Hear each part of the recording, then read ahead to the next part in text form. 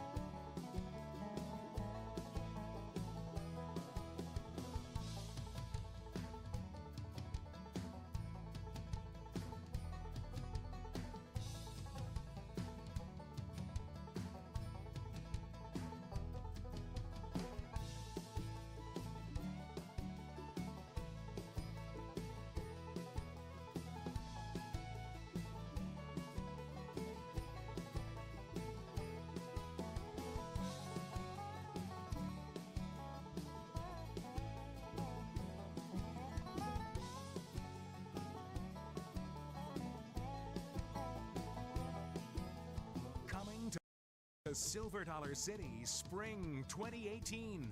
Time Traveler.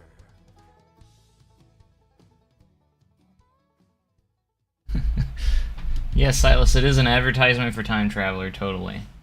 It could be a hint of what we're going to be working on today. Just a little bit, maybe. Also, Kurt, welcome to the stream. Seems like it's your first time being in one of the streams, so happy to have you here, of course. Hope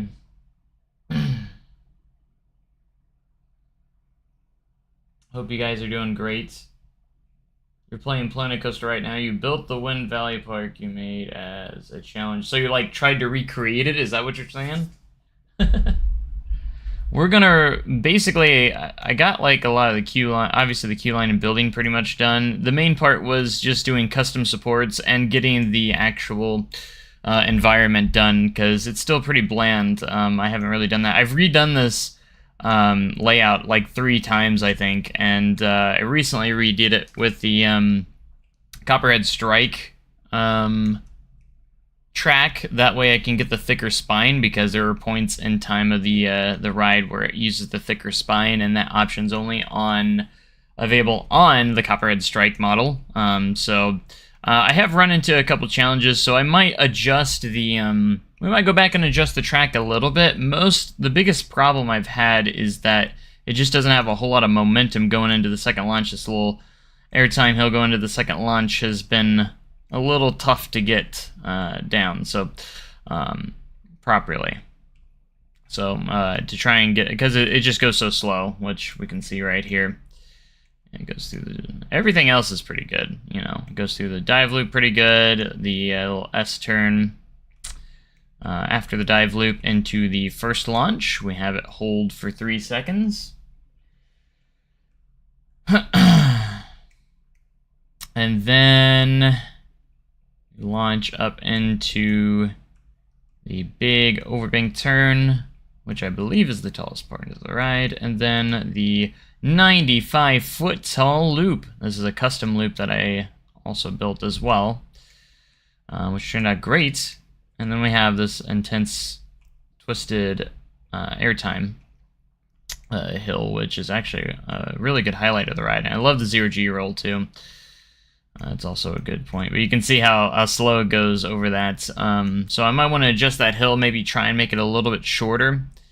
That could be a thing we could look at. I can't make it too short because obviously the launch goes over the first drop, so we gotta look out for that. So that's the one problem, is like it's a spaghetti coaster kind of, where there's just lots of track going in and out of itself. So you gotta figure out with that.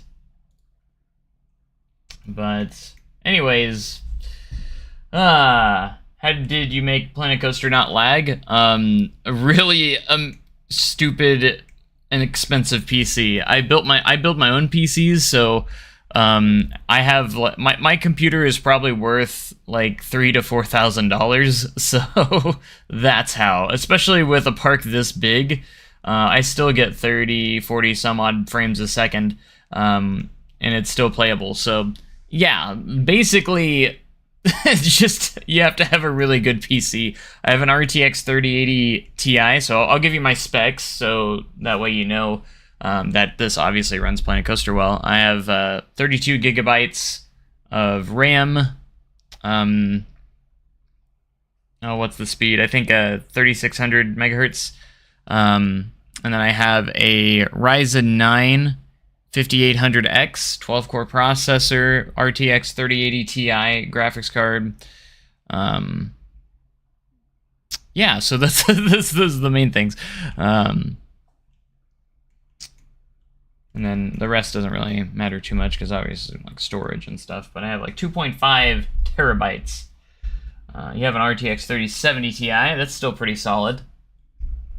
So yeah, an RTX 3080 Ti is what I have. It's a Zotac Gaming Hollow, what is it called? Hollow something. It's a really good graphics card, and I've loved it ever since I've had it. So I'm running everything at ultra settings too. Like I'm still in ultra settings, or at least high settings. I think I put it on.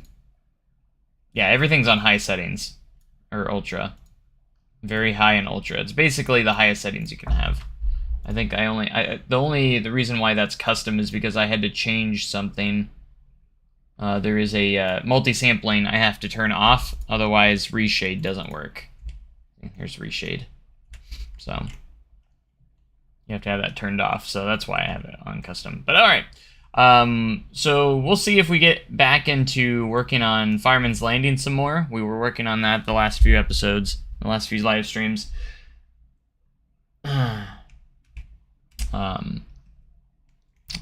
Quite a bit, so we're gonna try and keep working on it. Maybe if we finish what we're gonna do over here with Time Traveler. My goal today is to try and get this custom supported for the most part, and we already started a long time ago. I got the first drop already custom supported, and it turned out really, really good. We're using some ThemeMaker's Toolkit connectors, the mock rides connectors, which fit in perfectly, and then just like some normal beams, and I think these are these are these custom footers, or are they in-game footers? I can't tell. Oh no, they're custom footers, because I wanted to go so much in detail that I wanted to have round footers, and I don't think there's round footers in Planet Coaster because Time Traveler has the round footers, not the square ones, and the in-game ones only have square footers, so I went that in detail. But anyways, how do you get the 1 meter method? Is there a different way to get the 1 meter track? Nope, you gotta have the mod. And I'm seriously, get the mod. Like, it's just game changing. It allows you to do so much more, and it's not hard to install. It doesn't break the game or anything. So it's like, and to me, it's part of the game now. Like, it's the only main mod I really have. I have the Coaster Smooth mod too. That also comes with the smoothing on the coaster trains. so it kind of smooths out the POVs a little bit more. And then I love having the smoothing method, because you can smooth forward and backwards. It makes smoothing so much faster, because for instance, if you go in here and select, like, if you're doing like the 4 1 meter methods and you have so many selected, you can just smooth forward or backwards, which will automatically smooth it and move to the next piece or the next section. So like you can just literally almost spam that until you're done smoothing, and it makes smoothing really fast. So also has a burst smooth option as well. So really cool. But basically, yeah, I got a video up of the animation, which has very accurate renderings of the support structure. And it has a lot of angles, so I'm going to try and use that as my reference for a lot of the supporting structure.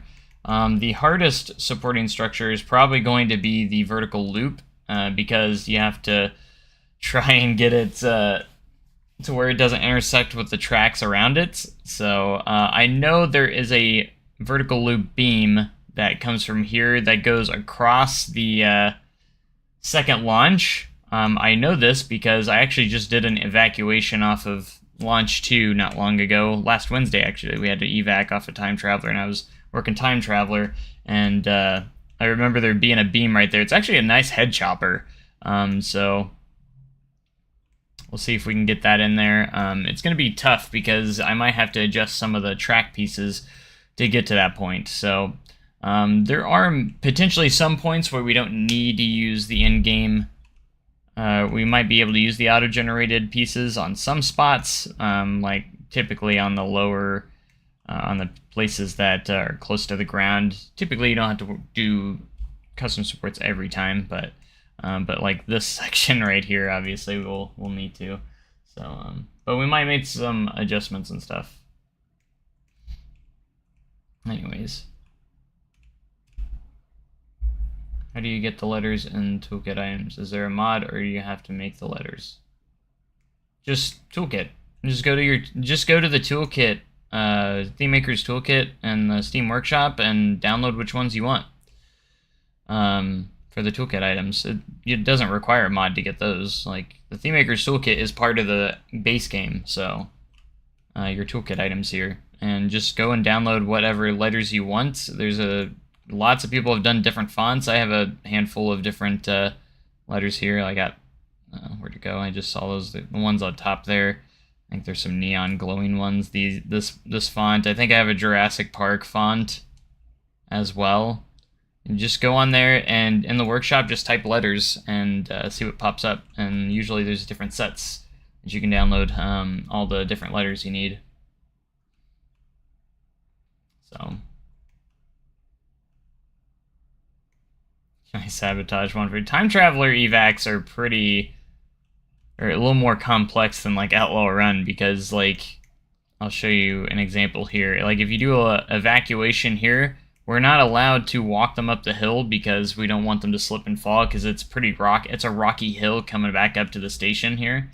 So we have to walk them across. You basically get a behind-the-scenes tour of Thunderation when you're on an evac at Time Traveler.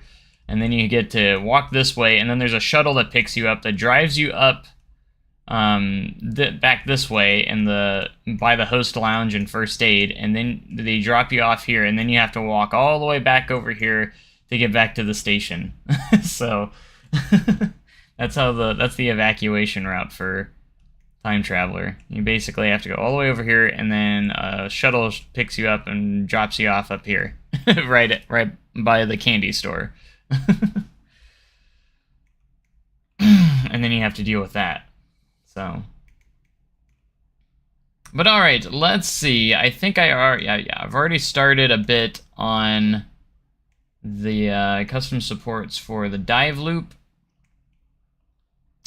and such. So basically the only custom supports we really have is the drop and dive loop here. I might need to add a support here. It looks like I'm missing one there. I don't know if we can do an in-game support structure there, or which probably would be fine. But I can look at the animation here and see if we have a good shot of it anywhere.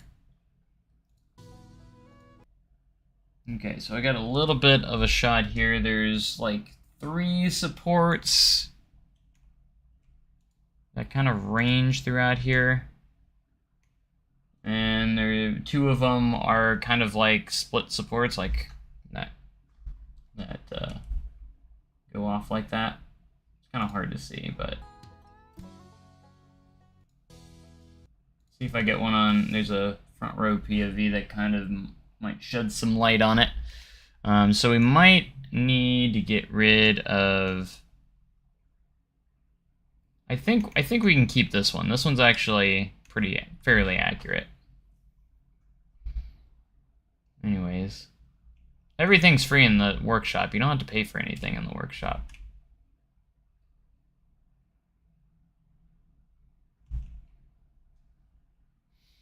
So like any theme maker's toolkit, like the letters and such, you just go to the workshop, subscribe to them, and then they'll automatically be put in your game and your toolkit items.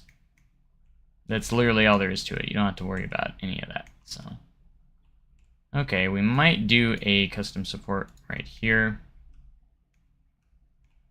just to get us back into it. So let's go and edit the supports here. And the first thing we're going to do is grab a connector piece and place it about where we need to. I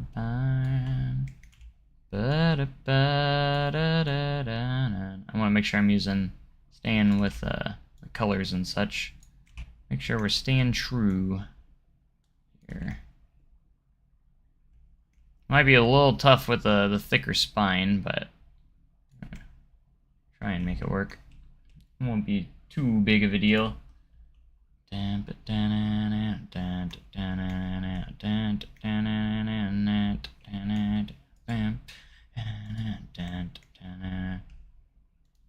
of want to grab this piece just because it's vertical. What piece is this? This is coaster support, 1 small 2 meter. Is it? Coaster support. Okay, so I'm using these ones. Support small 2 meter. That's the one that it is. Let's go ahead and save our color so we don't have to fight to find that color again. Let's get the bigger piece here.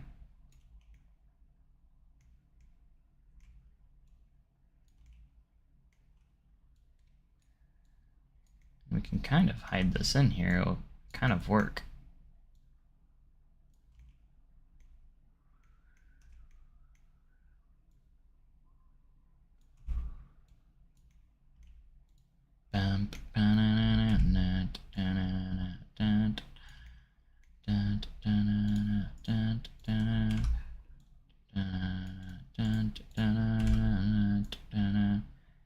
Alright, there we go.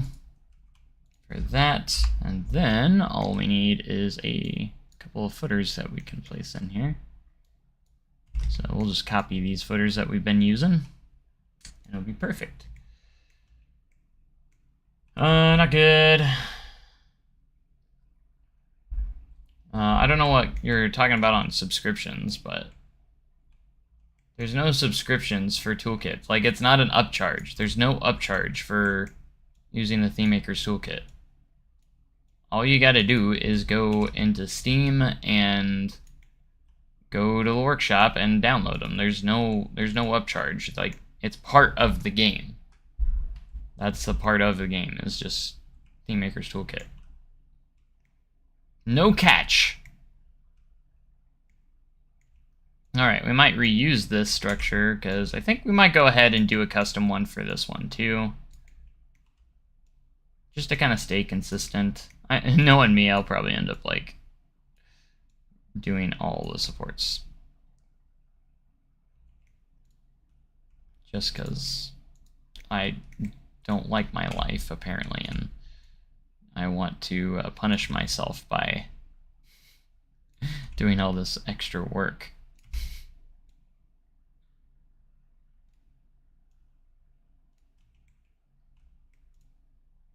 I should probably get rid of the other one because it's probably in my way.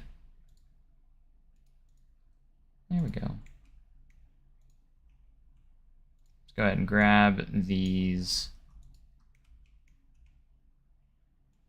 footers, and we're gonna get them down here. And we'll adjust them once we get to that point. And then we need to make our columns longer because we're a little bit taller here. I also need to fix the terrain and all that stuff. Basically, I want to get Time Traveler done because I want to do a cinematic video for it. Some cinematics for it. So kind of like what I did for Outlaw Run, since the Outlaw Run area is done. But I want to get all of Time Traveler done. It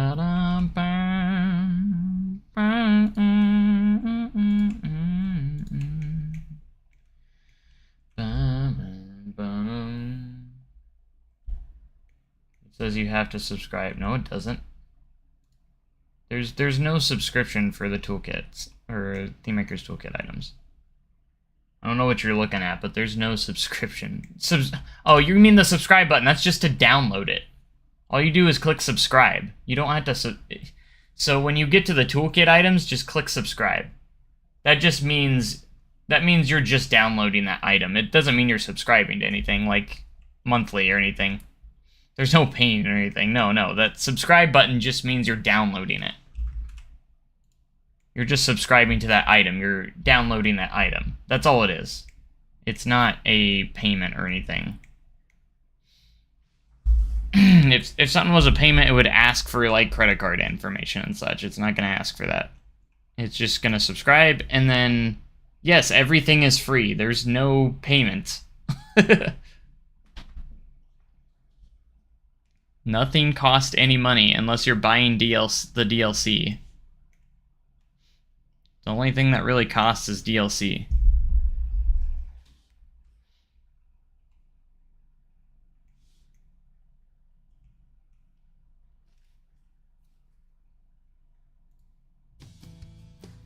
Okay, I think there's one. Maybe we move this support or this column up a little bit.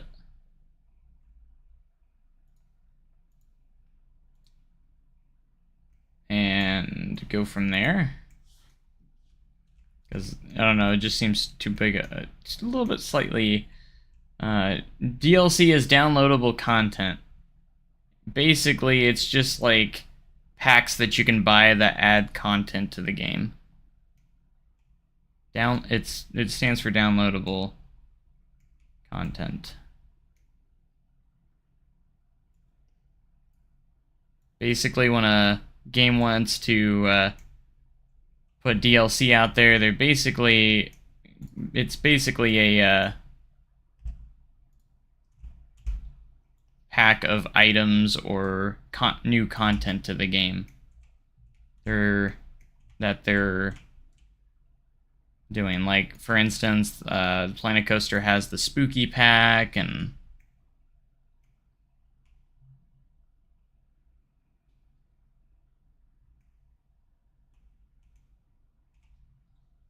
everything is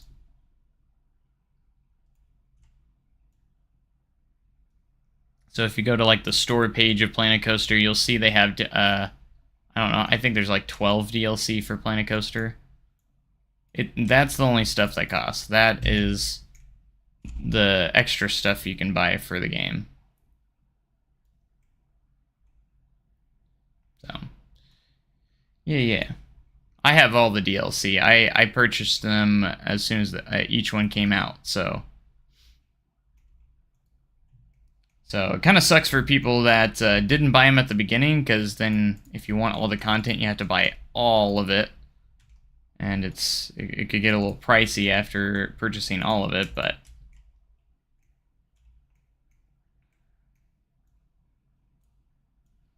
oh, you have all the DLC. Good. So you don't have to worry about it.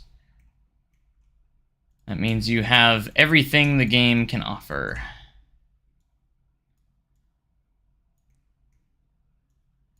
Okay, so we push that support a tiny bit forward. With pushing that one forward, it makes me feel like I need to put this one a little bit forward now too, just to kind of evenly space the support columns out.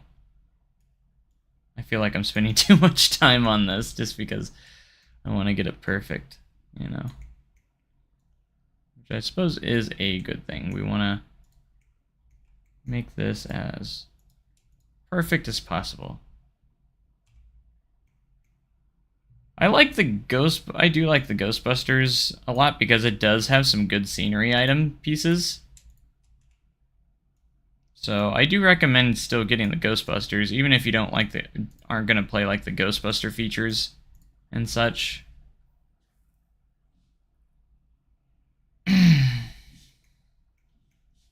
I do like the Ghostbuster packs, personally.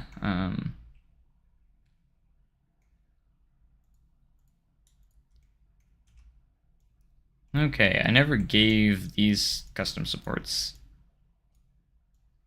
footers for some reason, but we're gonna change that now.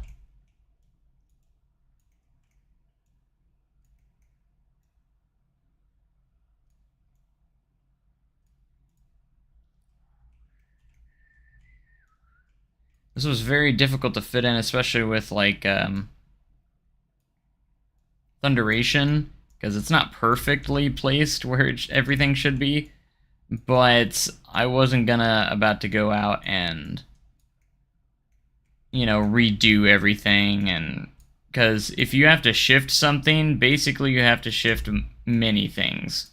So if I was having to go back and redo everything and in Time Traveler, I have to kind of redo Thunderation, you know, it just kind of anything. If you're asking if I still work at SDC, yes, I do. I do still work there.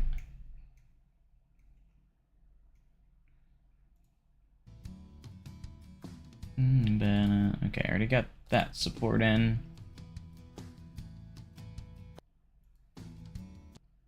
It's hard to see the bottom of the diode loop.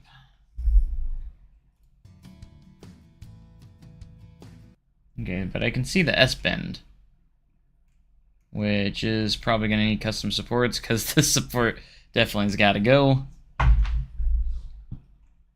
It's kind of going through the Thunderation tunnel, which we don't want that.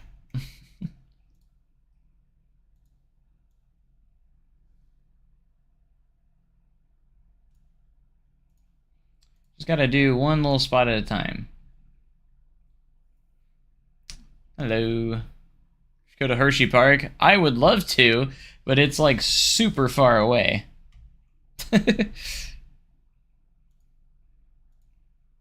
And I ain't got no money to really take any coaster trips right now, unfortunately. Barely have enough money to live.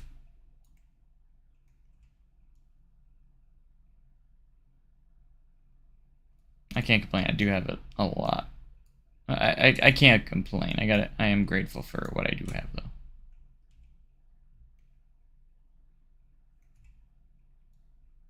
I'm just not doing as well as I used to.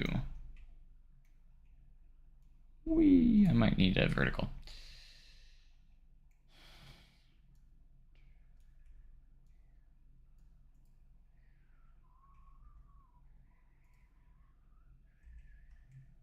I might just start from scratch on this one.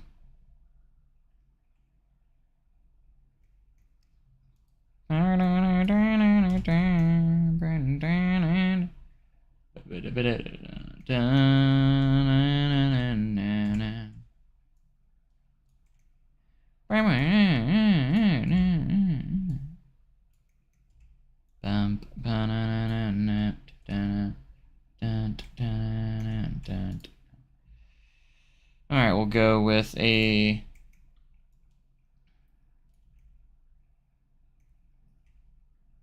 Well, I thought we were going to go with that kind of piece, but maybe not.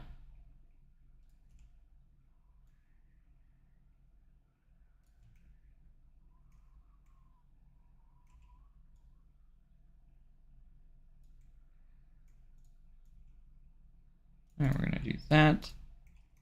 And then we're gonna have a piece that goes here.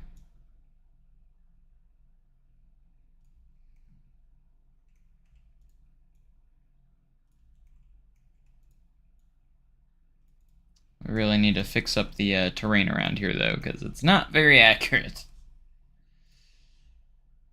What's up, DJ? How's it going? You working both Time Traveler and Outlaw Run, or just Time Traveler? My Outlaw Run's my main ride, but I'm signed off at Time Traveler. So whenever they need help or anything like that, you know, I'm able to go over there. So I went and helped them out on Wednesday, so...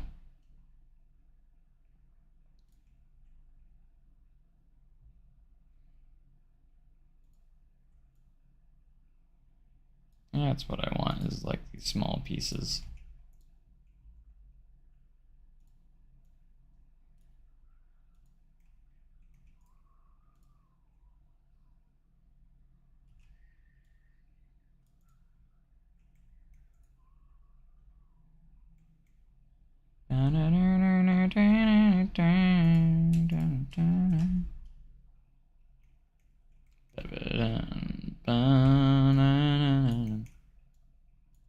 I want to go... see, I'm not going to worry about footers too much, because we're going to be... I'll just have them here, and then we can adjust them later, because we're going to have... we're going to be working on the terrain a little bit here. I just wanted to get some of these support columns started. So let's push into our terrain. We're going to turn this down. I should do Hershey Park. You know how long I've been working on this one project?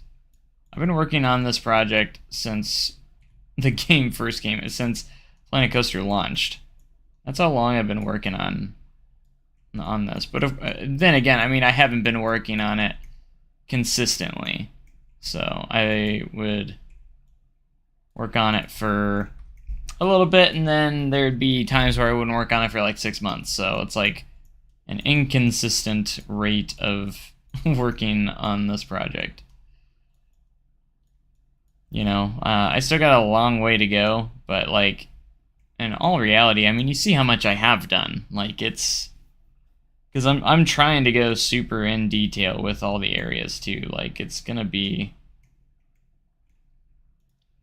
pretty detailed.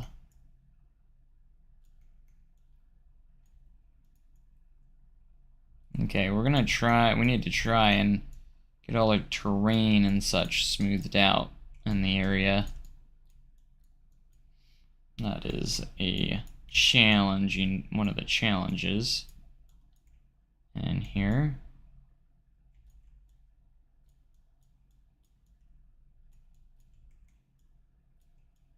So we're going to make these hillsides. That's why I haven't done a lot of footers over here by Thunderation yet, because I know I knew I was going to be messing with the terrain over here a lot, so... like I said, this area is kind of tough because it's I put Thunderation's track a little bit too much lower than Time Traveler's here, so I could redo this turn here slightly, but and maybe make it to where it swoops down lower, and that way I can lower the terrain a little bit, but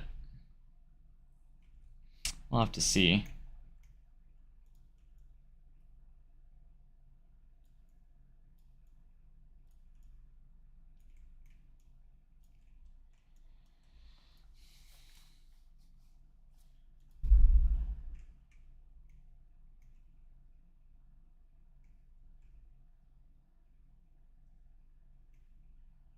So if we make it lower,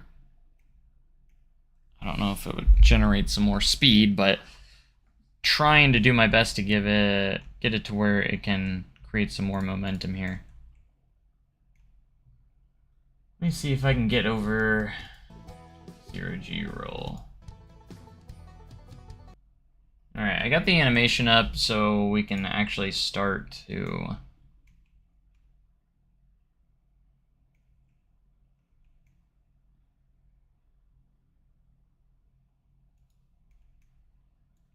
maybe maybe redo this section slightly. It needs to bank more here. So what we're gonna do,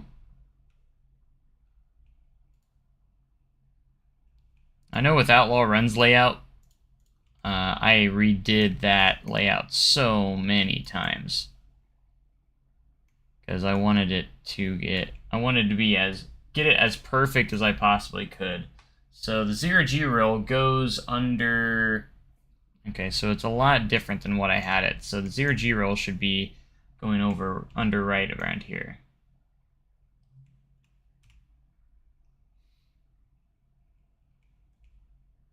So I can help you with Plan a Coaster. Trust me, I get people asking for help all the time, but honestly, the best way to become better at Plan a Coaster is just to play the game for countless hours.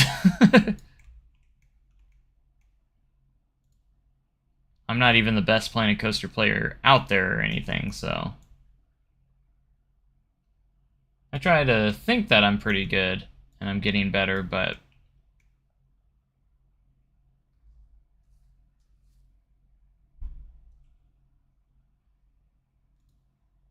the best advice I give people when playing Planet Coaster is just to find inspiration for your parks. So base something off of something in real life. If you're going for realism anyways. Try and base your rides out of something that exists in real life, so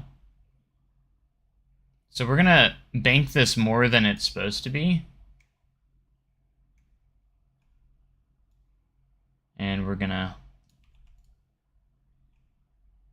hope that smoothing and all that's gonna fix it up. So I might need to make this a little bit lower. Maybe, it might be fine. And then we're gonna move the 0G roll over a little bit too, make this turn a little bit tighter.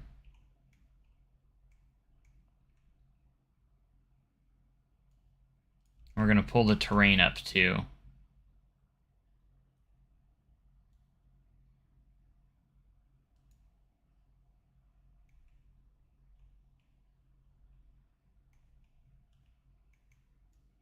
Where are we at? 43. Alright, so I'm not going to worry too much about the terrain, because basically we're going to go swoop around here, go up into the 0G roll. I can't tell you how many times I've redone this layout, and I still aren't happy with the results. You know, I still go back and try and do stuff better, and I've always thought about maybe going in and doing a one-to-one recreation, like using floor plans and such. It's really tough to do in this though, because you have the terrain to worry about, and it makes it's another spot that's a little bit that keeps it a little bit more challenging, because at that point you have to worry about all that too. Okay, so this is a little bit higher up, which is probably what I don't want. I probably want to be lower. It's constantly like pointing and clicking until you get exactly where you want it to be. So we're gonna go down to about, let's get close to 8 degrees. And then when you have a park this big, your frame rate dips dramatically too, so that's another thing we gotta pay attention to as well. So I think just in general, I'm gonna lower all this terrain down quite a bit more. Okay, we can stop going down at this point. And then, because we want the 0G roll to pop up right around where we're heading at.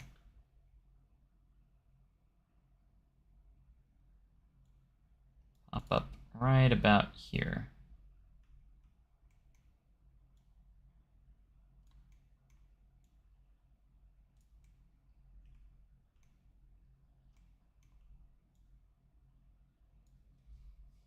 And the rolls doesn't get to 180 until it's already passed under this part right here. So I think what we're going to do is wherever we're at 180 is going to be.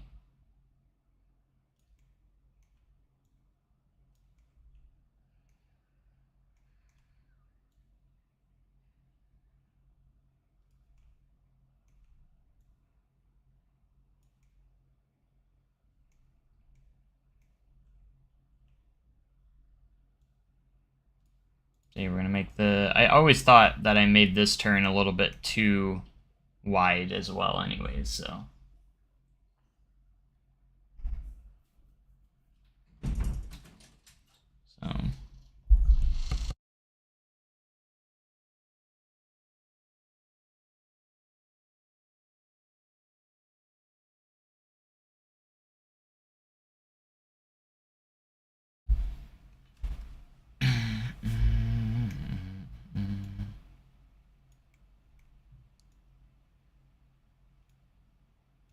Okay, so we'll go make sure we're at 180. I'm going to make this piece a lot smaller.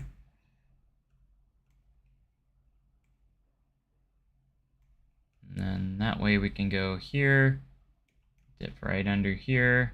And I think that would, and hopefully this might potentially have us maintain some speed because the track length is going to be a little shorter. So therefore we might have a little bit more momentum and speed coming in there.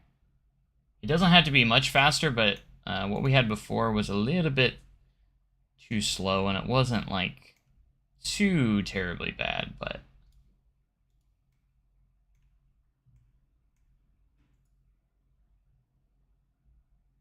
okay, now that we angle off, we're gonna angle it a little bit more over here, giving us a bit more space to work with.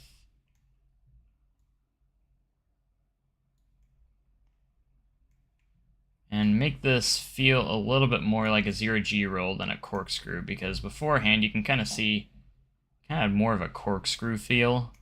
We're going to make the transition a little bit tighter.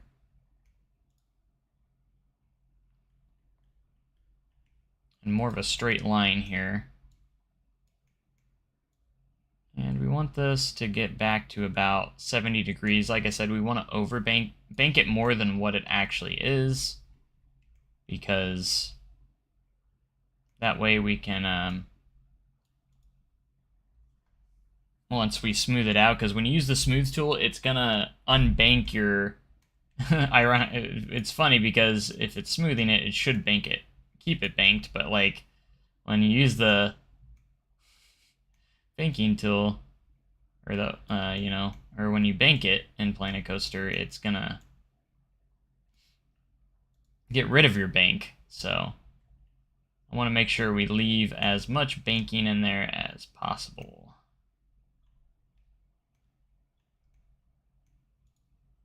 Alright, so we're looking pretty good here. I like how we're lining up so far with this.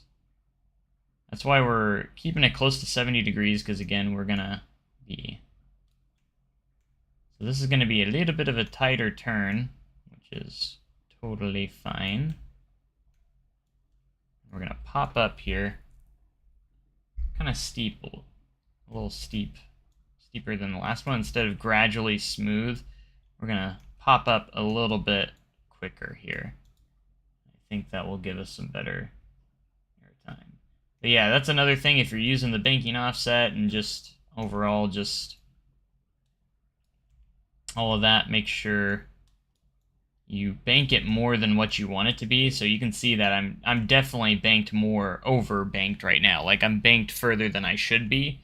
But that's because once you smooth it, it's gonna put it to where you want it. So you always want to overdo it. Always overdo it, and I have that issue a lot sometimes. I always find myself having that issue is I don't do enough, and it ends up not banking in the end the way I want it to. So, all right, let's get rid of the old one here. Old track pieces. We might be able to auto connect here.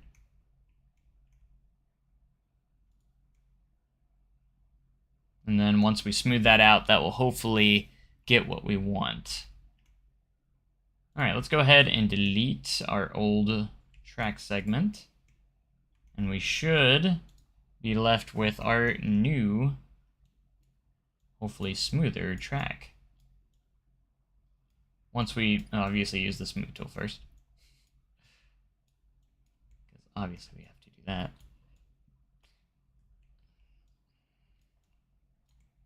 I'm going to try and make this hill a little bit smoother so it kind of disguises how much further up it is from Thunderation. It's kind of sneakily, you know, it's just all perspective, you know.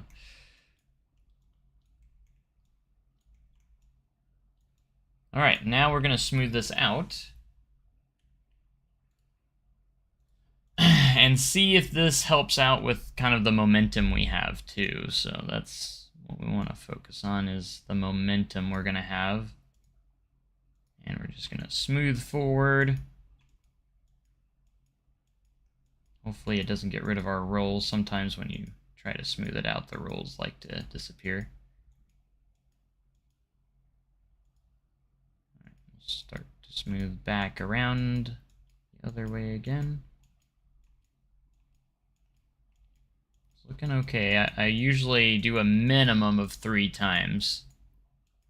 At a minimum.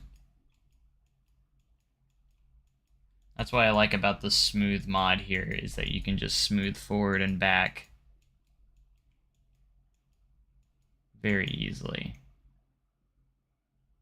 That's looking a lot better. I like how this turned out a lot more. I think we did a lot better in this section. All right, let's take a look at the banking. It looks a little bit too banked still. We might go back through a 4th time. Just because our banking may have been slightly overdone.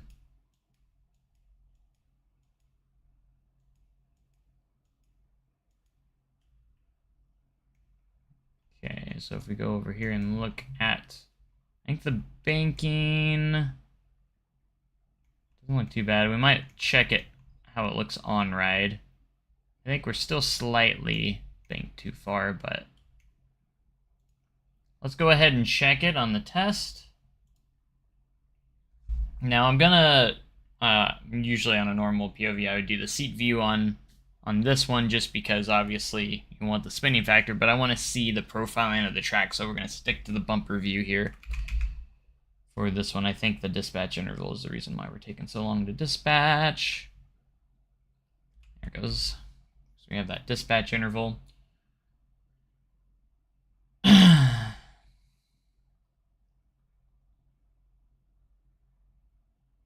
think the first drop turned out great. Dive loop. Let's see how the S-bend looks. S-bend looks pretty good. It's not, none of it is perfect, but that's all right. We don't have to be perfect. Completely perfect. Overbank turn. It does kind of hang out. You get some hang time on the top of that element, so I'm okay with that. Kind of going slow. Same with the loop. It kind of hangs just a little bit. And here's our new section that we just redid. So far, looking great, actually. Yeah, it's still a little overbanked right there. And we do go a little slow over that curve. I kind of want to see what it looks like off-ride. Overall, most of it looks pretty good, though. Like, I'm pretty happy with that. I think we're just still slightly too banked right here. So we might go in with the smooth tool and try and undo that a little bit. Let's see what the speed looks like off screen. Another sub, thank you. I don't know if they're watching the stream, but thanks for the sub.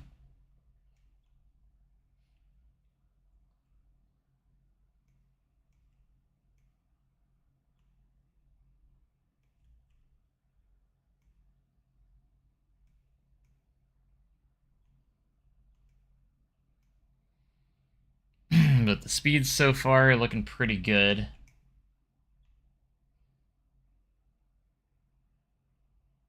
And this turn turned out really good. I think the 0G roll turned out really nice too. Let's see what it looks like off-ride. It could be because we were just in the front.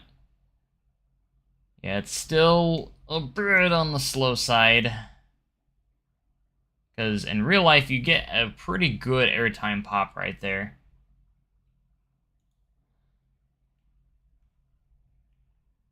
Okay, so I think what we're going to do is I'm going to take these sections right here. We're going to go for sections, and I'm just going to go back and smooth this out a few times, and we are going to head into this. It sucks because I like how this shaped out too. We're going to lower it down just a little bit.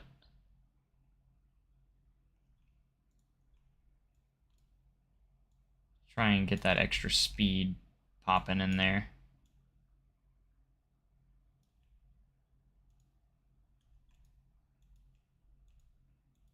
At least that's the hopes.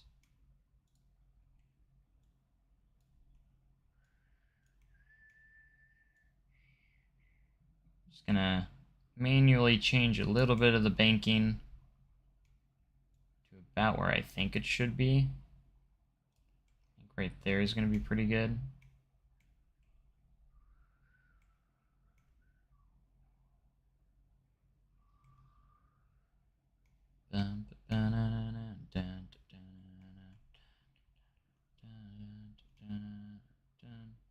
The only other thing I could really think of is maybe repositioning the launch a little bit to where the launch is a little bit lower. Which launch is taller, elevation-wise?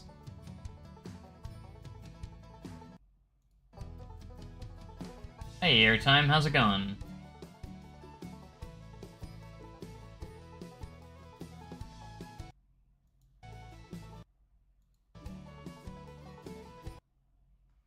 Kind of look, they're fairly even, but I think the first launch starts off lower and then ends up kind of higher in the end because it is angled slightly.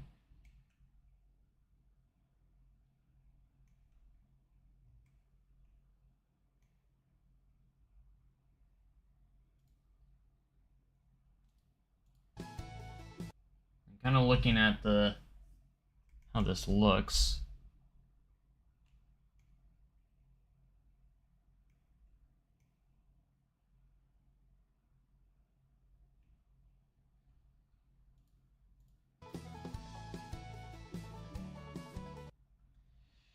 It's just trying to generate enough speed for this second launch. That's the biggest part.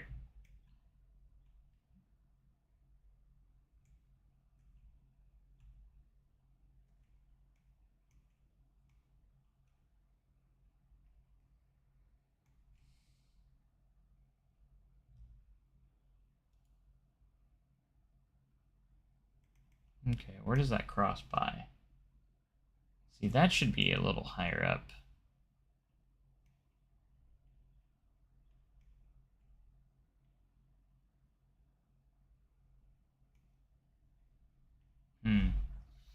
It's so hard to get this correct.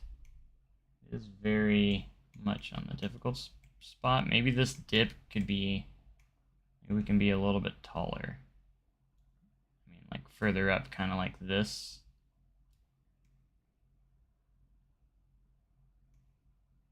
Because the gap between this and this is like...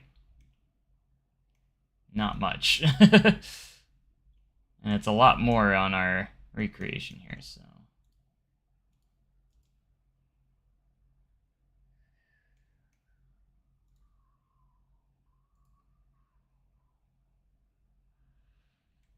Oh, no, I didn't mean to do that.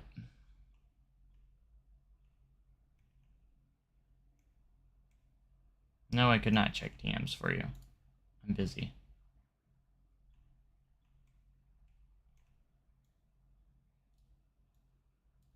I'm busy.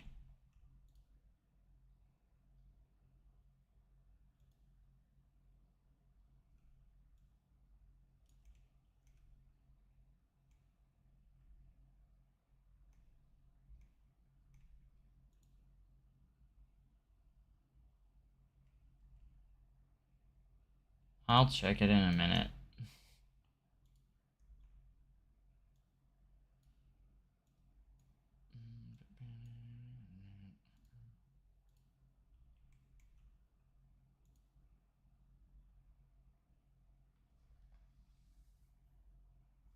looking for a gaming laptop?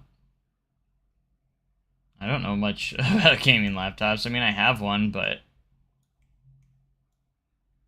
that I would say I definitely for sure got a good deal on. But I got mine from Best Buy. It's the Zephyrus. The Zephyrus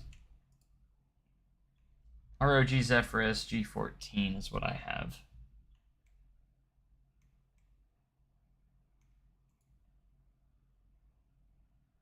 And I got it for majorly discounted because I got an open box of it.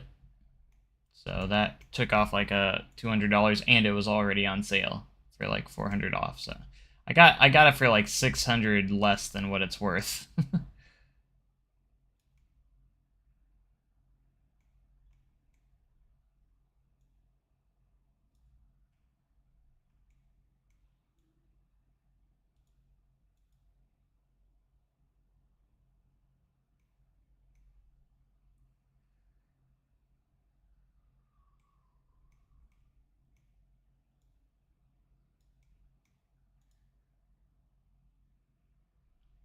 Hopefully we can smooth this out still. So I'm hoping we can. If not, oh well.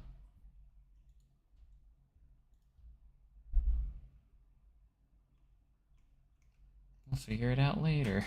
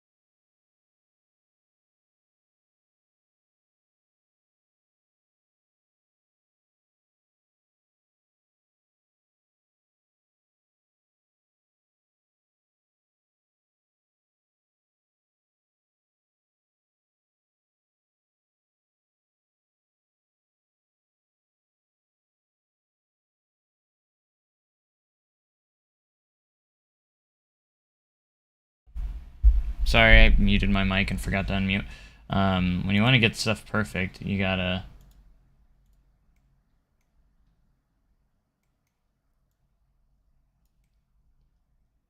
see.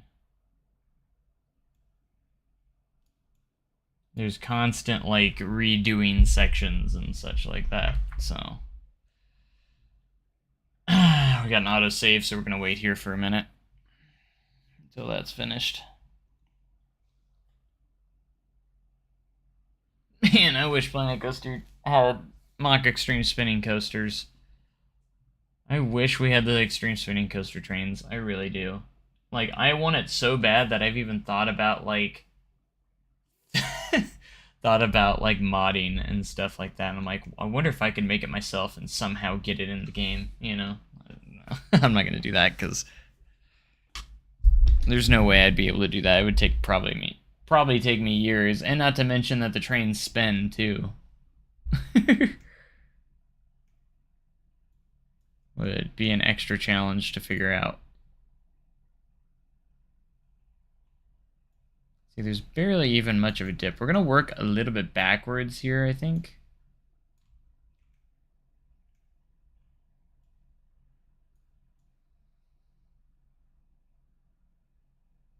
Let's go about 15 degrees, maybe. My goal is to go right around here.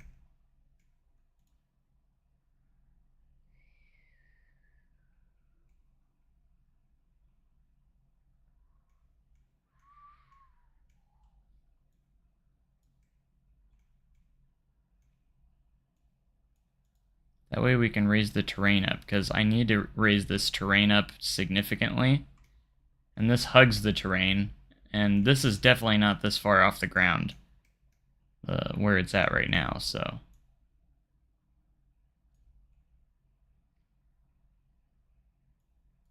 Yeah, we need to bank more.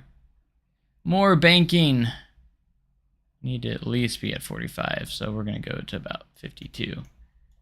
See, last time I was doing 70, that was definitely more.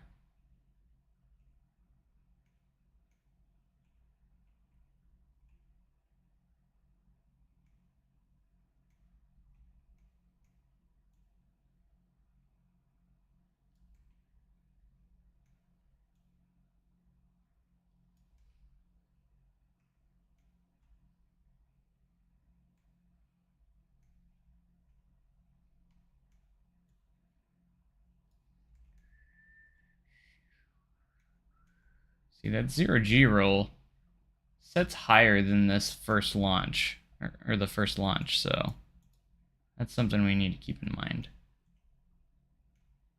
It actually sets up higher.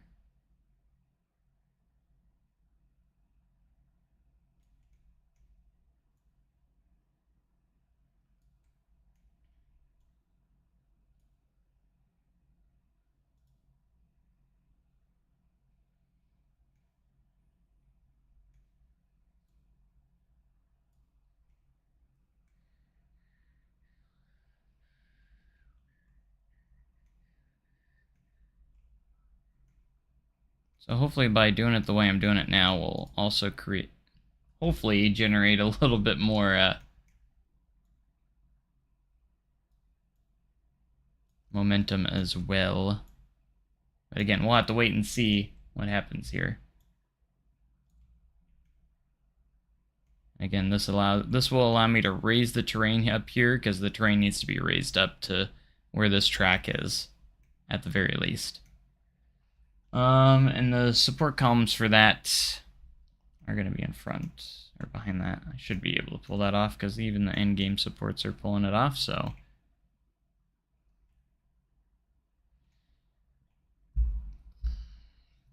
I have a default train option with no theme, and then there should be different train themes. Yeah, like, have you guys seen the Indoorlands stream, my last live stream?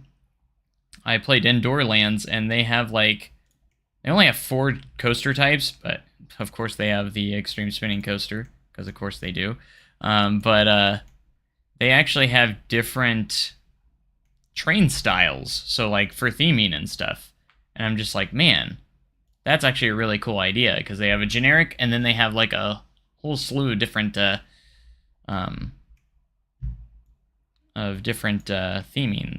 that you can choose from. So it's actually very, very cool.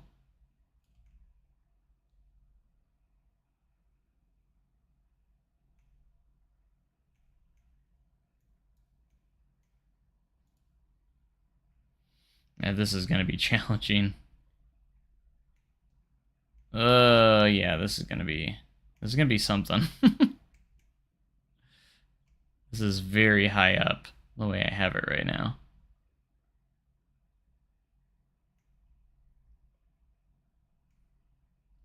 And if you know what that means, it could potentially mean redoing a lot of stuff.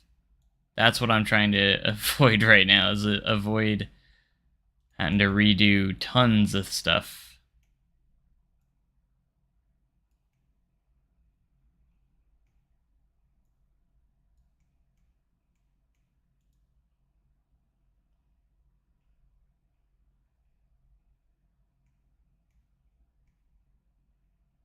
so far away from... Because this track's got to go above this track. Now, I know smoothing it out will probably help a lot, because I'm sure that will fix a little bit of it. It's going to set a lot higher up, or it's going to set this track lower, a lot lower once we get there.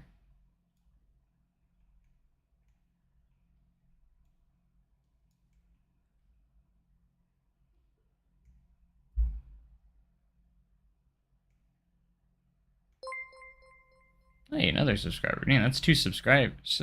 2 subscribers in one stream. We're just gaining the subs, man.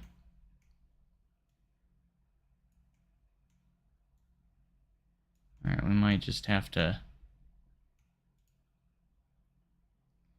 I can't have this too big.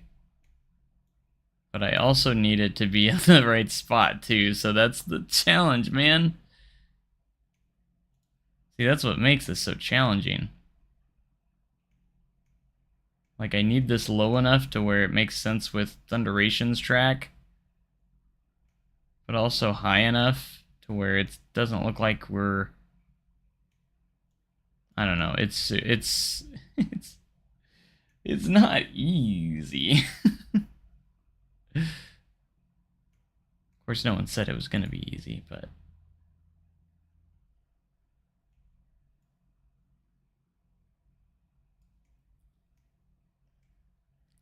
And I can adjust the terrain to a certain extent to kind of help with it, but...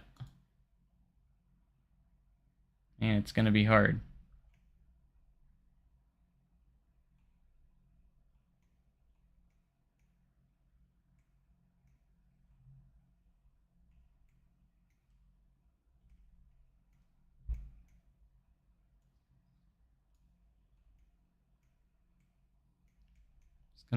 Sometimes the shaping can be some of the toughest parts in this. Shaping.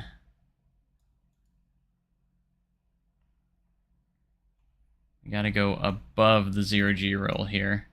That's the challenge.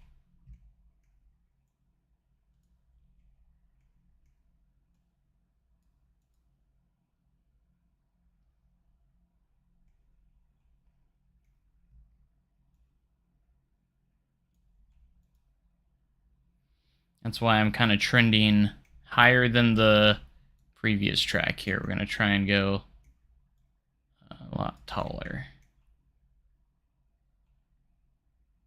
And then we're going to try and shape it up where we need it to make the most sense. And that pull out of the loop's going to have to be super big or really tight, which is not really what I want, so it's gonna be tough. We're gonna try though, because you still have to have enough clearance and all that fun stuff, all that jazz. But this still has to be going at a high enough speed to where it's whippy and all that. It is a whippy transition, very whippy. Is this around? It's about around the same height as 0G roll, so I'm gonna use that to our advantage here. See, I thought we did a good job a moment ago, but again, with this stuff, it makes you think again.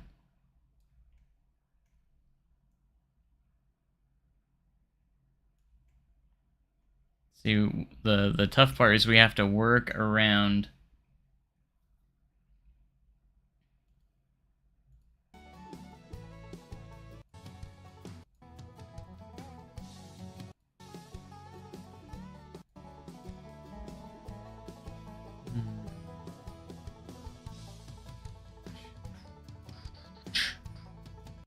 so it's on during the turn, so that should be about where we want to be actually. So we're gonna start turning now. Like I said, I'm hoping the smooth tool maybe brings our 0G roll down a little bit so we can make that clearance a little bit easier, and we can keep adjusting, of course, and such until the clearance is better. But we're going to have to go fairly steep here, which is going to be the tough part, but I think we can do it. I think we can pull this off. I think we can pull it off. We're just going to have to, of course, get rid of this previous section.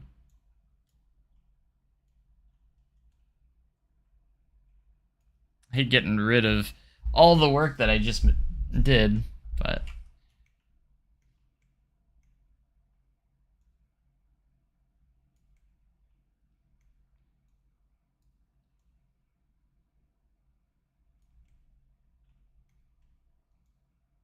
okay, that's actually at 0 right there.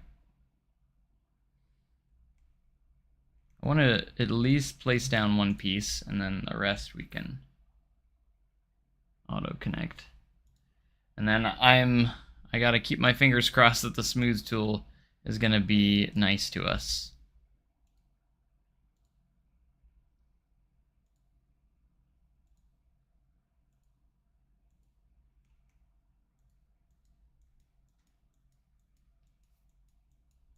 And off we go.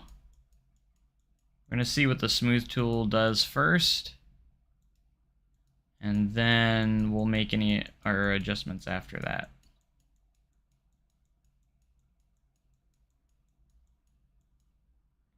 Because in theory, I think this will hopefully give us a little bit momentum going into the second launch, and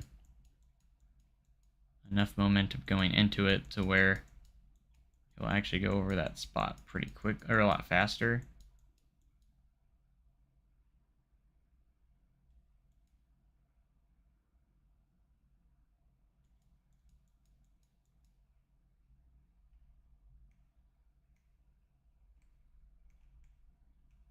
So you can see that obviously the clearance is not good there, so we're going to have to make a slight adjustment here on the roll. I think what we're going to do is pull this down a little bit more.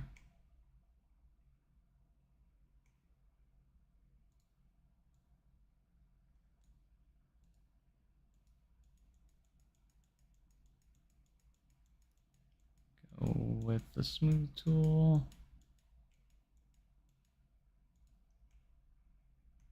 Hopefully smooth this spot out.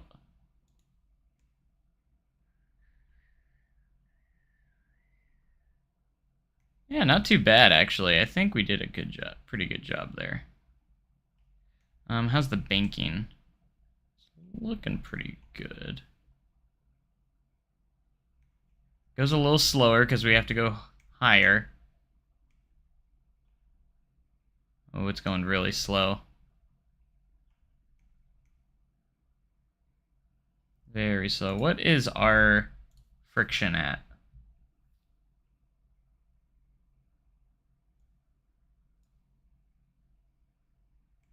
We're at 1.8. Let's go to 1.5. I think I made the friction higher when I initially built it.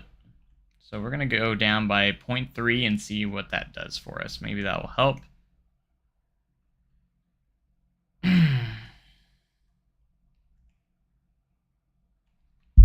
You went to SDC today? Sweet. I was off today, so you didn't see me.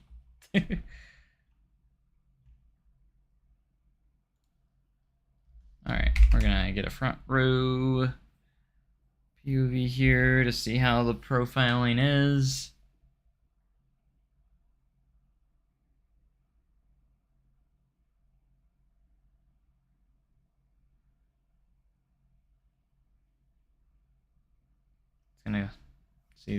It's gonna make everything faster though. So that's one thing that we gotta watch out for. We gotta find that perfect spot.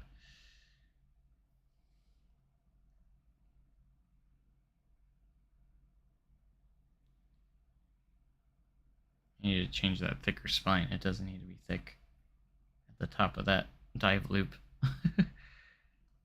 Alright, the overbank's still pretty good, speed-wise. The loop is solid. I actually think that's the best it's ever been. Okay, speed's looking pretty good through here, actually. I think we got a winner. I think that's where we need to keep it at, right there.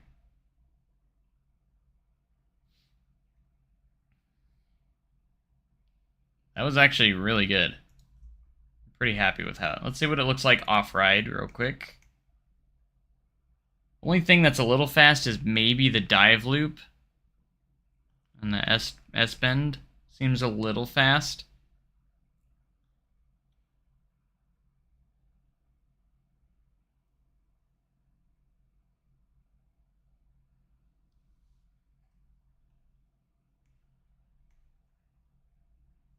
Yeah, it's still good there.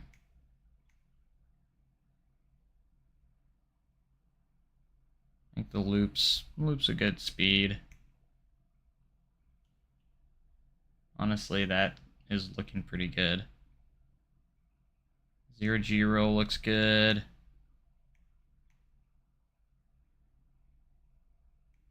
Only thing I could think of is maybe we can put a little bit more of a bump on here so it has a little bit more of a hill.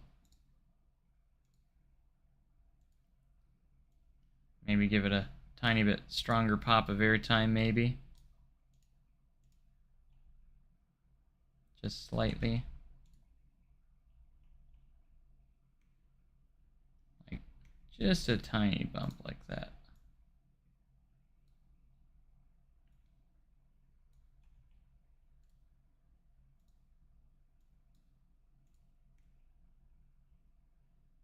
Give it that little extra pop of airtime. Should be good there. Alright, I'm pretty happy with that now. I think the layout is actually solid. That was the main spots right there, were the 0G roll, the twist and turn. That little area was the hardest to get right. 6 Flags over Texas, nice. Hope you have fun.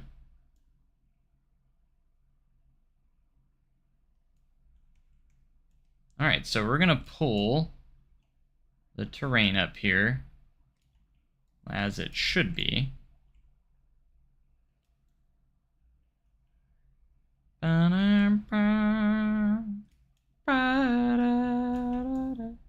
Because this curve right here hugs the ground, so we need to make sure it is hugging the ground.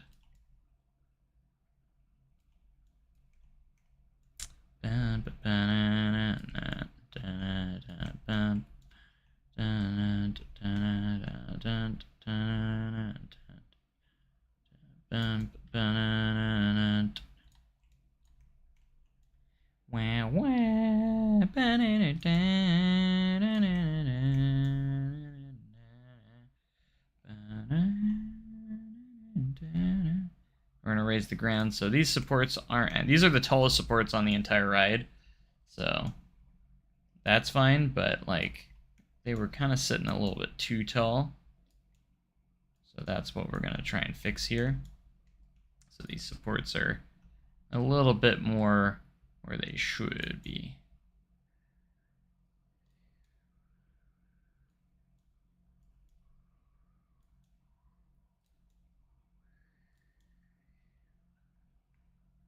There we go.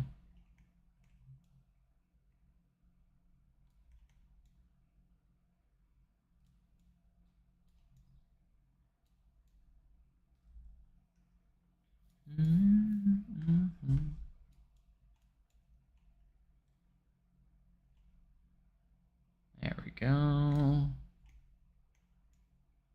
There we go. Here we go.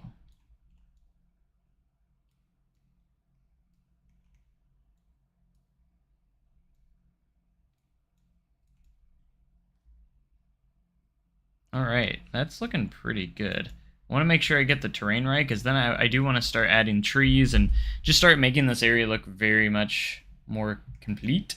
But if I do a cinematic, I probably do need to Echo Hollow done.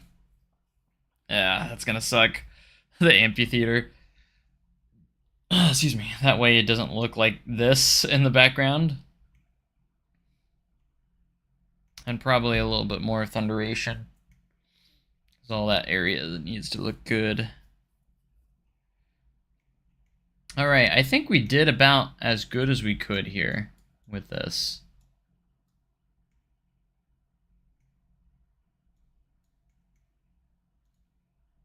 You know, can only do so much sometimes, so.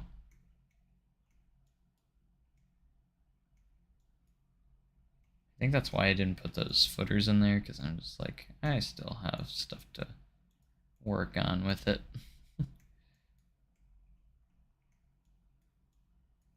Because this whole ride is basically built in a valley.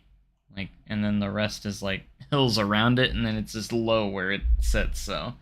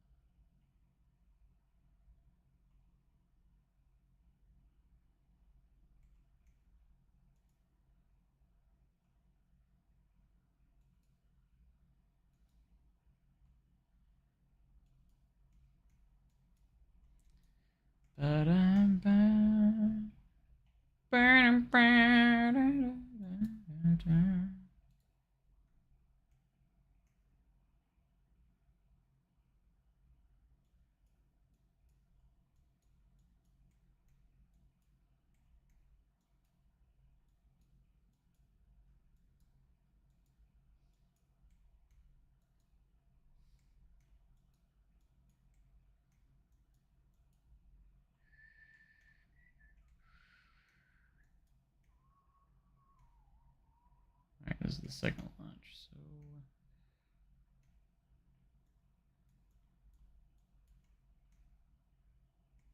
Man, this is so hard to map out because this is actually, in real life, pretty far from the ground. For the most part. So I just need to generate maybe a bit of a hill here. Where it actually is. Because there's that road that goes through here and all that, so.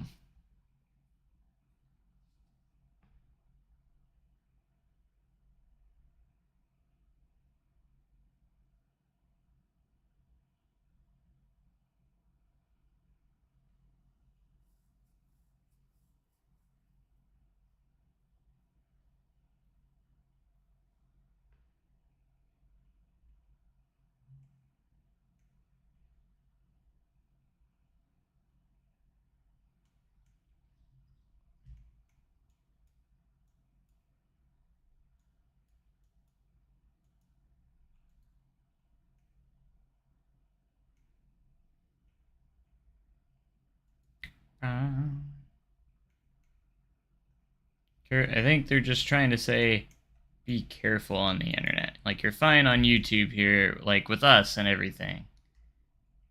Just be careful where you go.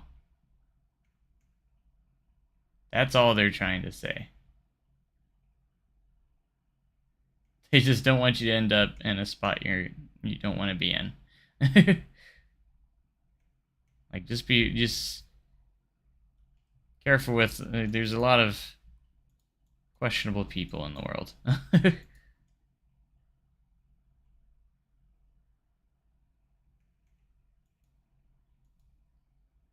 think that's all anyone's saying or trying to tell you. Just be cautious.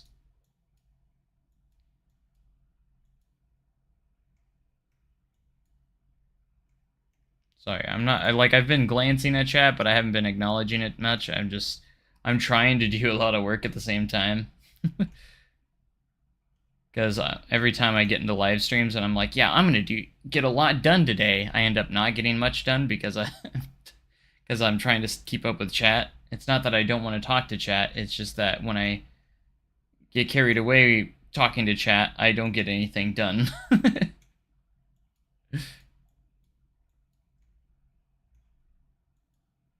It's just like, man, I didn't get much done today. You know, and that's... I want it to be the opposite. We wanna get loads done today.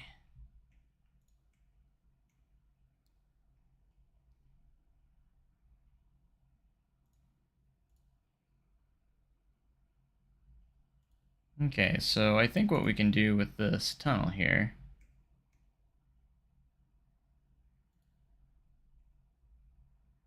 I'm gonna start off with some rock work.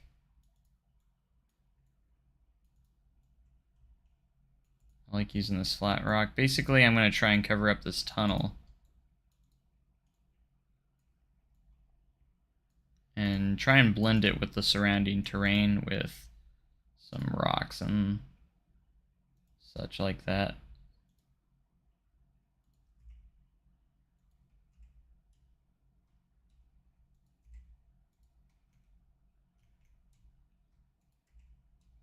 And then we're gonna blend it with some like bushes and such, because that's like the final thing, is bushes and rocks are like a good thing to use for like blending your terrain with objects and such, like tunnels and such like that.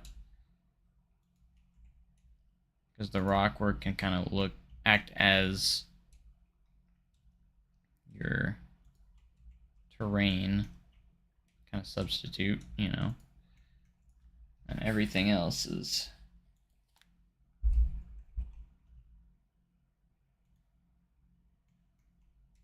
I remember having that. That's why I clicked on it. I was like, ah, nice.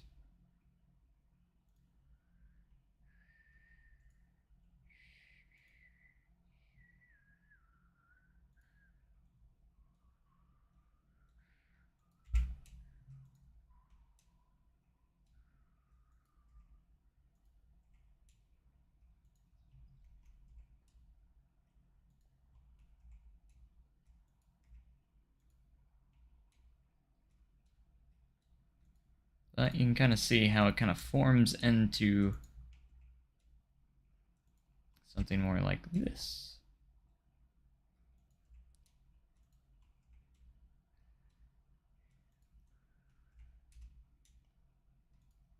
Trying to think what's more challenging, Time Traveler or Outlaw Run? Probably Time Traveler, just because you have more surrounding pieces you got to worry about. Outlaw Run's kind of back out by itself in the woods, so there's not as much you have to worry about, I feel.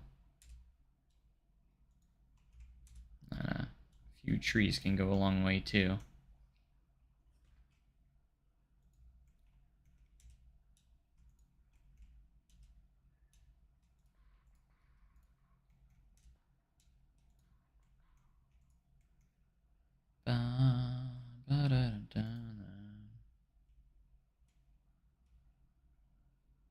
Boop.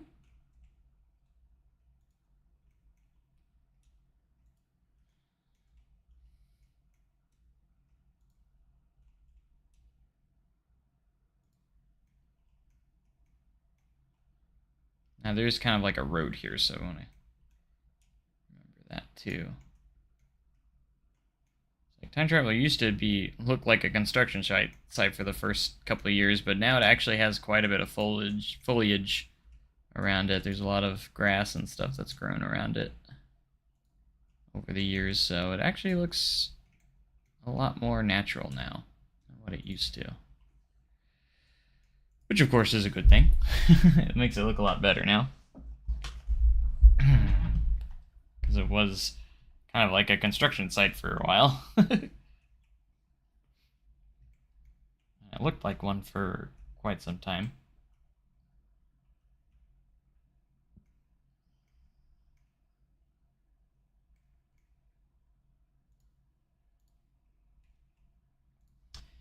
Okay, let's get to our...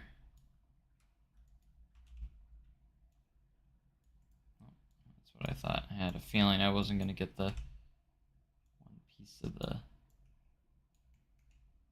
selected. All right. Let's get our footer in here. And we should probably go and finish getting this supported.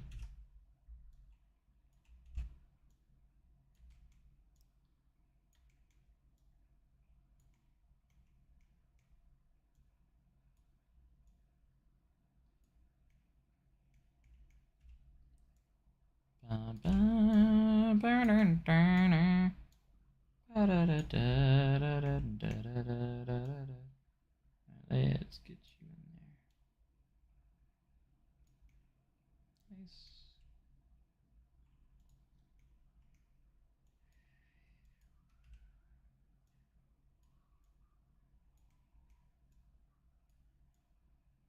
Oops.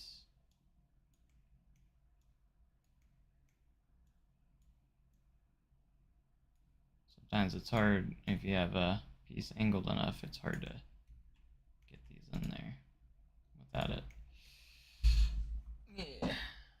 being icky.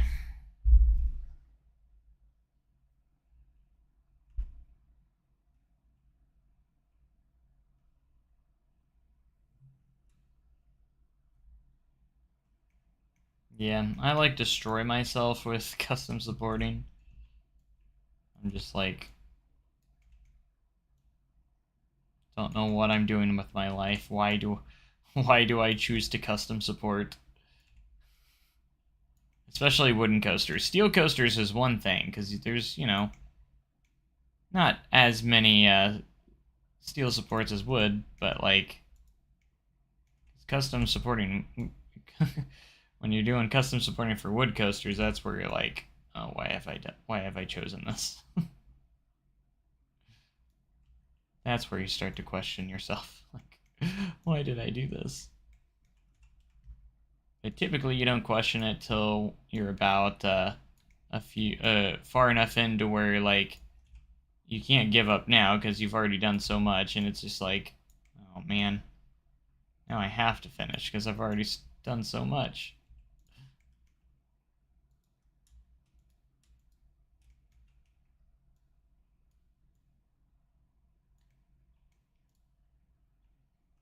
See, it's hard to get these extra slanted pieces in because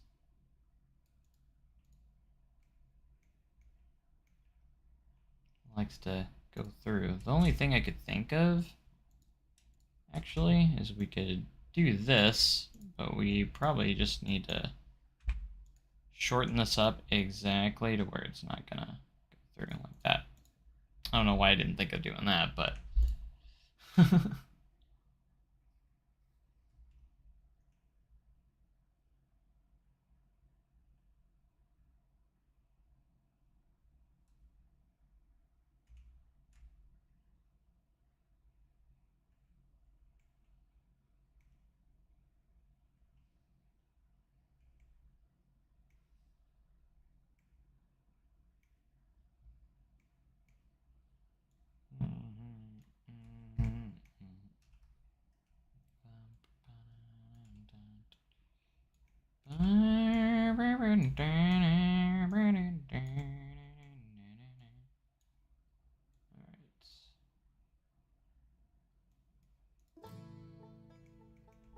keep that music going.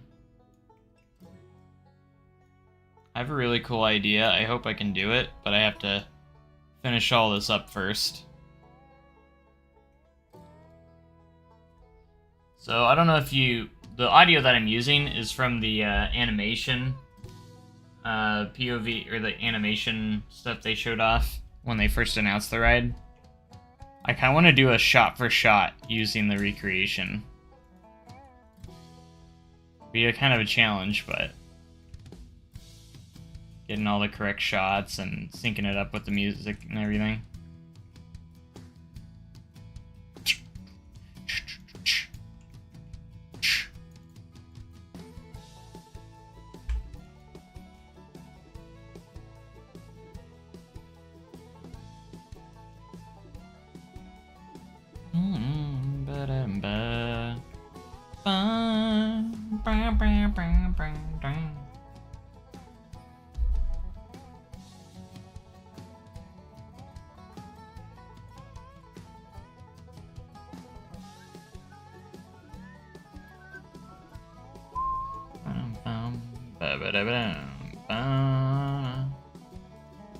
You know, I did that Planet Coaster 2 video, the first one from the other day, not the one that came out today, but... And I got a comment saying that there's a lot of ums. I'm just like, sorry for being human. Pretty sure when everyone talks, especially unscripted, you're gonna say It just happens. It's a thing. It's a filler. That way it's not just silent. So we naturally will just go I'm just like, does that bother you that much? It just fascinates me that that bothers someone so much that they have to comment on it. Spring 2018, Time Traveler. I'm just like, yeah, I say because it's, you know, it's kind of a natural thing when, you know, when you don't know what to say or you're in your thought process, you fill that silence with you know.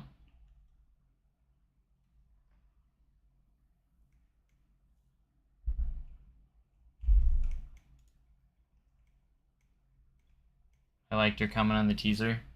I like a lot of comments. Which one was it?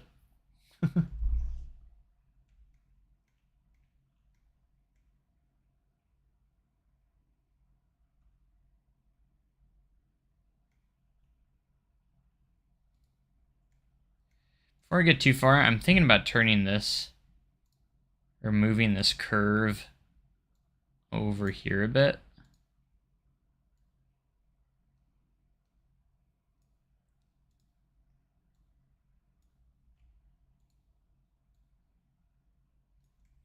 Kind of separating us a little bit from Thunderation a tad more. Because it was a little bit too close. Before I start putting in some custom supporting there, you know. I want to make sure we're not too close to.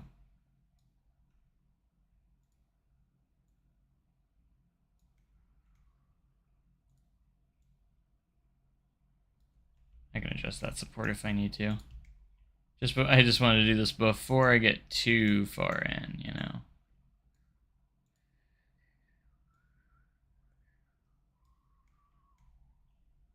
And hopefully I'm not just going to sit here and hopefully I'm not ruining everything. You know.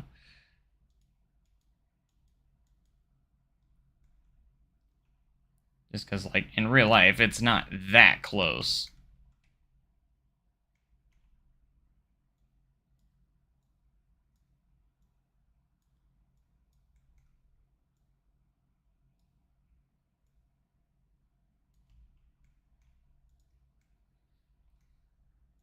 I've noticed, though, like, you can go in here and, you know, really shape up your pieces after you've already placed them. I don't see people doing that much, but, like, you can still do it and keep everything smooth fairly well. If, like, I can go in here and add some extra heart lining and shaping. Like, I could go in here and push this over. I can bank it more, which essentially adds a little bit of heart lining to it.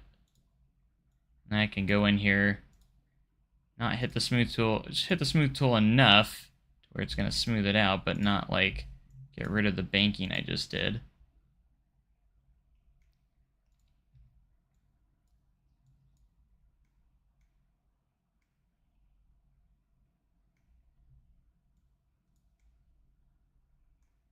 Like, maybe push this out a little bit. Basically, I'm trying to add that heart lining a little more. Sometimes it pushes your heart lining out, away, so. But I like this shaping a lot better, so that's what I want to do. Since we're low to the ground here and at a very high speed, we want to make sure we're banked pretty heavily. So that's what we're going to make sure of. And we do lose quite a bit of speed here, so the banking doesn't need to be as intense. Still got a good amount of banking there, but you can see how the heart lining kind of goes in there.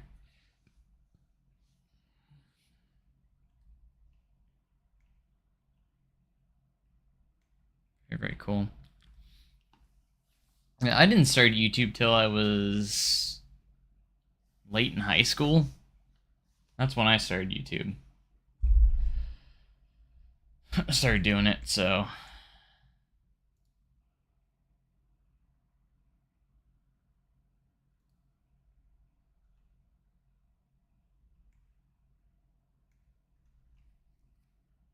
Alright, before we go too far, I want to make sure that this section is smooth and still looks okay, POV-wise. It's very important before we go in and do all the custom supporting for that section. Yeah.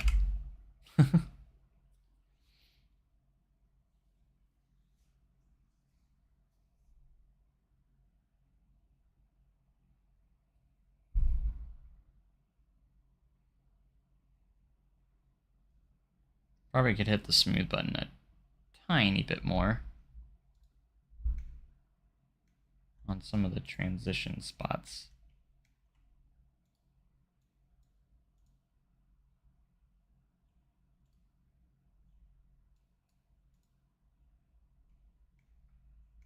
Overall, it was pretty smooth still, though.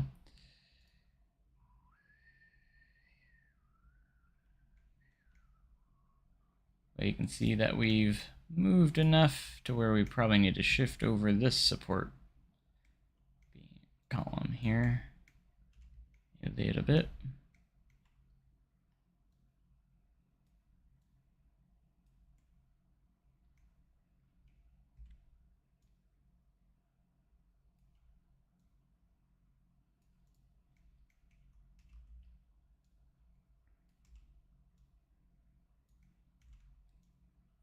Basically, we want to just complete this turn.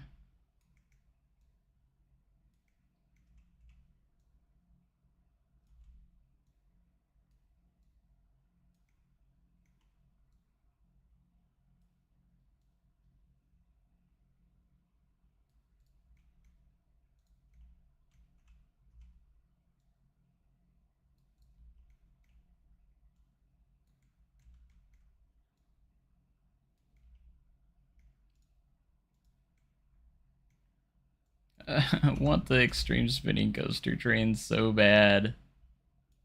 They would look so good.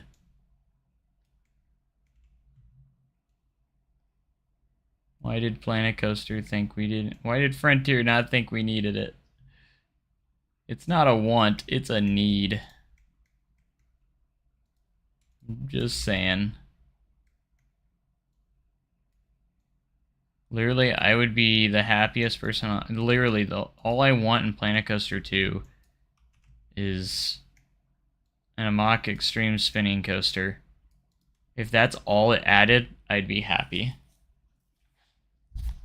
I mean, I'd still be upset that it didn't have more, but I would be happy with that, to be honest.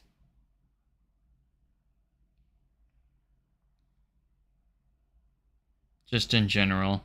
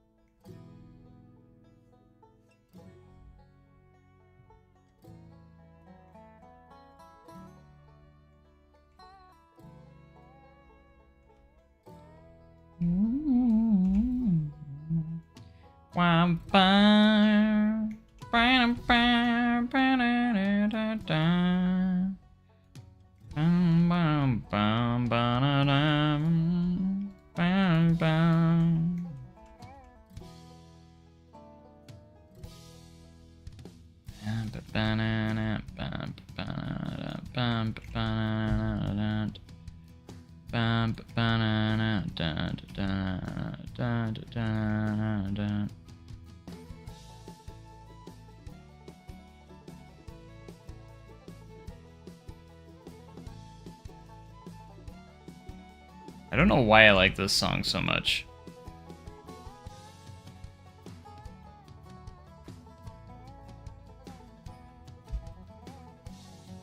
I'm kind of sad it doesn't play anywhere in the park.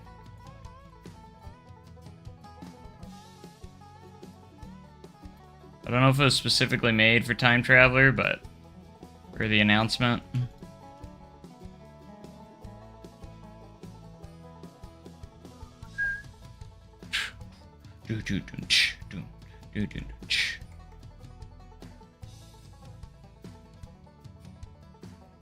I like bluegrass that doesn't have lyrics.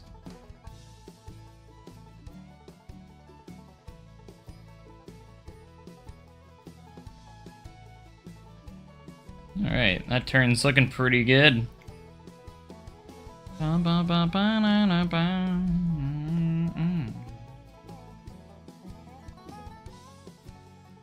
Honestly, I think these supports right here are alright.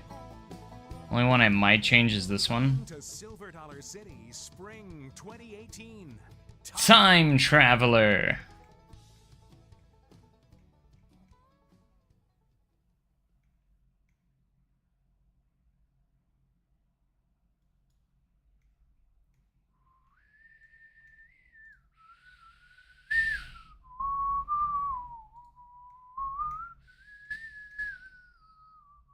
Man, we have Mox spinning coasters, but we don't have the extreme spinning coaster.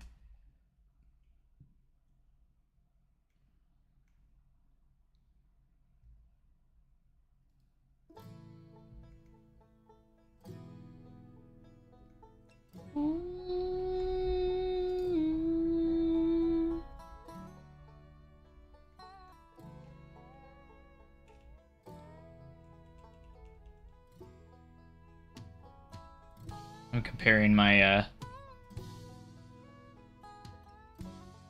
my shots with theirs.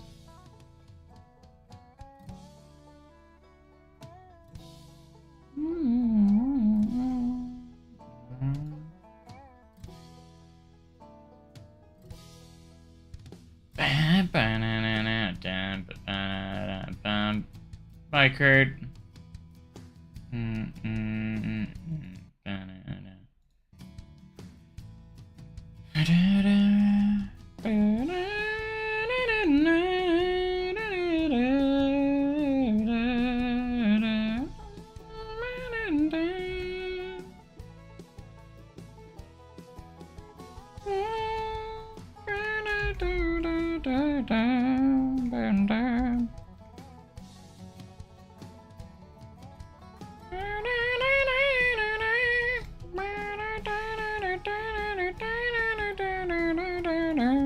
See if we can get the spiral staircase to work with this.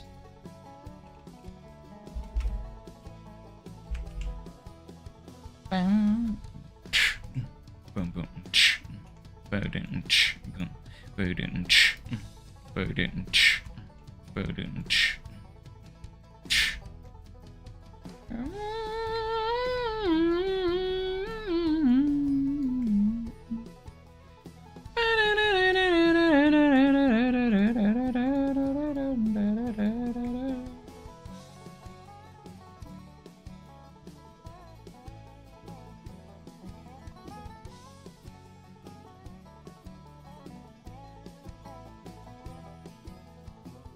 To Silver Dollar City, Spring 2018. Time Traveler. Okay, alright. Enough fooling around. Here we go. Why don't you start from the beginning? You practically... Why would you... Why? Enough fooling around, it's firing the whole time.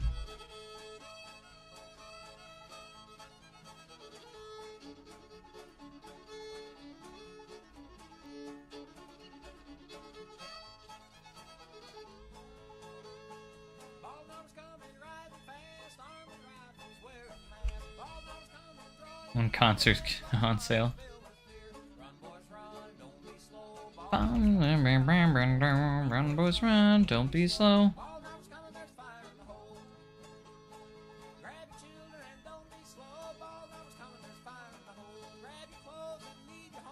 Fall never's coming and it won't be long. Fire in the mountain won't be cold. Fire in the mountain, fire in the... Gosh, dang it.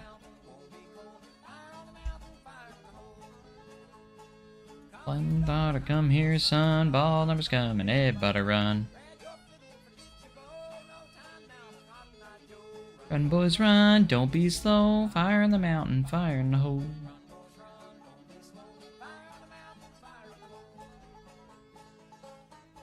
Bum bum bum bum bum bum bum bum bum bum bum.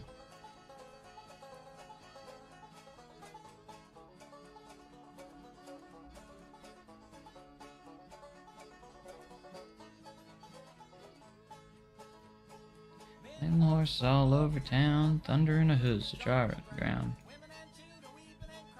Town's on fire and people are dying.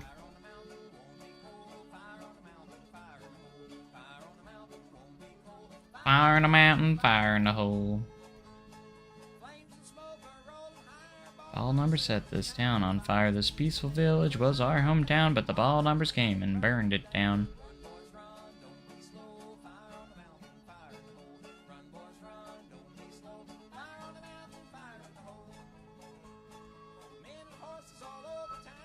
Thunder in the hooves, a jar in the ground.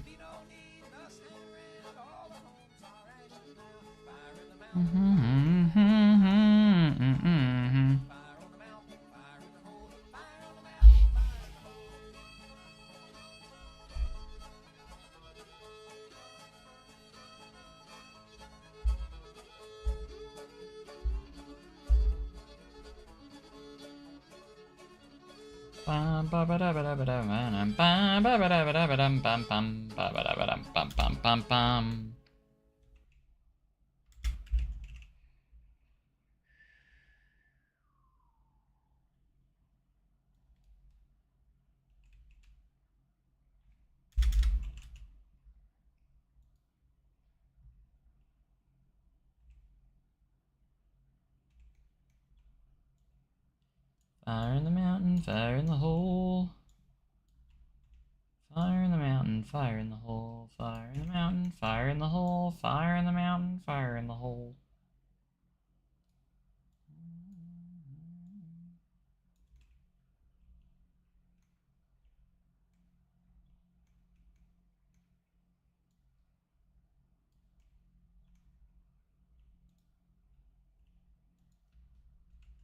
Alright, I think we can use the Q poles here. As long as we have one that's small enough, because I think we do have a shorter one. Yep.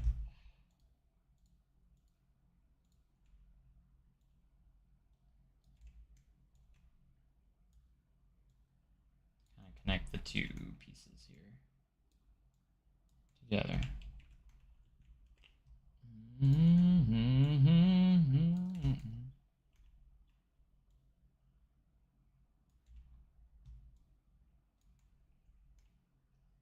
Women and children are weaving and crying, time's on fire and people are dying. Such a joyful song.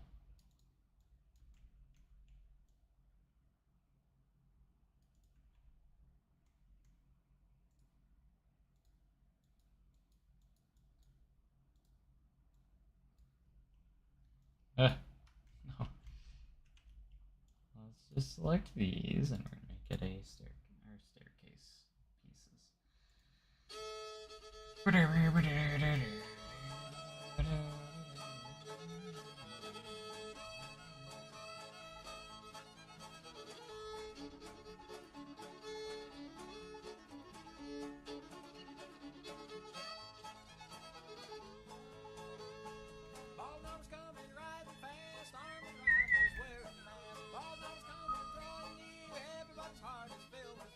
Run, boys, run, don't be slow. Ball knobs coming, there's fire in the hole. Run, boys,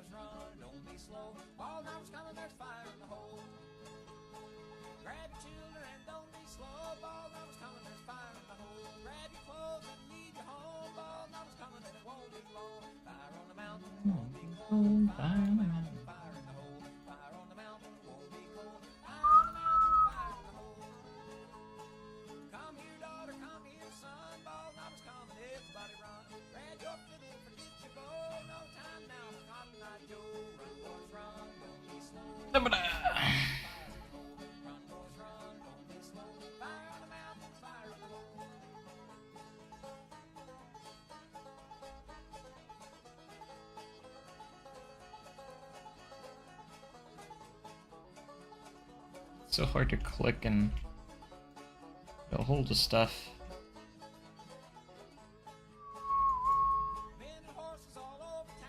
Thunder and a hooves which are in the ground.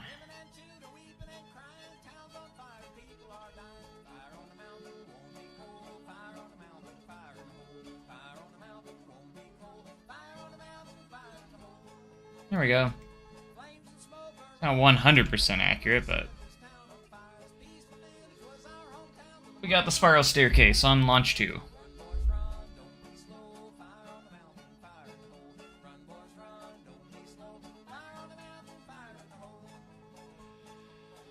Horses all over town.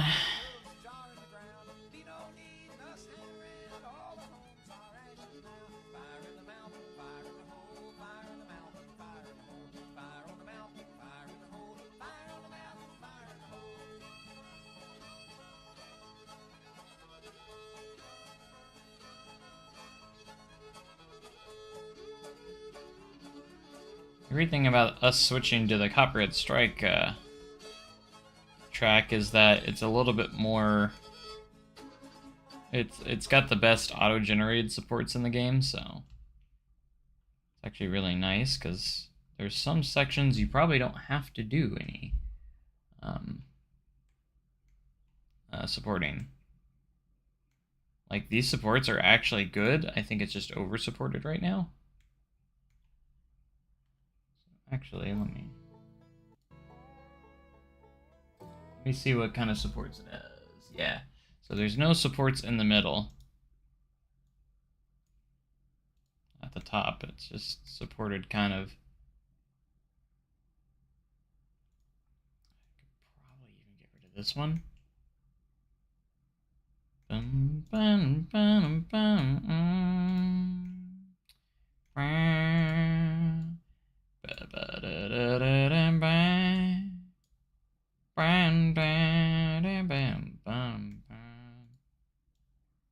obviously, it's a little over-supported right there.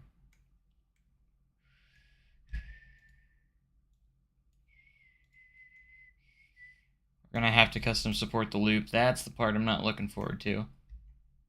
And the 0G roll. 0G roll might not be as bad.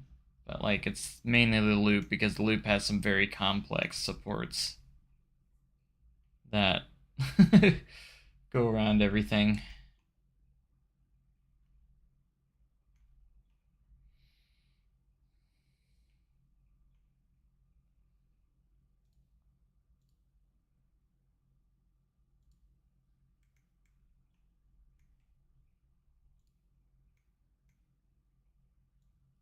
Bum, bum,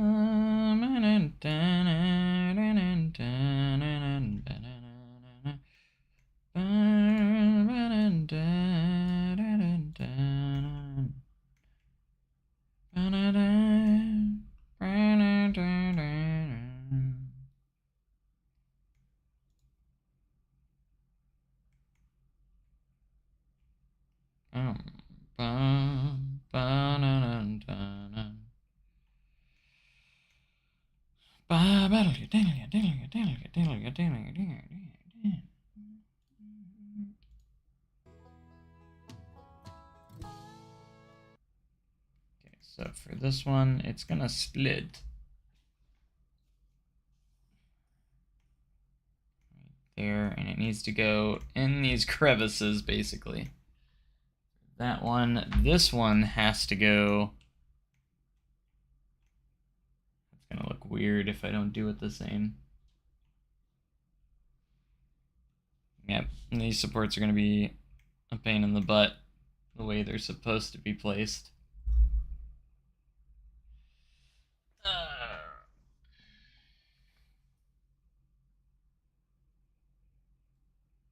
Why should we do that?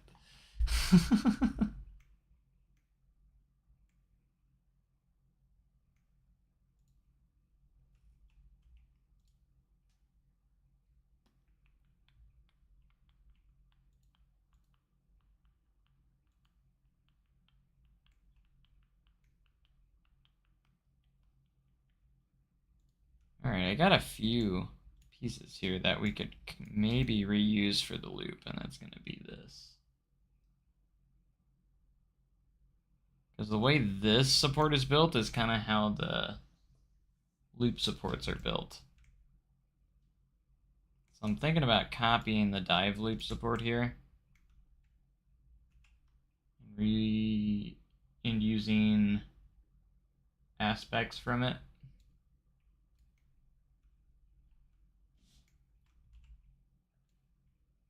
It is going to work very similarly.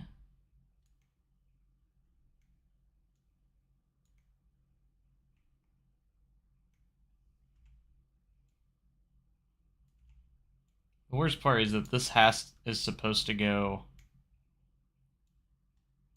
around the second launch here. That's going to be the challenging part.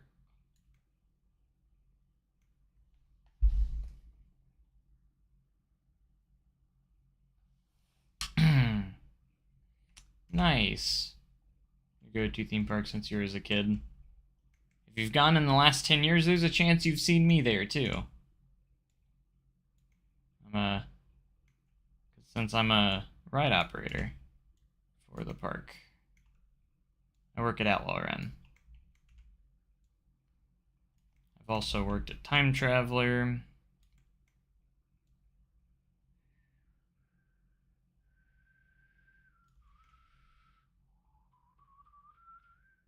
I'm probably gonna just start this from scratch because that's gonna be too much adjusting. It'd probably just be easier to try from scratch.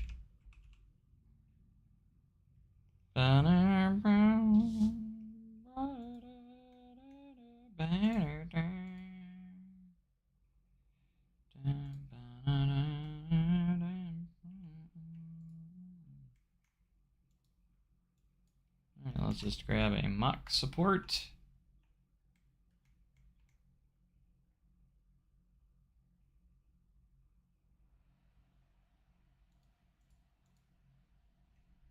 Don't autosave. Are we already on an autosave? Has it been an hour since the last one?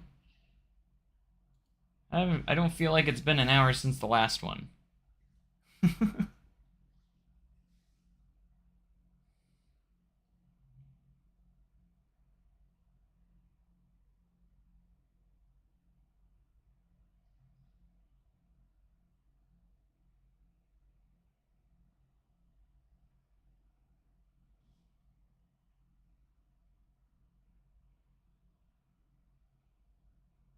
Is that it?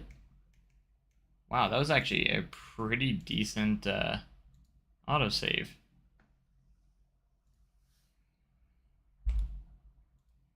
Like, I am not even mad of how fast that was. And of course, I accidentally hit the stupid or hit the Steam Workshop button. Because of course I do.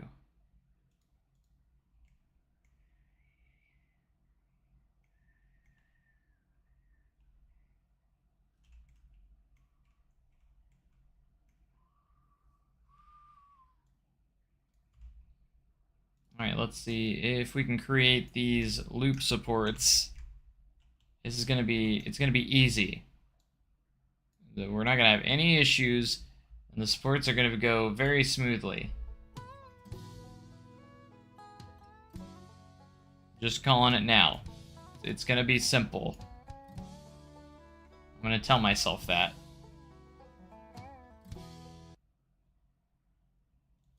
Alright, I need to see that support structure there. Okay.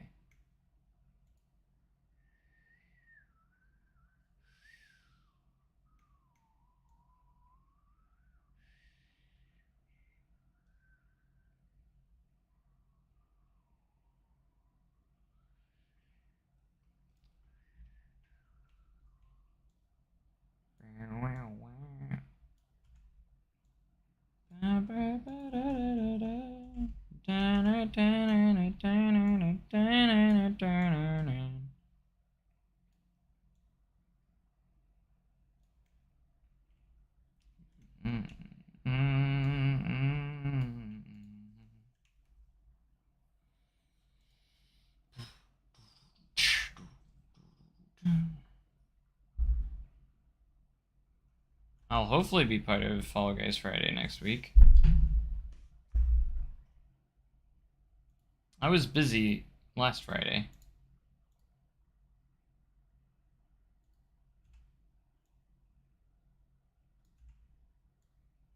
I was out with my team. We were getting some dinner together after work.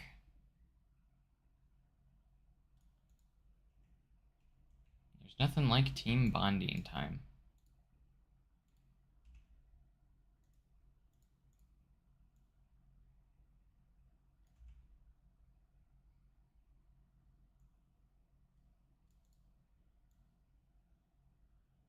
Oh, trust me, Steve and Derek the next day at work were going on.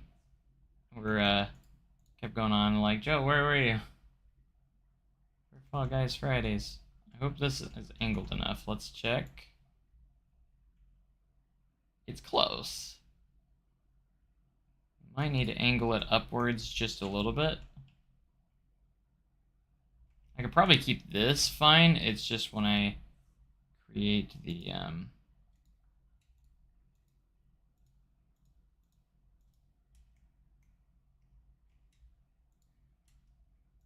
create the wider supports, I can probably bend those out a little, just a smidge. That's not even I'm not ignoring you. See, this is what I'm talking about. Like, I get into the comment section, I respond to one, and then everyone goes crazy. You didn't say anything to mine. This is why sometimes I ignore chat. Because everyone always cries to me that I ignored them. Because I read one message, and I haven't looked up to read the others just yet. Like, I'm not done reading messages.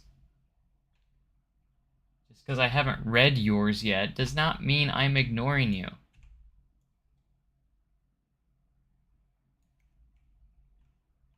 Like, chill out. You're gonna predict what I ate. Like, and there's legit so many messages. Reed Springs Pizza Company. No.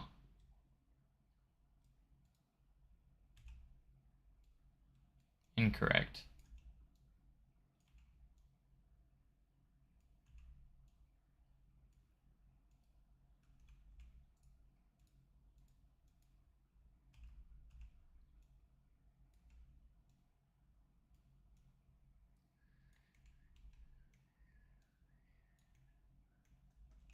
Did I get this rotated all the way?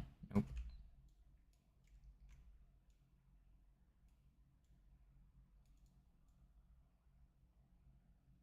Golden Corral. Nope.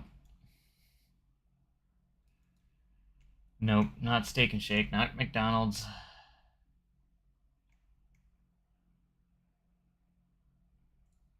You've already You've already failed, so I mean, someday, eventually, you're gonna get it just by guessing.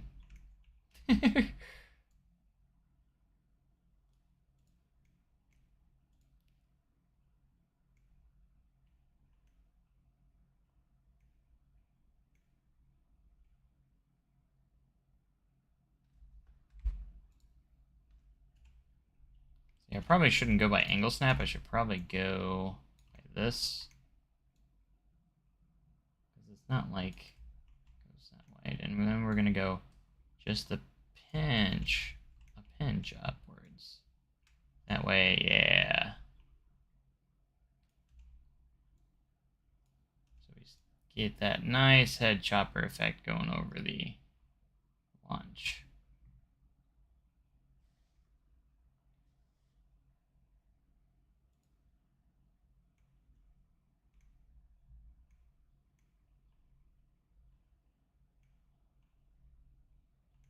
What happened?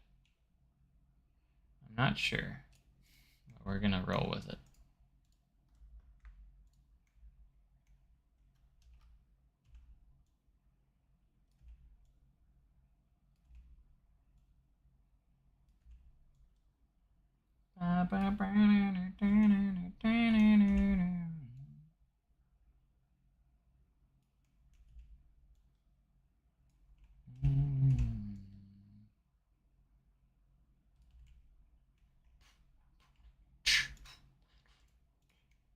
before we go too far in this, we also need to make sure this one, see if this one's going to go.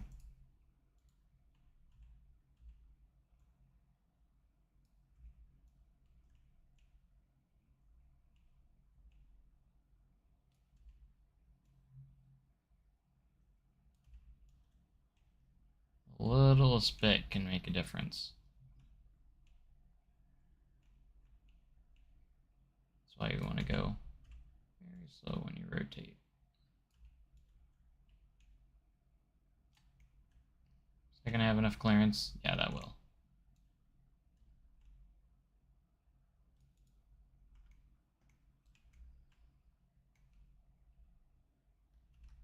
I hope this isn't too wide. It probably is, but, you know. That's what we're rolling with. Whether you like it or not.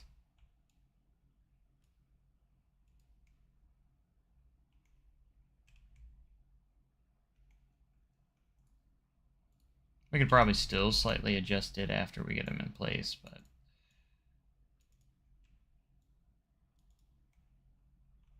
Because I gotta do the same type of support on the other side, however, I'm supposed to slot it in right there, which is gonna be a nightmare. Because it's gonna be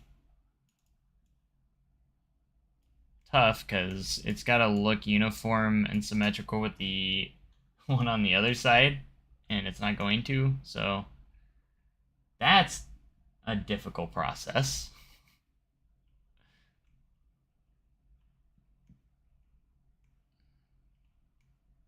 Yeah, these supports are a little bit too separated.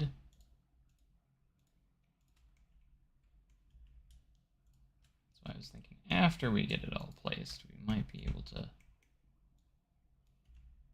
It's going to be tough, but we're going to try and move it around. Just move it around.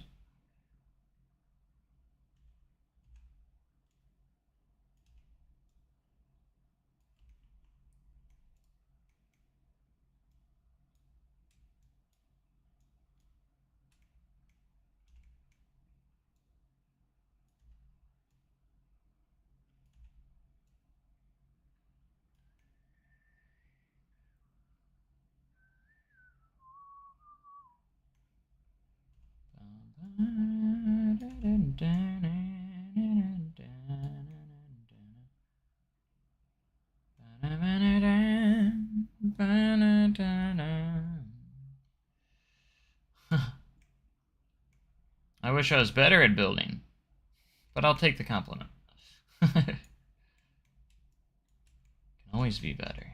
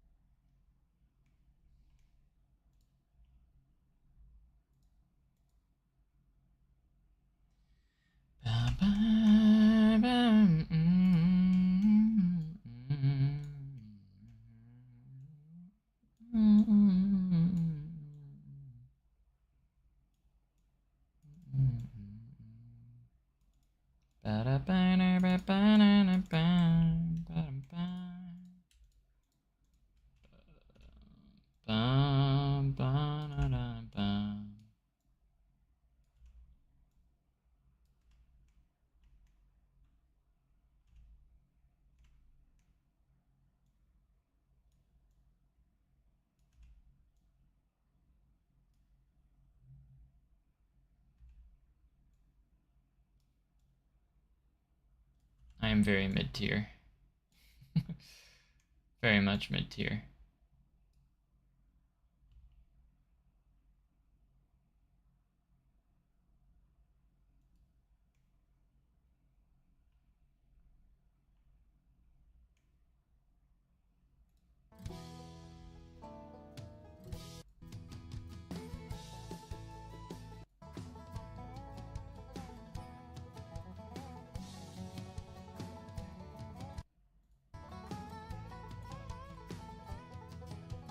Should get a good shot here.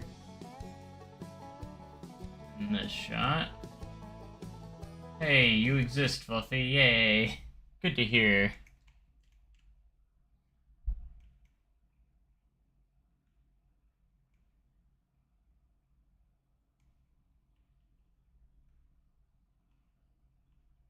See, these are too far apart. In real life, they're closer. Which is why this support is looking quite way too wide.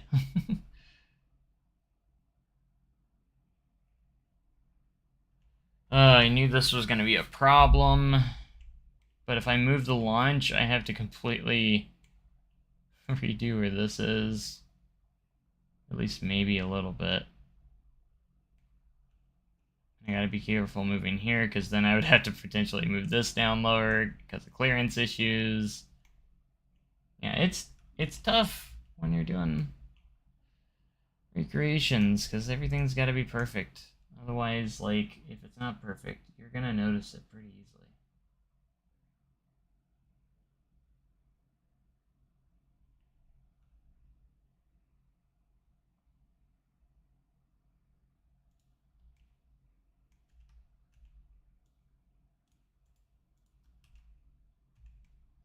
Grab the right thing.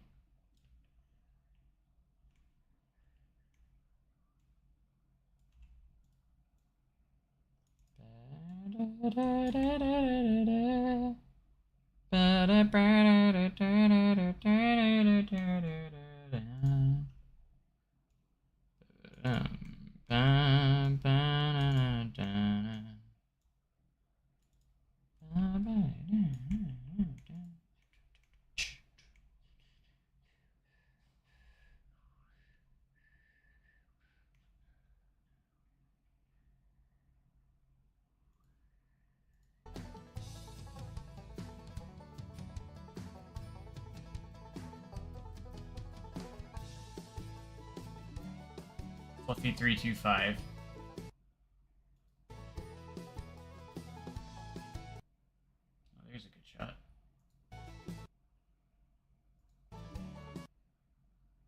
Okay, so it does go in between. Alright, that's what I wanted. Check. I should be able to do that. No problem. We'll see. I'm just nervous how it's gonna look because the other one's not gonna be the same.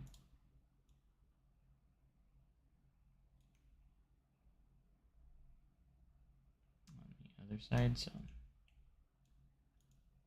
this needs to be sitting here.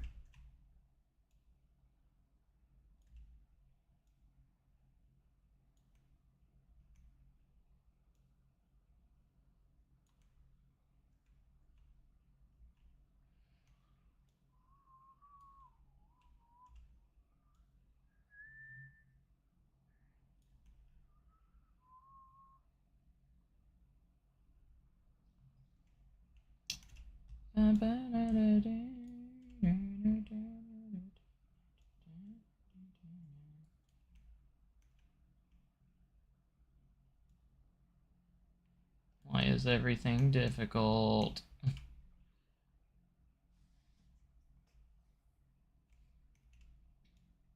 This should be sitting right around right here.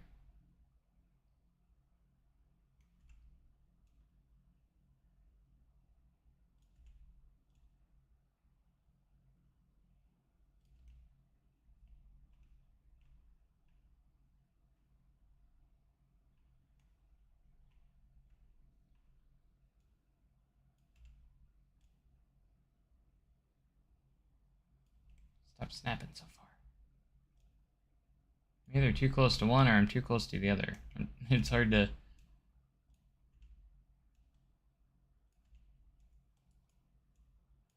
like there's no in between possible.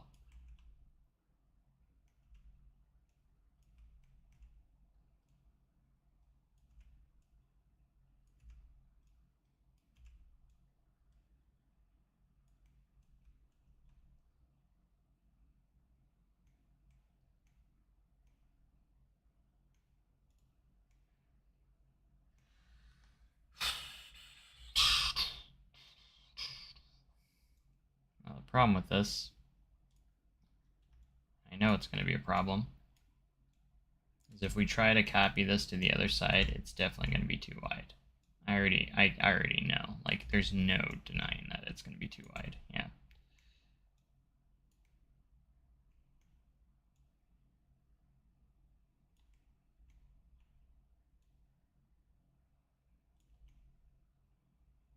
Because this is supposed to go down in front of the 0G roll.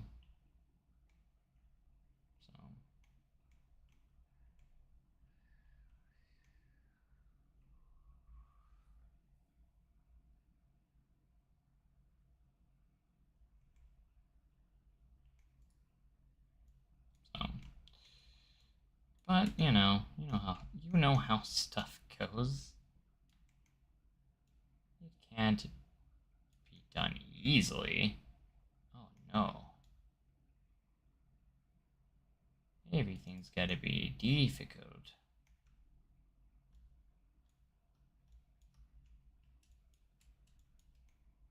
Like I said, this is the one support structure I was not excited for.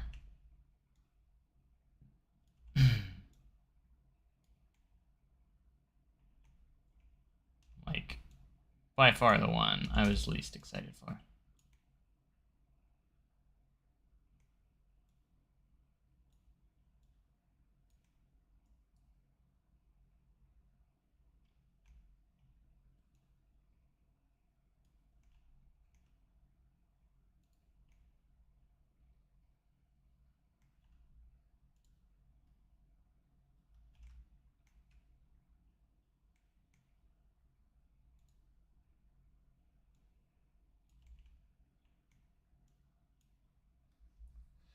Because there's multiple, pieces down here. And we got, connectors and such. We got 2 connectors down here, too.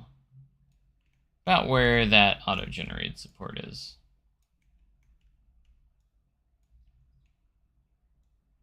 Actually, so I'm gonna kind of use it for our reference point slightly.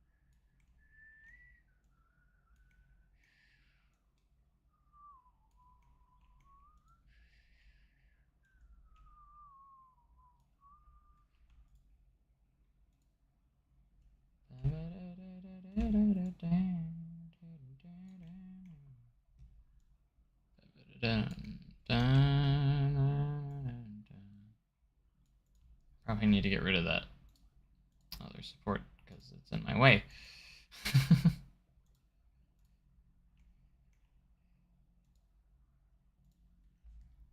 Sorry I'm so quiet. I'm trying to focus. Focusing very much.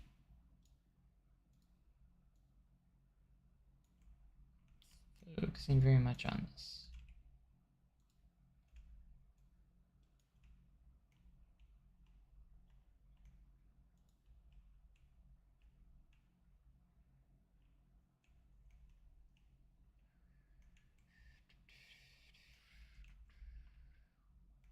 Okay, so that isn't terrible.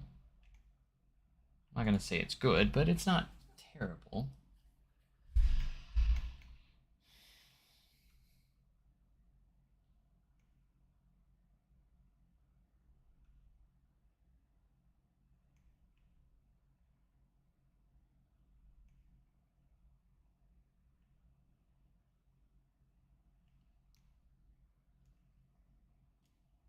Again, that's the easy part. The hard part is the other side.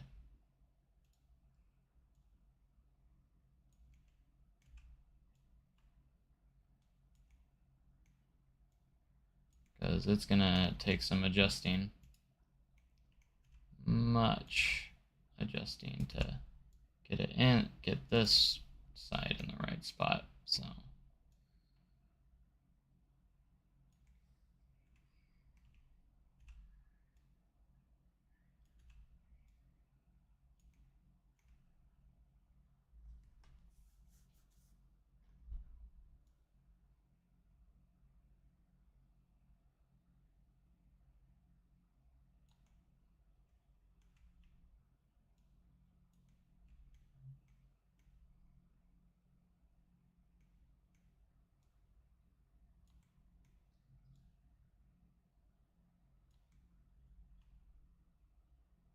Okay, so the connectors and such, as long as they're fairly close, we can always adjust those where we need to make them essentially put them in the perfect spot. As for everything else, especially these support columns, are the ones that are going to need the most change here. Basically, so what I'm going to do here is we're going to see how this ends up looking. I don't have high hopes, so, but it turns out I will be happy. If it's so barely even noticeable or not noticeable, only noticeable if you like look very hard, then we're not going to even worry about it that much, which is what I'm leaning towards, because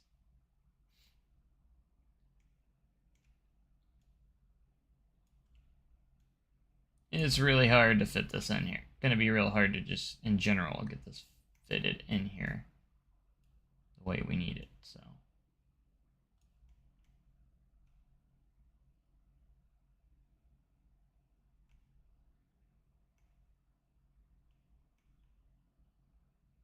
Because that's about the best we're going to be able to do right there for that.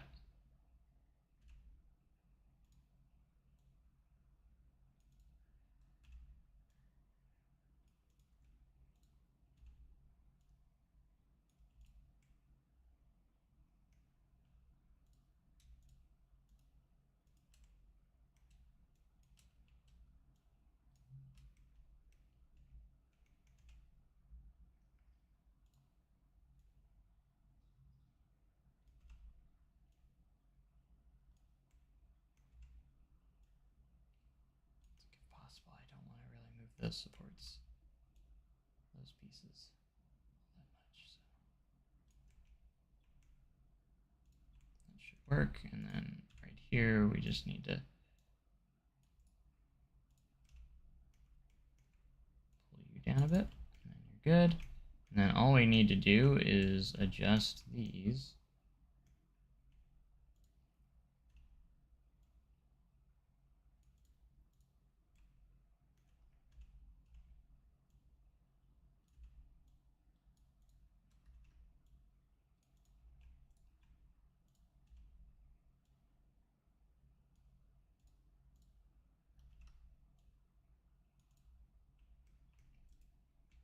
Where the connectors are essentially perfect.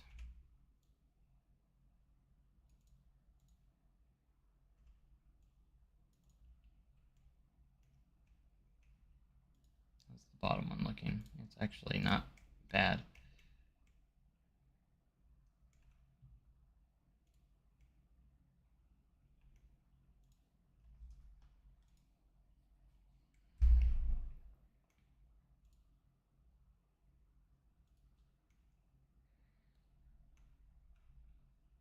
right. You can tell it's not perfect. It's definitely not symmetrical, but honestly, you're going to have to look very closely. You're going to have to go above and beyond to really notice it. I'd say this one's more accurate than this left one. Just because I had to make this one so wide. Is either make it a little bit wider or completely redo this track, and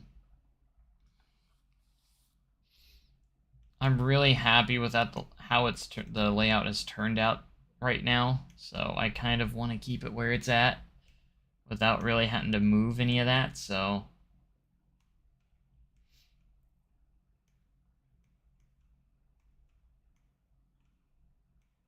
we're just gonna live with it. We need to actually connect that piece. Please don't tell me it's not even gonna be lined up. Okay.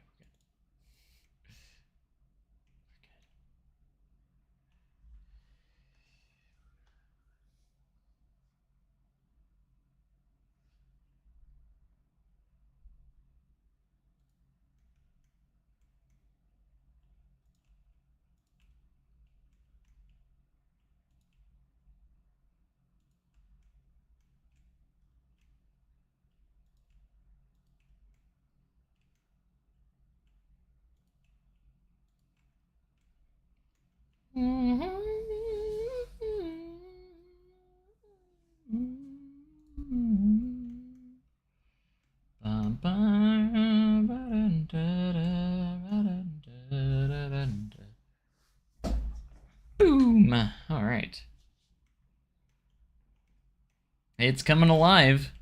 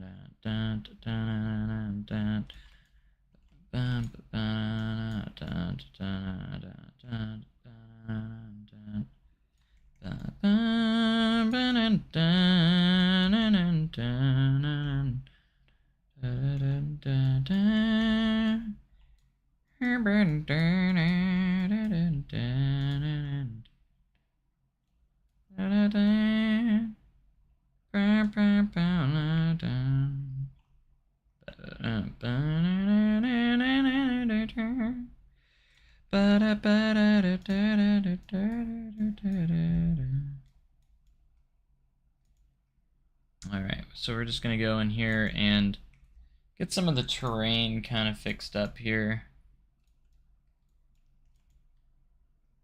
Just a little bit. Hello, welcome to the stream.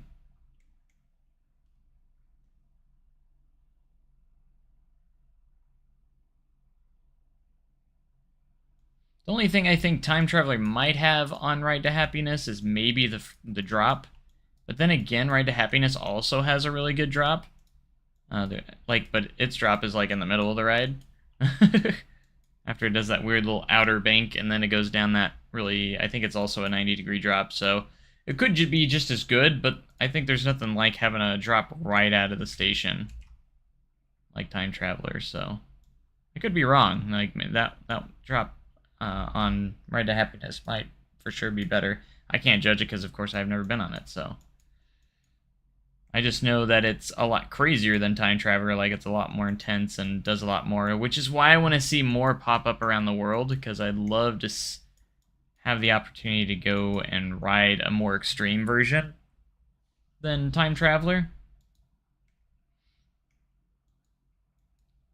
Everyone easily said, like, it sounds like Ride to Happiness is definitely a much more thrilling experience, for sure. Because it just has more intense spinning on it. So I would definitely like to see, that's why I want to see parks build more extreme spinning coasters. They have so much potential to be, there's just so much potential there, just in general.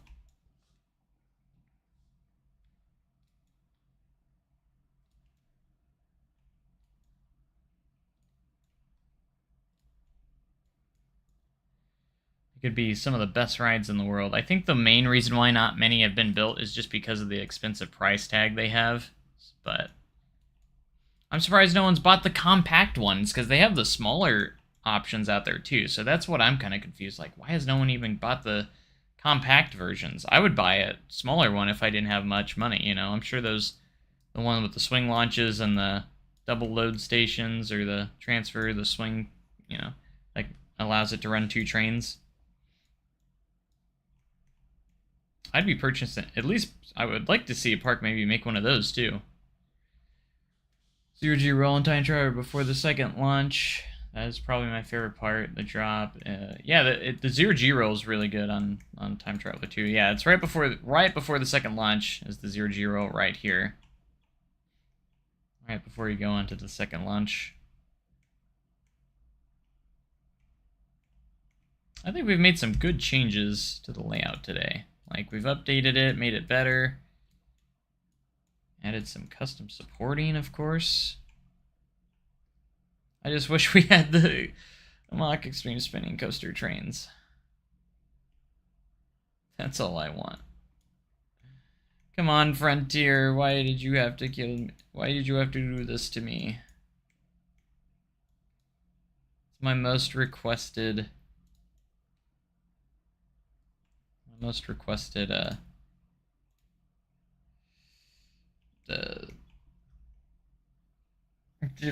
coaster type. This is the extreme spinning coaster. I just think the trains look so cool.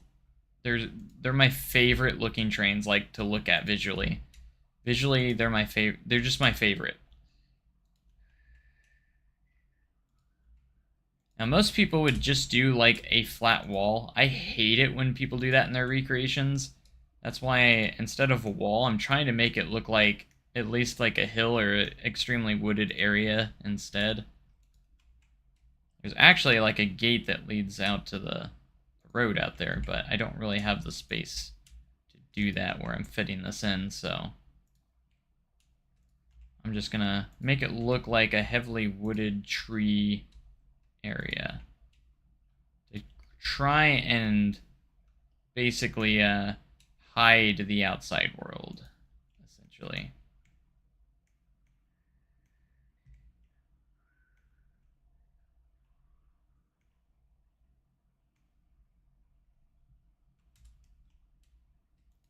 So we're doing this tree wall, kind of, I guess you could say, to kind of hide the end of the world. So we're going to kind of build off top of that right now.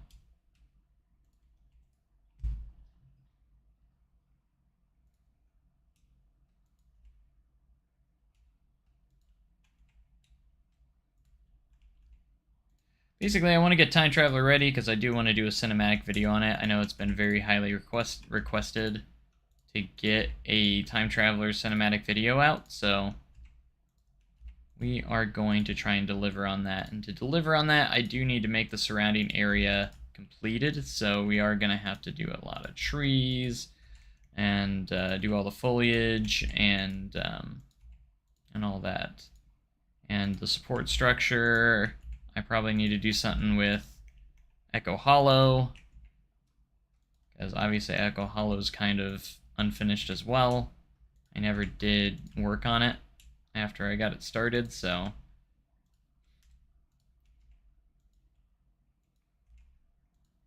and we need to work on the terrain a little bit too, so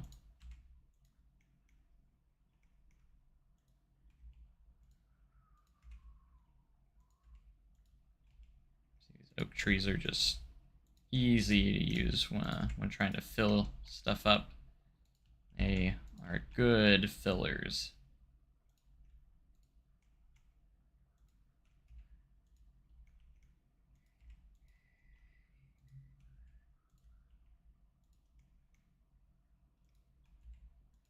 We still got quite a bit of foliage and such to do, so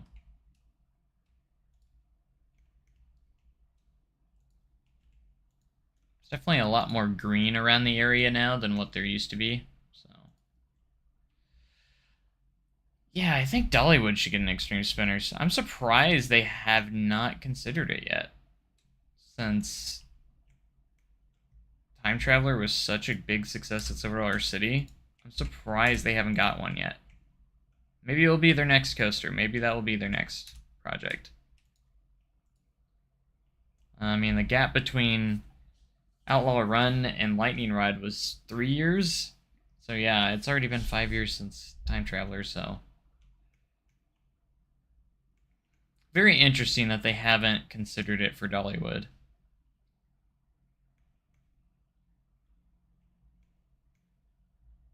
Or maybe they have considered it, you know, I don't know. And it just hasn't come to fruition yet. I mean, surely there had to have been discussions like, okay, if this is successful at Silver City, do we want to consider putting one of these in our flagship park, Dollywood? Because I know Silver City and Dollywood are kind of both share that flagship park name, but I think Dollywood's really their most profitable park, because I do think they get a little bit more investment than Silver City overall. Not by much, but just a little bit. I think it's gotten a little more attention. They get more coasters more often. And they have a little bit more freedom with their theming and such like that too, so I would definitely say Dollywood has a little bit more of an advantage when it comes to like investment and stuff. So that's why I am surprised, because yes, they are expensive. It is an expensive ride, but we know that they will put that money out for a ride like this. They definitely have no problem with spending money in the park, so.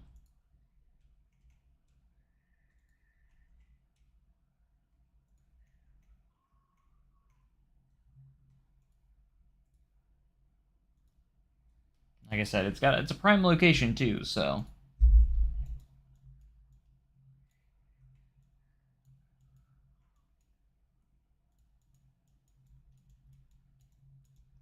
There's still a lot of dirt and stuff around here, but there is a lot of grass now too.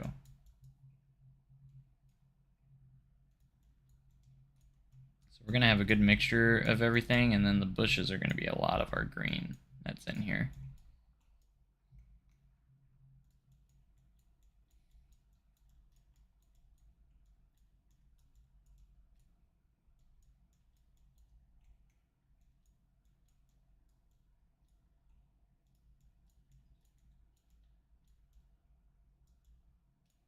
Definitely a lot of green now, though.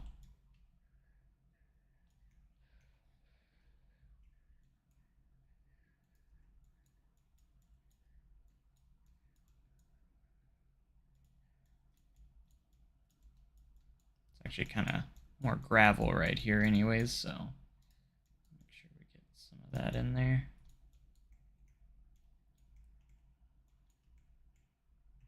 It's definitely starting to kind of look a lot better.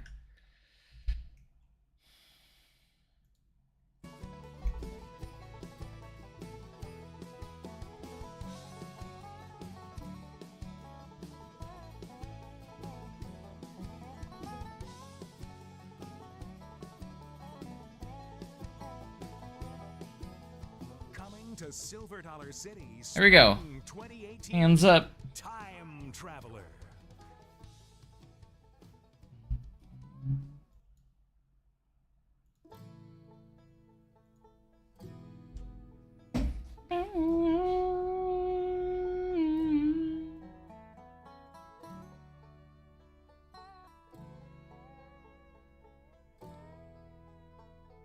Yeah, it's looking really good. I'm a lot happier with how it's turning out now.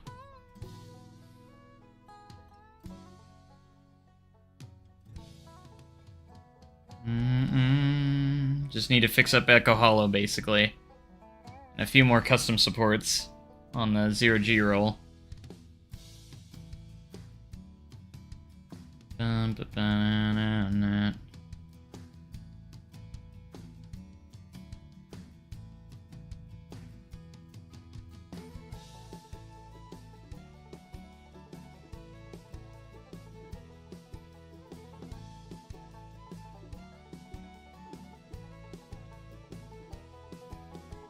I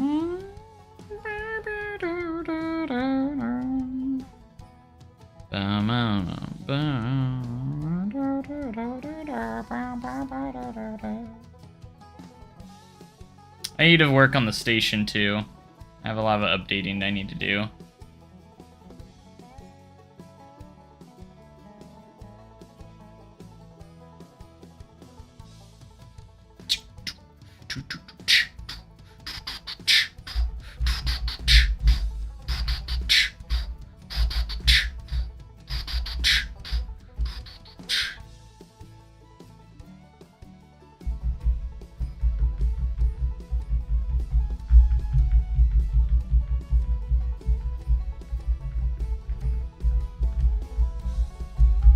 I wish I could do the rotation as it goes down, like in the real life one. But unfortunately, we can't really do that. Coming to Silver Dollar City, spring 2018. Time Traveler.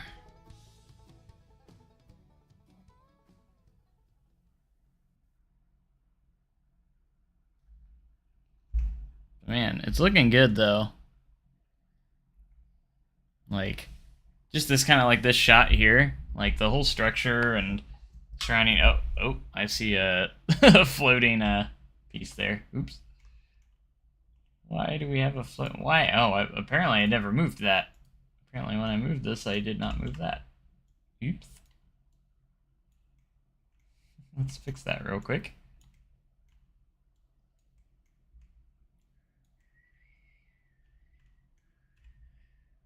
Glad I caught that.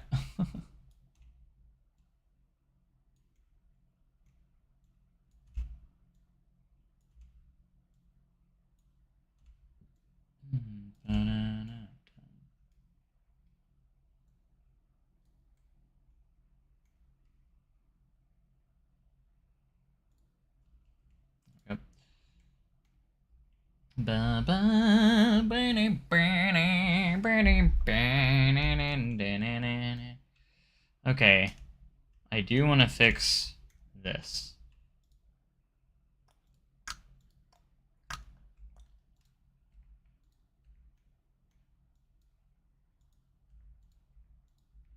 Basically, I am going to get rid of this.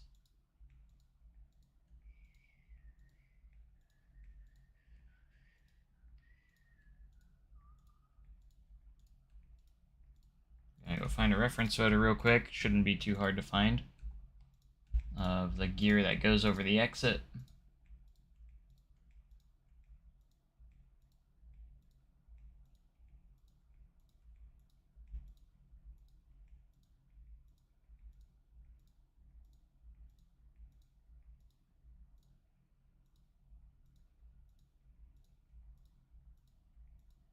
Because I'm tired of this thing just floating around here. I could potentially try and make a Theme Maker's Toolkit item that could fit in this, but he has a blocker on his phone, so he can't chat. And to tell you hi, oh wait, well tell him I said hi back, and I appreciate it.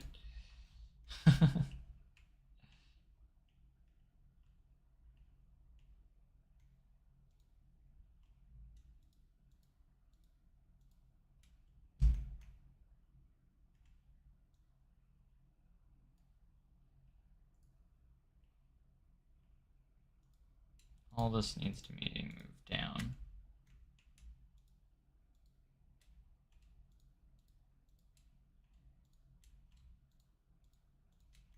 Since we changed to the regular, or the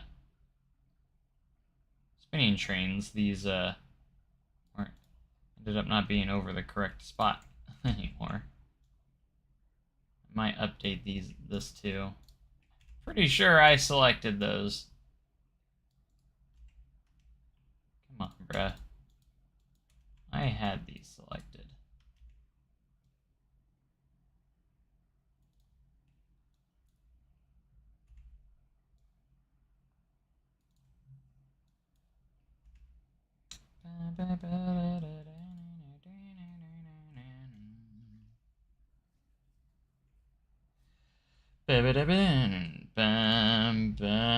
Let me just check my gears here. See what kind of gears I have. I have this one and this one, which both are way too small for anything, so I think the only ones in game are the ones that we have hanging from the ceiling there.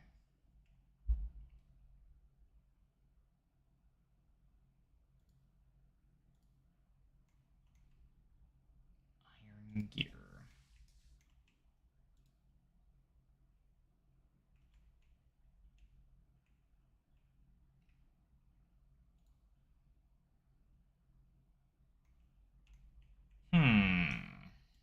We could also check the Steam Workshop to see if there are any newer Theme Maker's Toolkit items since I built that.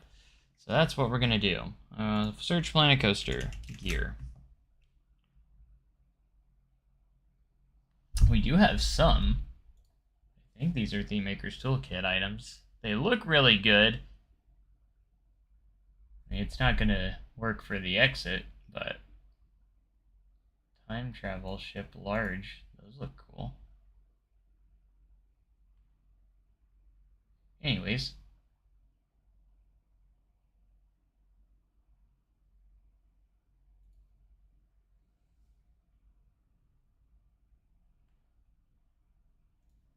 Gear, steampunk. Anyways, let's look. I'm going to go get a reference photo real quick. So hold on.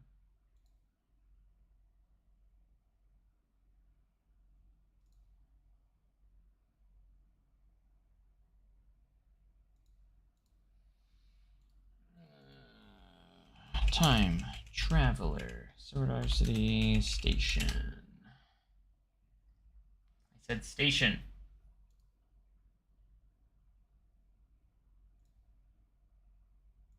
There's one shot of it. There's another.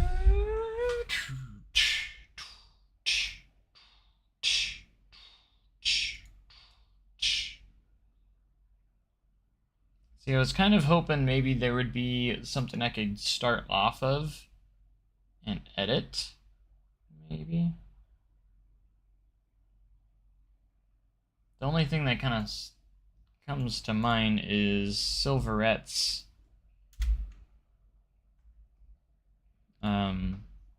gear that he did in his one series. The Volvara gear. I don't know how big this is, though. It's probably way too big. Yeah, it's pretty big. We might be able to adjust it to be smaller, but well, yeah, it's too big. It's as big as the building. That's what I figured. I knew it was huge, so I was like, that's probably not gonna work. We're just gonna have to dream this up ourselves, I think, and go from there. So best way to do it is probably just to start with some toolkit, or not toolkit items, but art shapes, and kind of go from there.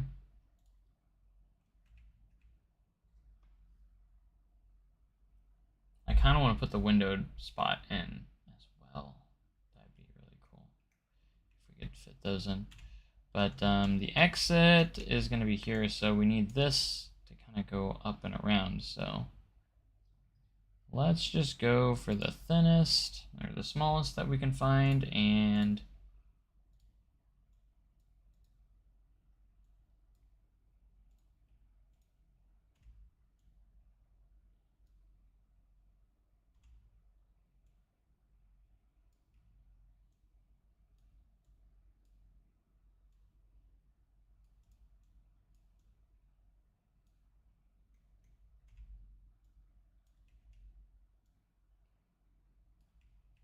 this might be too long, actually. I wasn't thinking about that. These are probably too long.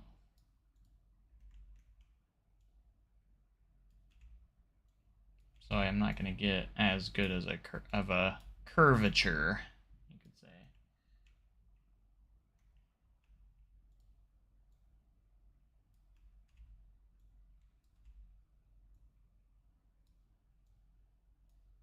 Remember However, the top part does go into like a box part, so it does, the whole thing isn't showing.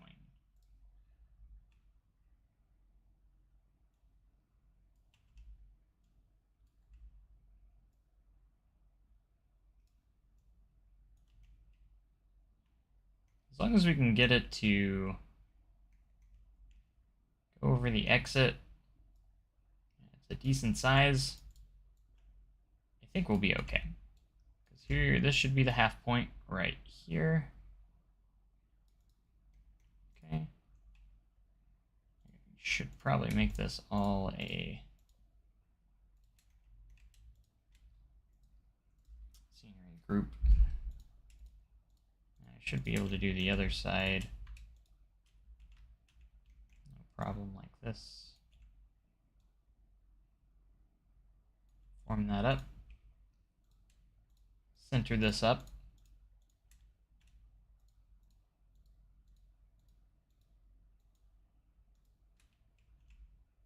With the exit. I didn't really like make the gates proper, so we can ignore that for now. We just want it centered with the exit here.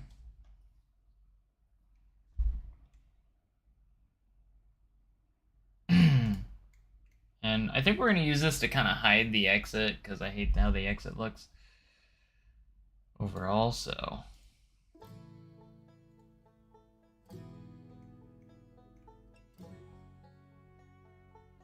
There's a thinner piece on the inside, so that's going to be tough.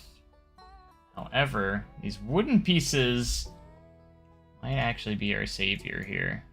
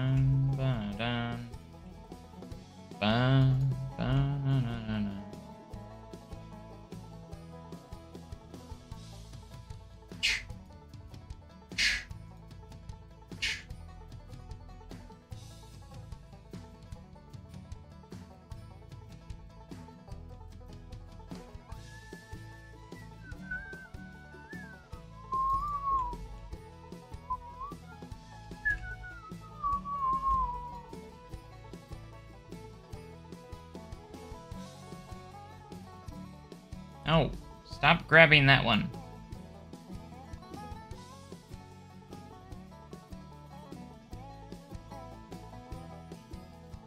Coming to Silver Dollar City Spring 2018. Time Traveler. Wish I had the song without it saying that at the end. I just want to listen to that song. That's all I want.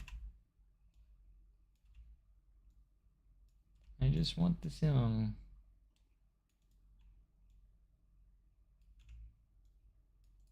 Okay, this might actually work. Hear that? It might actually work. I've never been good at, like, creating stuff out of shapes and such like that. So, we'll see how this goes. It's working.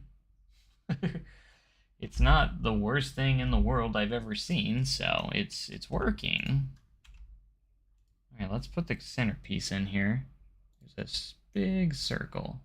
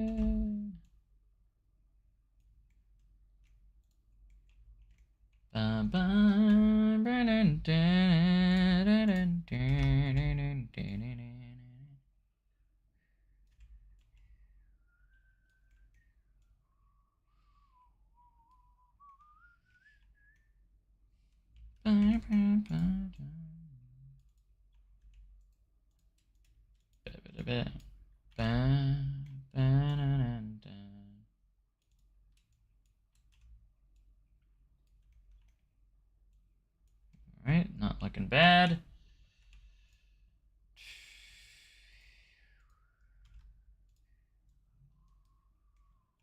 The clock at the top. That I want to try and make. Hey! Sorry, I don't know how long ago. I guess you're building time travel. I have been working on time travel today. We haven't worked on it in a while, so I decided I would work on it a little bit today. Can I fit one of these up here? Not really. Yeah, see, this is still a little bit big. Maybe we can get down a little bit.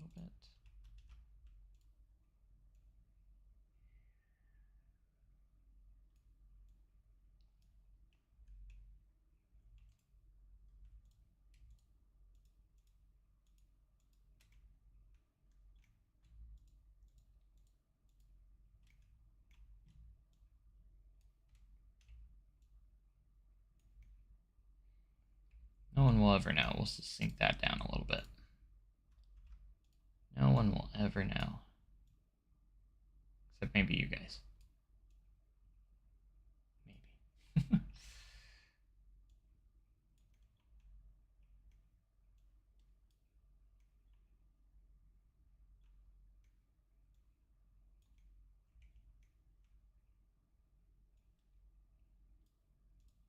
What's a smaller one look like? Like that.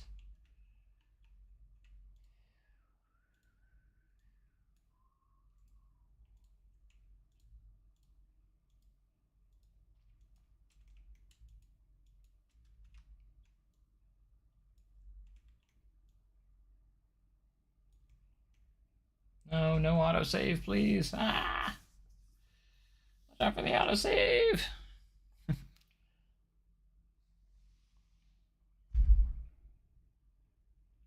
Wait, that's it? How are the autosaves getting better? That was a very short autosave that I wasn't expecting.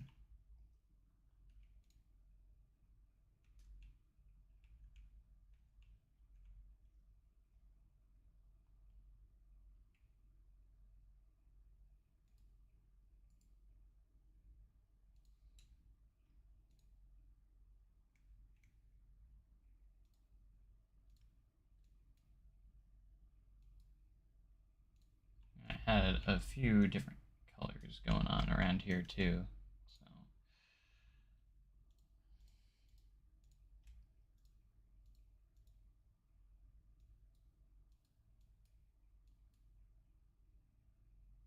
has it been 3 hours plus hours already? Jeez.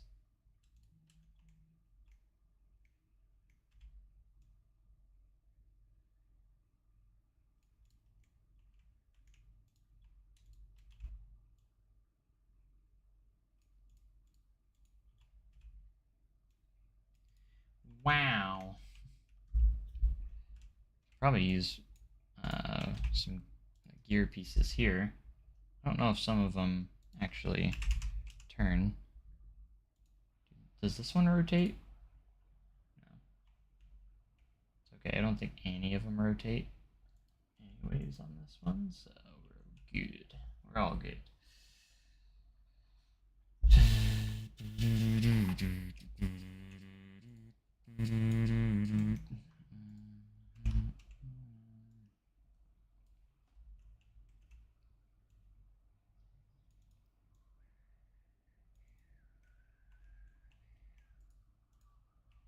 Oh no. Alright, we're gonna have to pull this out a tiny bit more.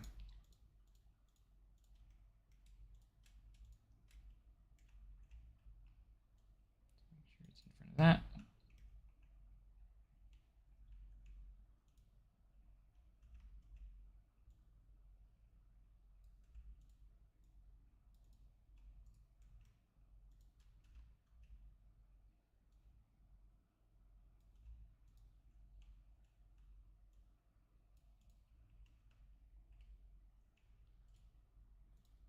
Okay, there's none on the top there. So we're just gonna mimic everything we did over there, over here. As the same.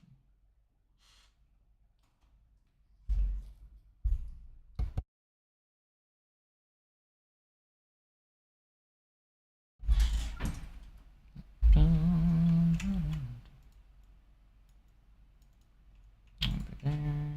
One more here. The train's in my way.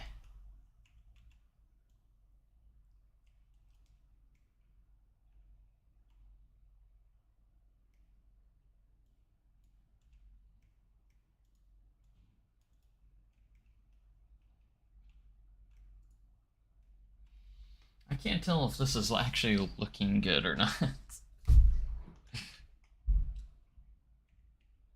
if it's looking... I mean, it's not looking bad, it's just... Is it looking like it should?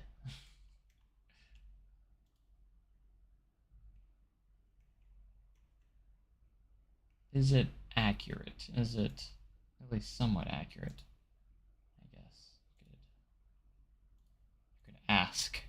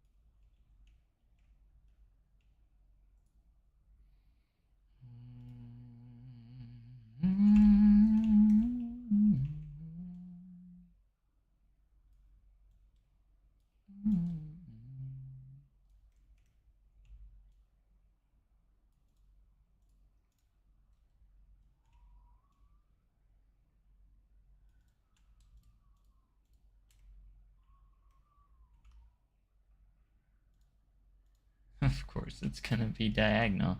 I couldn't have saw that coming.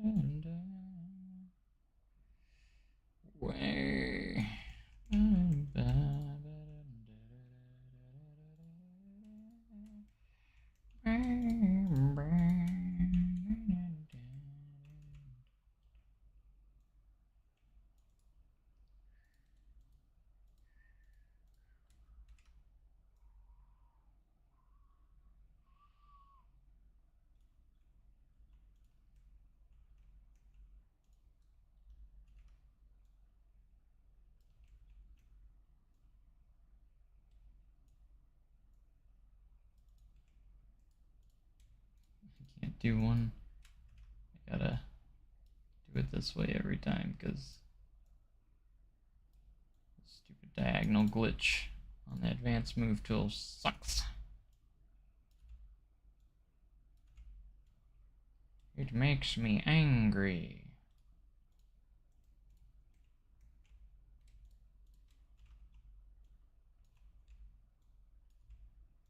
Because it makes no sense.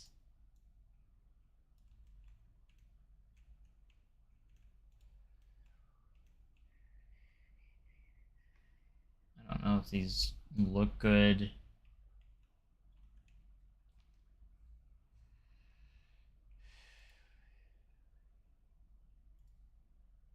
Or not, but I'm hoping so.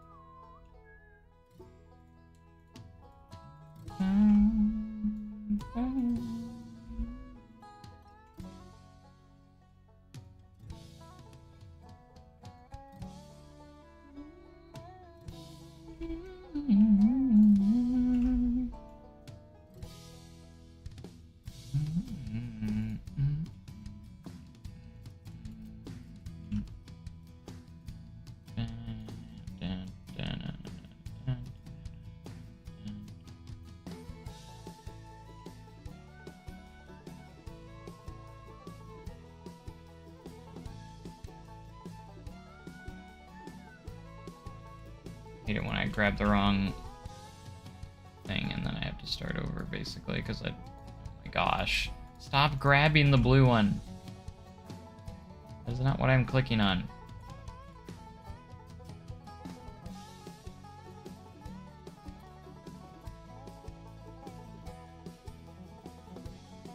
How do we know they're dropping a teaser in 30 days? Where did that come from? Did they post that on social media?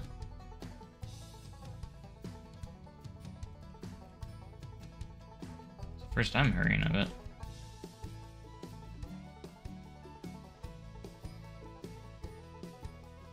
Oh.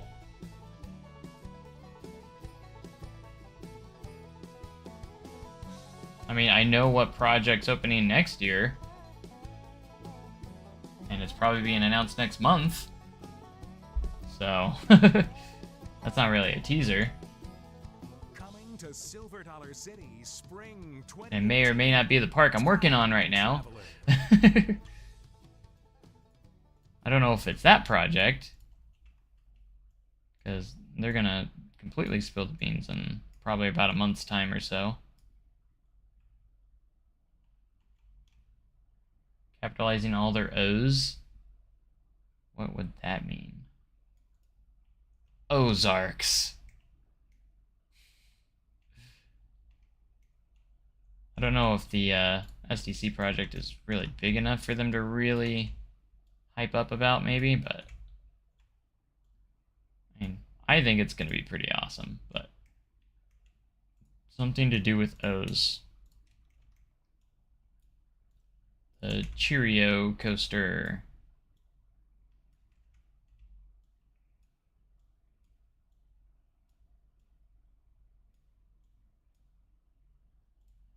Ohio? What would they be doing in Ohio? Kings Island?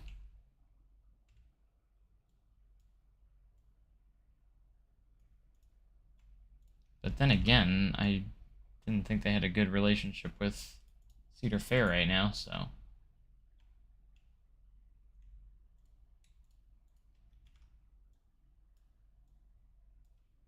I don't know about the Beast Revival thing, or Son of Beast Revival thing. Cedar Fair's not really working with RMC. So I don't see it happening. Like, as far as I know, there's a rocky relationship there, so. And they really haven't worked with RMC since, so.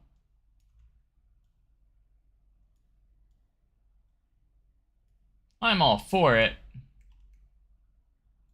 But I just, it's doubtful to me.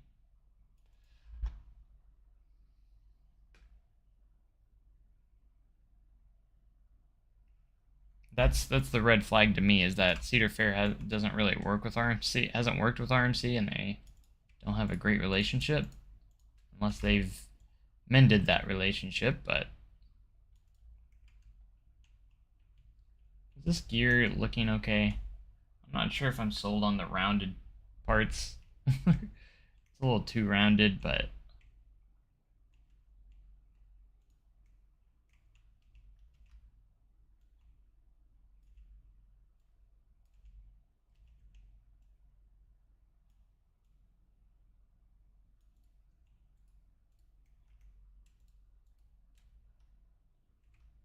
You know what? I could probably... So do that. I could probably just copy what I've done already and flip it around.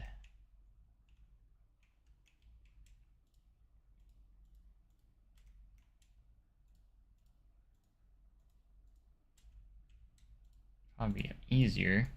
It should, in theory, fit on the other side perfectly, because I copied the other side, so in theory we should be able to do this. Oh, don't be a booger. Don't be a booger.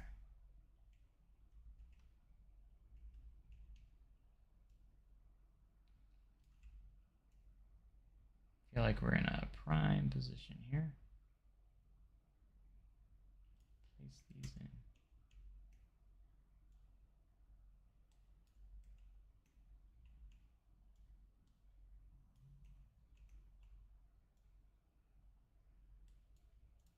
Perfect.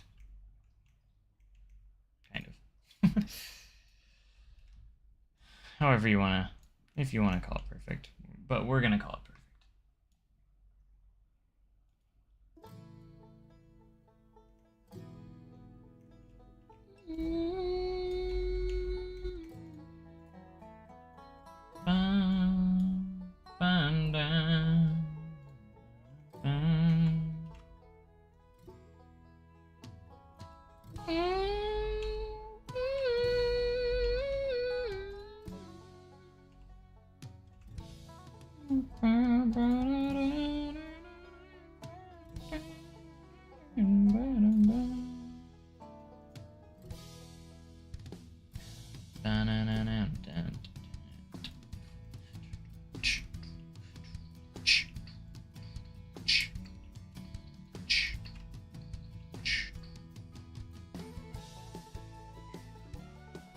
I forgot to copy the rest of that over.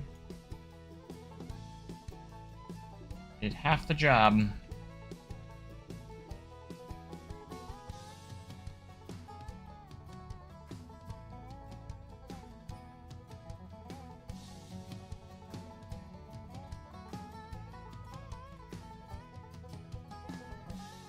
Gosh dang it.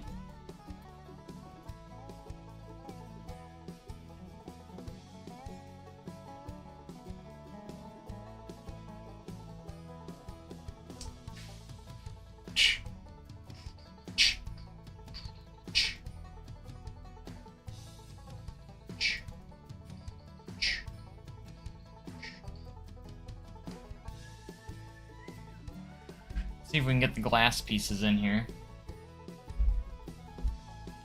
I'm hoping this will work. I'd like to get the glass. It's under building, isn't it? Yep.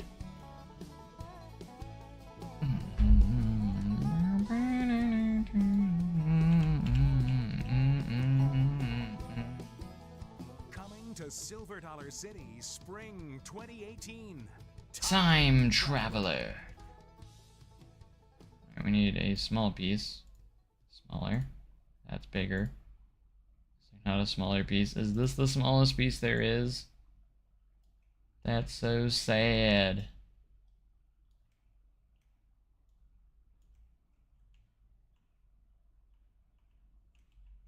I thought there was a smaller piece. I know. I think I have some toolkit items. I don't know if it's smaller. It might be. No. And no. Darn.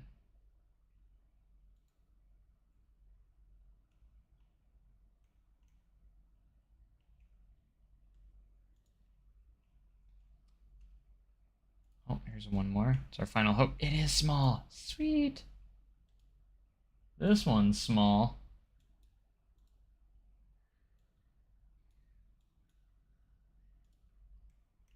This was our final hope, and it ended up coming through for us.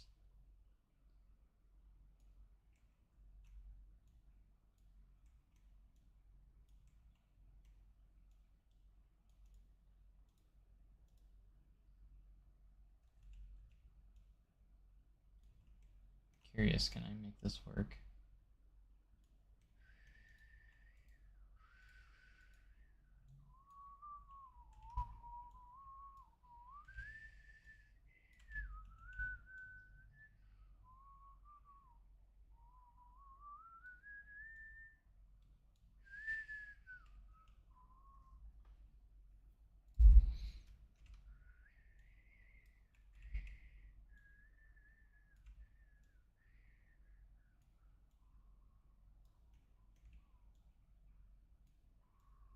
This isn't gonna be the prettiest thing ever. It's hard to transition the curves, but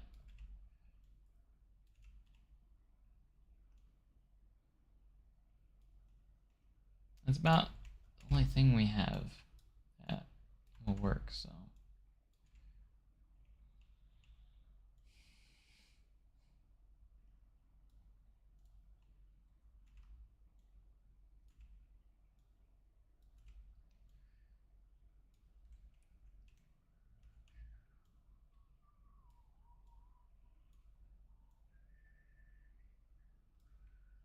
Going through the top a little bit too. Might be able to fix that slightly, but I'm not going to be able to do too much.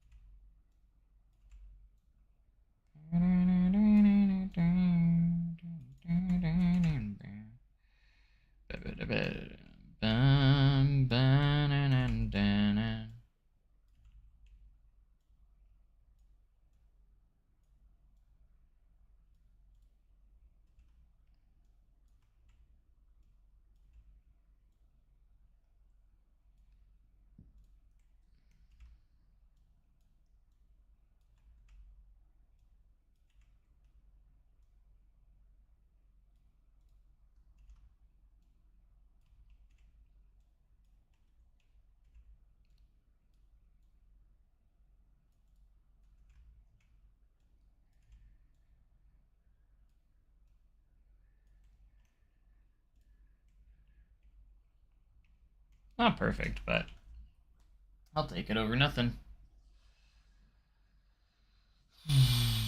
Yeah. Yeah. Yeah.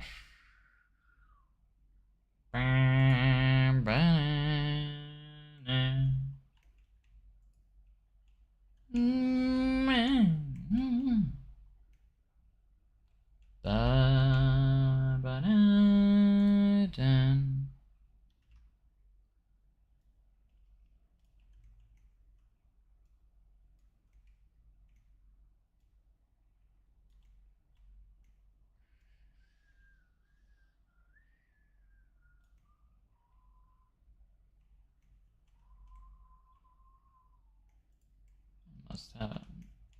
Need to make this closer. Or lined up with the clock up front.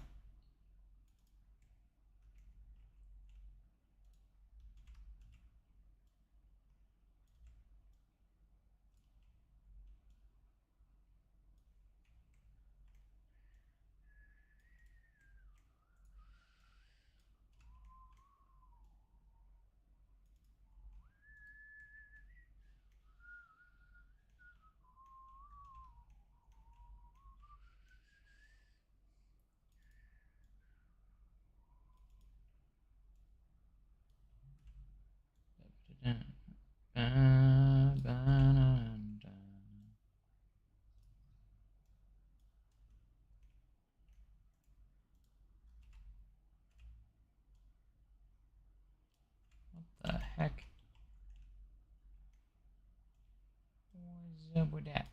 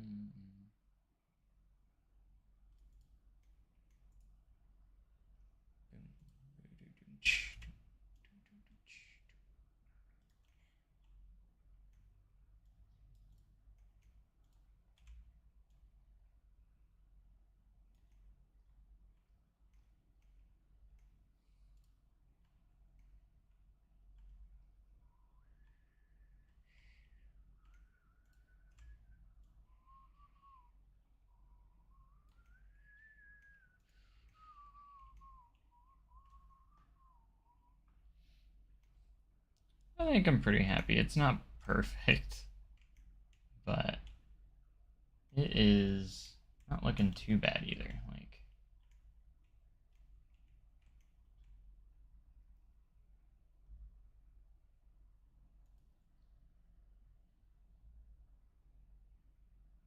let's find our 2x6. This is here.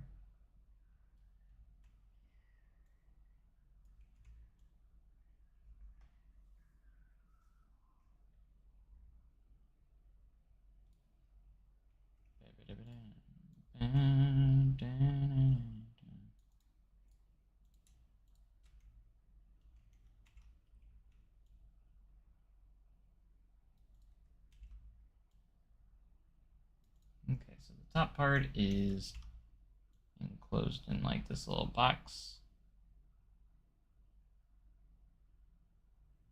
It kind of hides the top.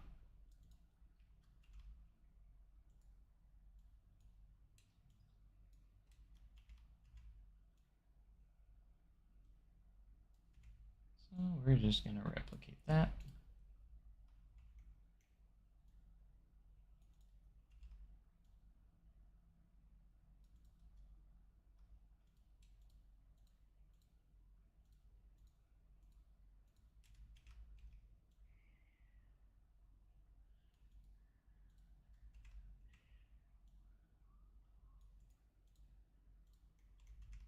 Always select the wrong axis every time.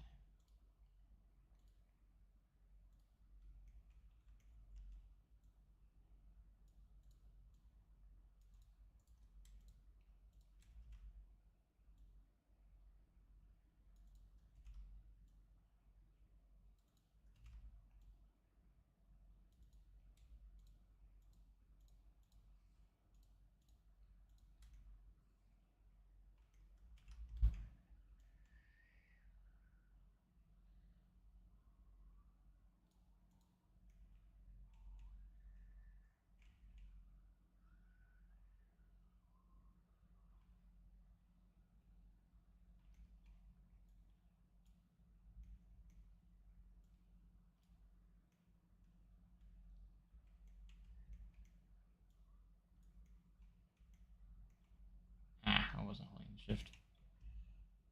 Darn. Just gonna center this. And then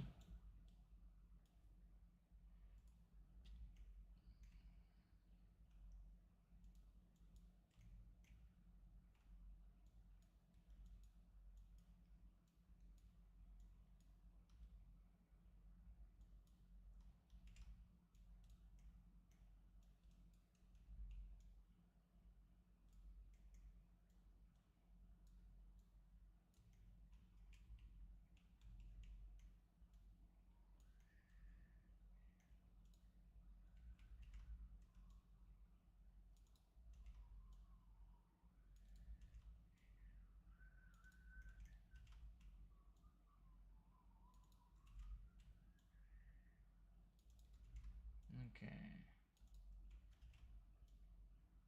Just move this all the way across.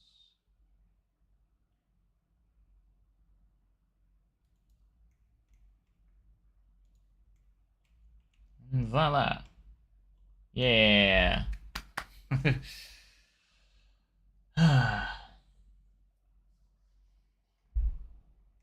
I thought about recoloring the trains a little bit to a better color, just slightly.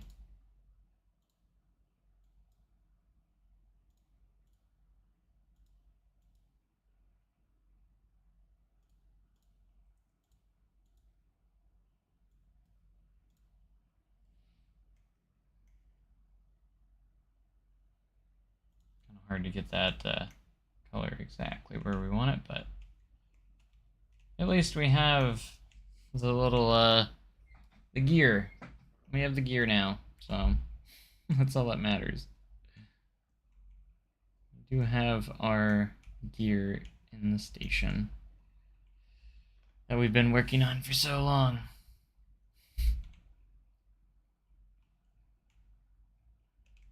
I think it looks good enough.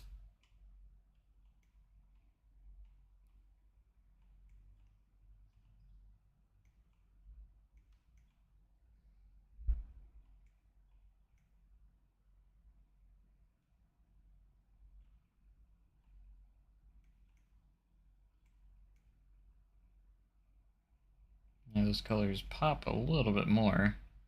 Probably a little too much.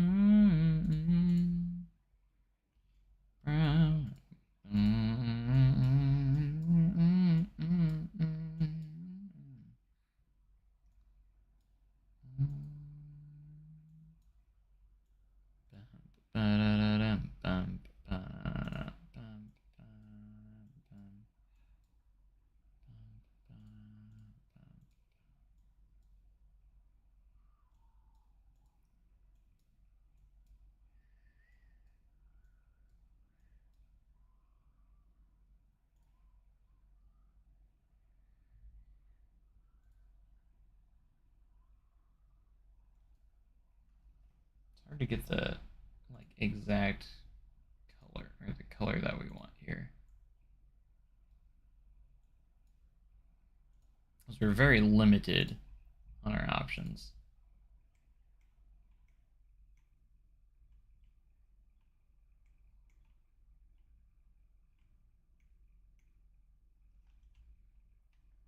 Papa, we did it. This was our biggest time jump yet. All you gotta do is dream big and do good.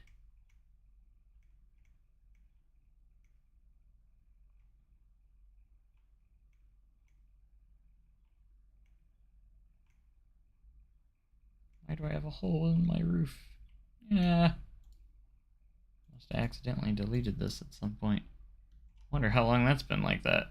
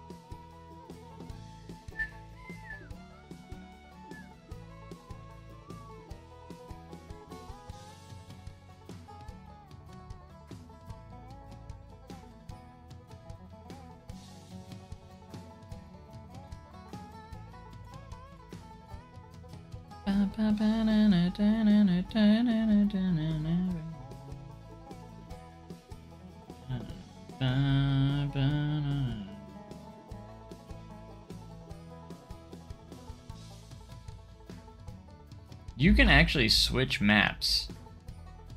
I actually did switch it before. It is actually possible, and I've actually been thinking about going to the Deciduous because I think it would fit better. And I think it would give a better view over by Wildfire too. So right now it's just land out there, you know? But no, you are able to switch it. You just might have to do a lot of adjusting with like the terrain. Because like I think the edges are gonna get all janked up. We can see. Time Traveler. Yeah, I've done it before. It's kind of a weird process because all you have to do is open it as a new custom scenario, and you can choose the different biome. But like I said, your edges will stay the same, so it gets kind of janky if it's not level with the other ones. So it is kind of interesting. Hey, Aaron, how's it going? I think it's been a while since I've seen you around. Yeah, you can switch the paints too. But like if you switch, say if I switch the mud, anything that's the mud will become the new one. So like you might have to do some adjustments and such.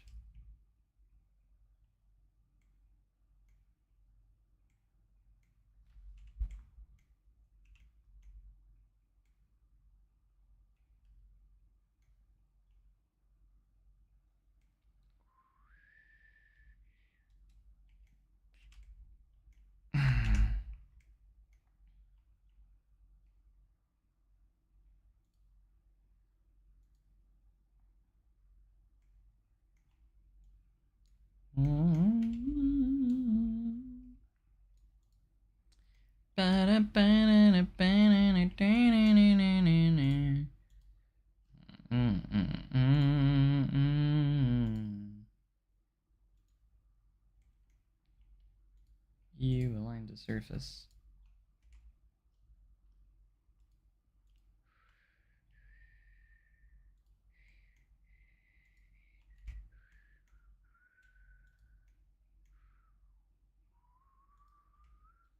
Might put some trees over here just for now to cover up Echo Hollow during the ride.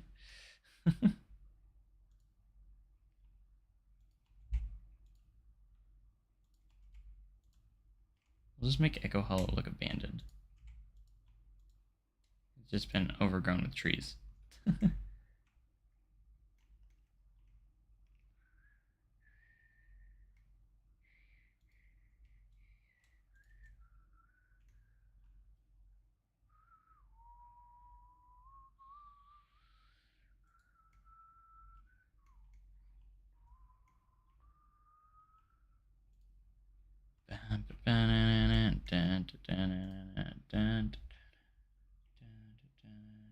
New fire in the hole. As far as I know, it's going good. I haven't really got to see much because I think they're mostly working on the inside of it, so there's like not much we can really see, honestly, because the outside's almost looks to be almost pretty much done. So it's kind of like It's kind of like we don't really know until the announcement now, so we don't get to see what's going on.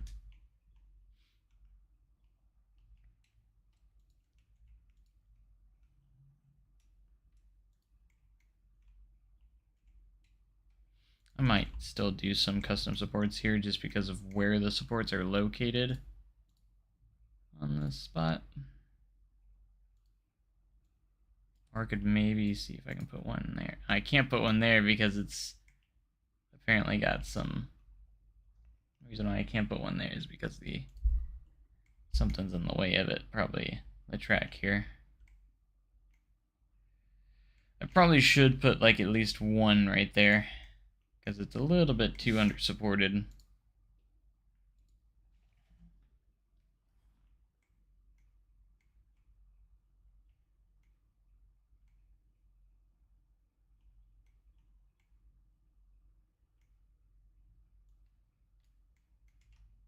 I'm gonna use this as our basis.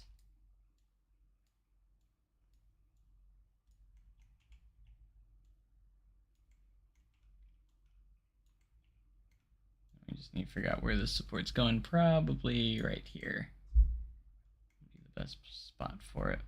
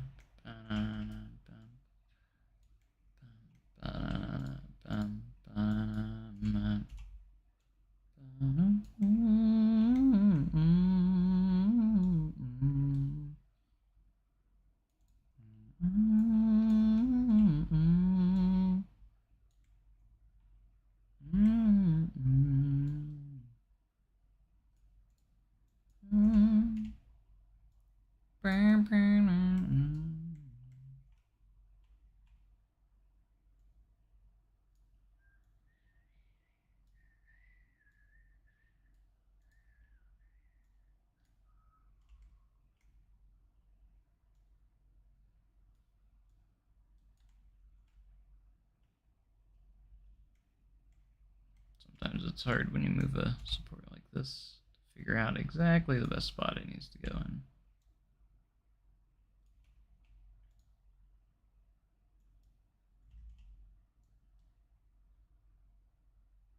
Stop moving so much.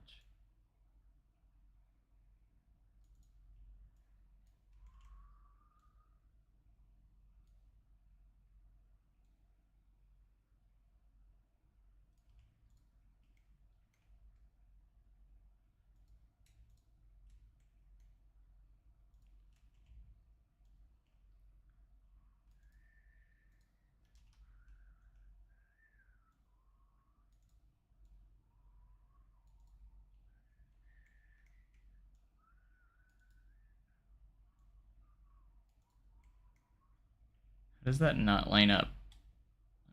What? That genuinely confuses me right there, but alright.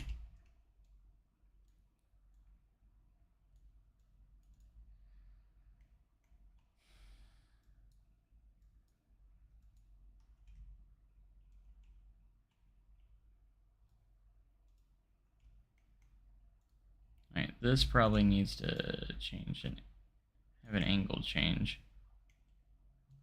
Yeah. That's what I thought.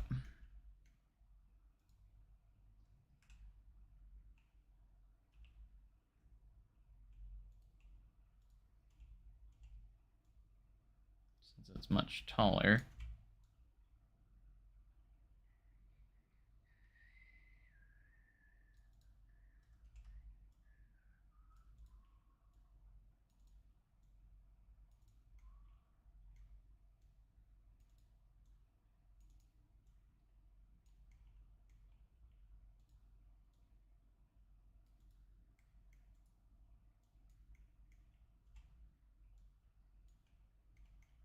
So far over there. Pizza time.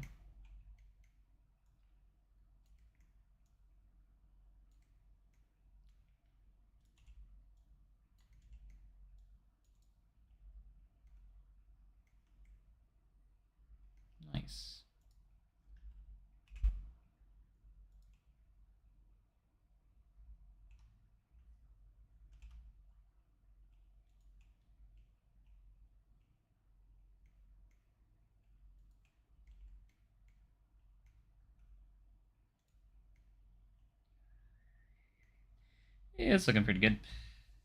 Now we need to look at the 0G roll and see what kind of supports it has. Probably pretty typical supports for it, I bet.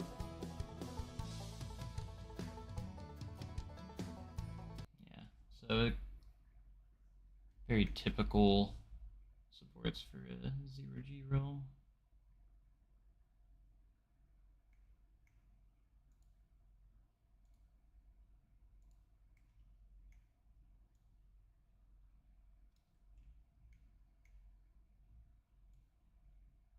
Just mainly need to get rid of those guys.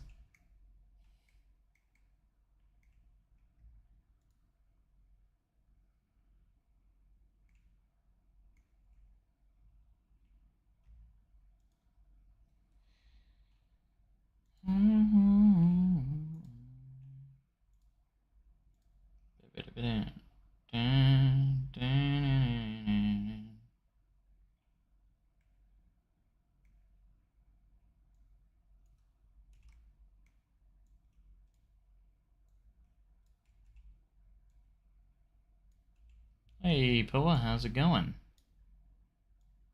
Hello, hello.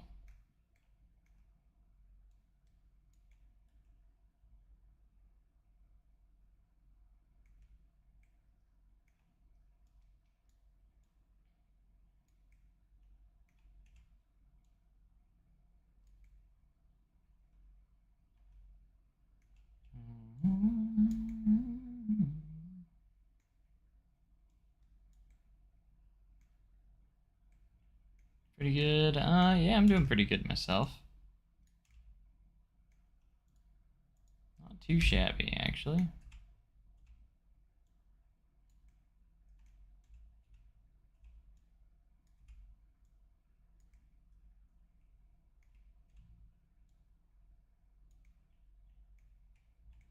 Not too shabby.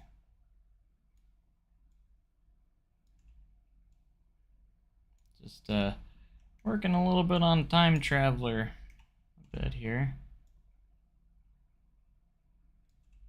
Getting it all ready to go.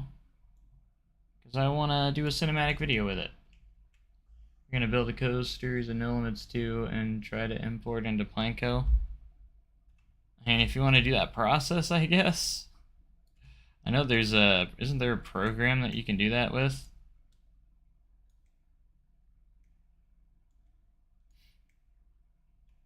I personally probably would never do that, but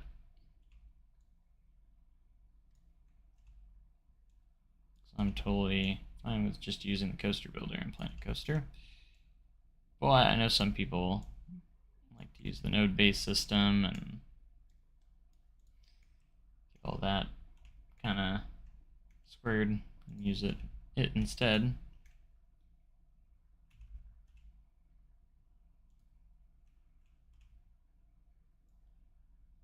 Smoothest coasters on the market. Well, I hope you figured it out, or figure it out.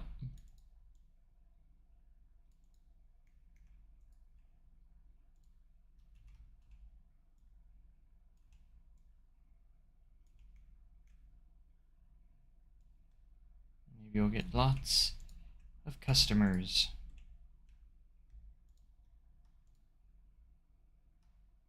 Alright, let's see.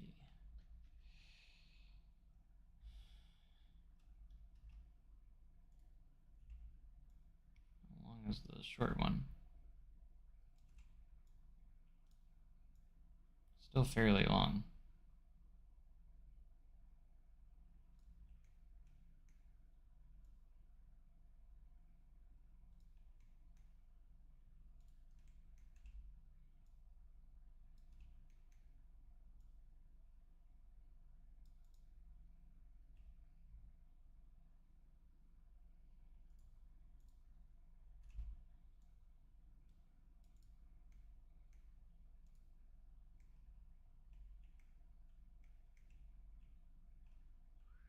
Ah, what happened here?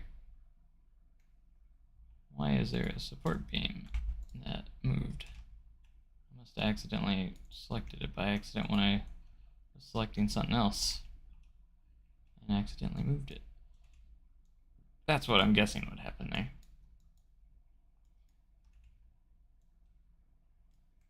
Why are you going over here? No. Go up.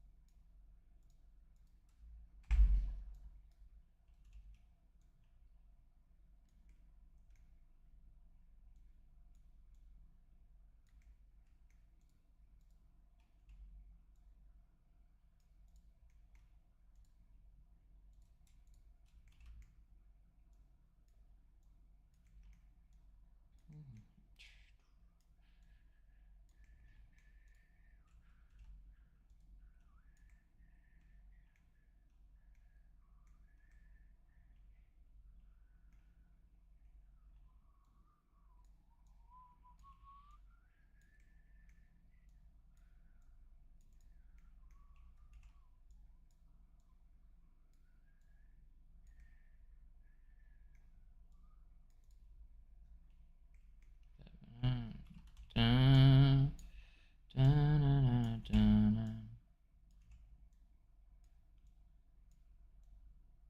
Let's get some footers in.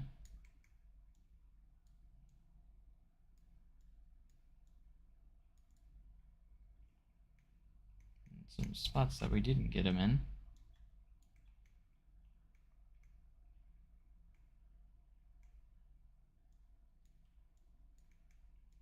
Some of these have been without footers for ages.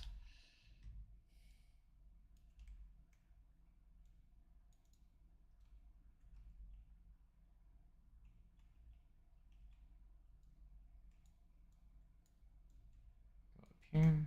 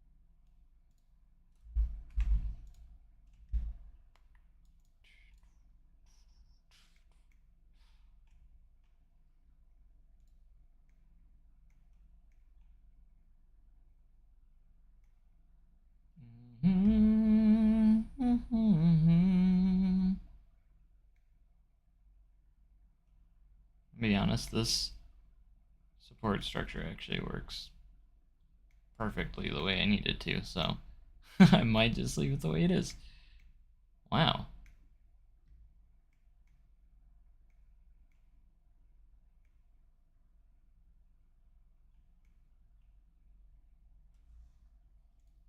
Not too bad.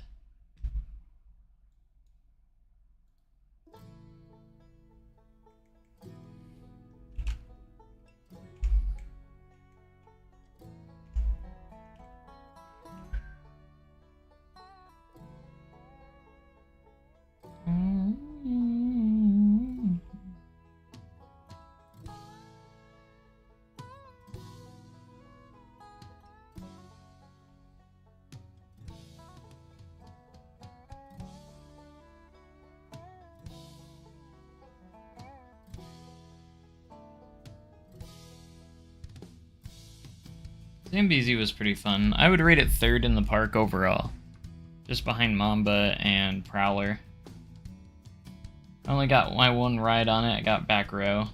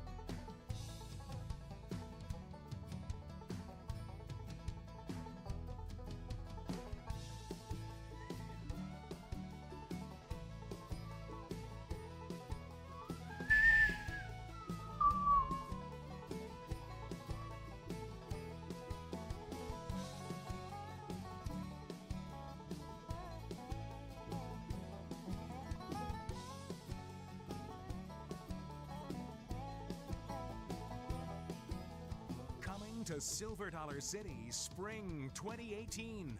Time Traveler.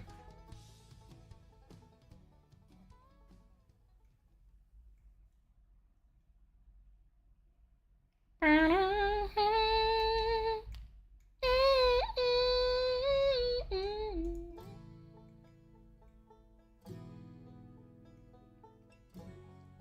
trying to like get the animation right.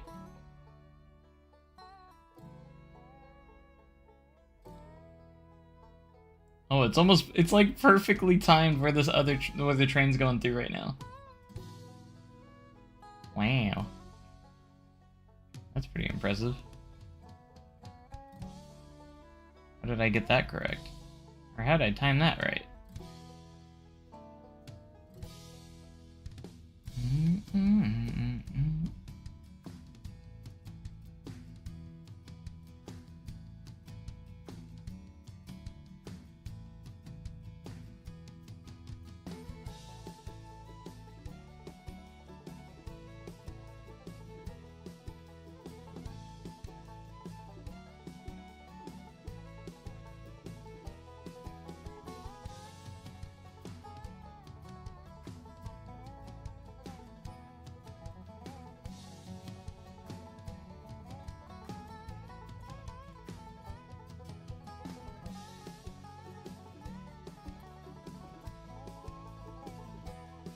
Well, this train dispatched a little fast, didn't it?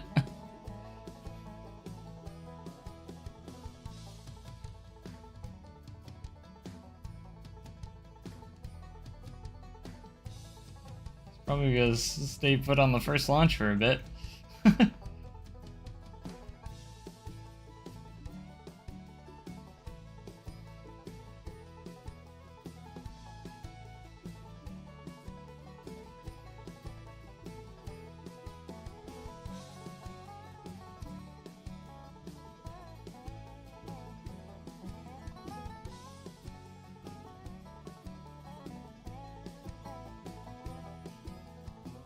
To Silver Dollar City, Spring 2018. Time Traveler.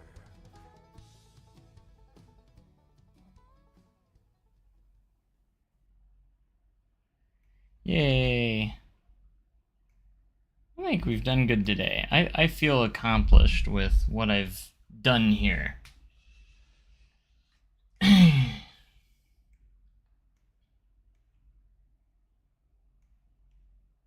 Like, it feels a lot more complete. I still have some stuff to do, like some minor details here and there, but...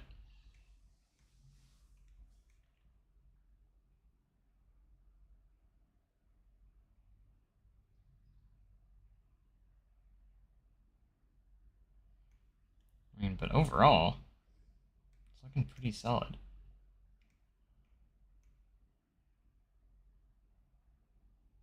I fixed the momentum, or the issue where we didn't have enough speed going through into the second launch. everything's looking pretty solid. What time is it, by the way? 6:30? How long have we been live? I haven't been paying attention. Almost 4 hours. We're working up to 4 hours. Nice.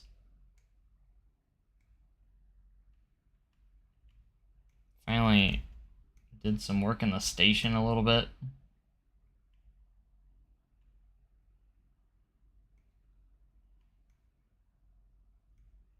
Why are we stacking? There's 2 trains back to back. Where's the other train now? Oh, it's on the... Should I be more realistic and only run 2 trains? Because that's more realistic. Time Traveler ain't running no 3 trains anytime soon. I feel like they just gave up on running 3 trains on this ride a long time ago. I mean, opening season, we only ran 3 trains like a few times the whole season.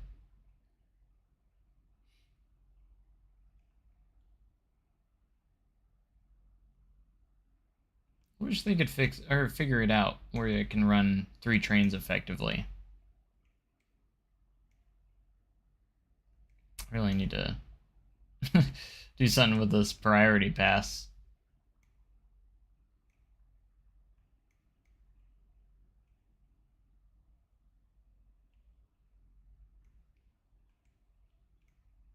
I do.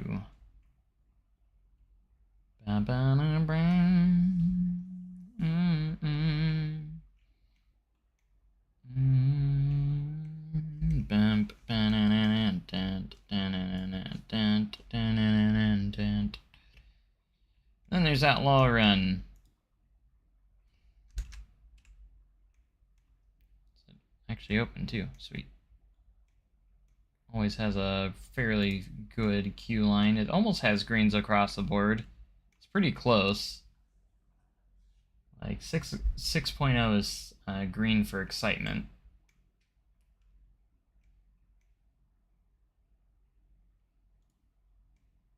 Track length 3,000 feet. It's pretty close. Actual one is 2,937 feet, or 36 feet. So I'm off by like just under 70 feet, like 60 some odd feet of track. Mine's a little longer. You know if they ever plan on using the unload station? Here's the problem with the unload station of Time Traveler. They only use it with 3 trains. It's not worth using for 2 trains. It doesn't work properly with 2 trains. We've tried it before. If you use it with 2 trains, it doesn't really do anything for 2 trains. Mostly because the other train isn't back by the time this one leaves. So if you're running 2 trains with the unload station, this train's already on the layout while this one is coming back. So it's very rare that with 2 trains that Time Traveler even stacks. Like the other train is already... So basically you'd be stopping here to unload people, and then you'd move it in to load people. When you're not using the unload station, it just continuously moves into the station. So that's why we decided that we really only use unload station with 3 trains, because otherwise it doesn't really make sense with anything else. So when you're running 3 trains, you would have 1 in the station, 1 on the unload station, and then 1 on the final break. So when you dispatch this train, this one comes in, and while that one's loading, you're going to be unloading this one. But the flaw that they had here is this one's already loading. It doesn't take that long to load trains at Time Traveler. It's like a minute or less dispatch. The other train is coming off the brake run, and it takes a good 40, probably 30 to 40 seconds before it even gets into the unload station. Like, it has to come around here, and then finally, when these people are unloading, they're pretty much basically dispatching this train in the station already. So, and then the other issue is you have your cubbies on the inside here. Yes, they're open on both sides, but everyone wants to walk back into the station instead of go through the exit gates and get their stuff from the other side. That's just how the GP work. They get mad because, and it created some safety violations because this train would be dispatching, but people wanted to walk into the station while that train's moving, which is a big no-no, of course. But they wanted to walk back in there because they left their stuff in there. It's because of the loose articles. So instead of going through the exit gates, they would want to walk back in there. So the person that's dispatching right here would have to guard this spot from people coming back into the station. Otherwise, it would shut the ride down, of course. And because obviously that's a perimeter violation by a guest. So it was very...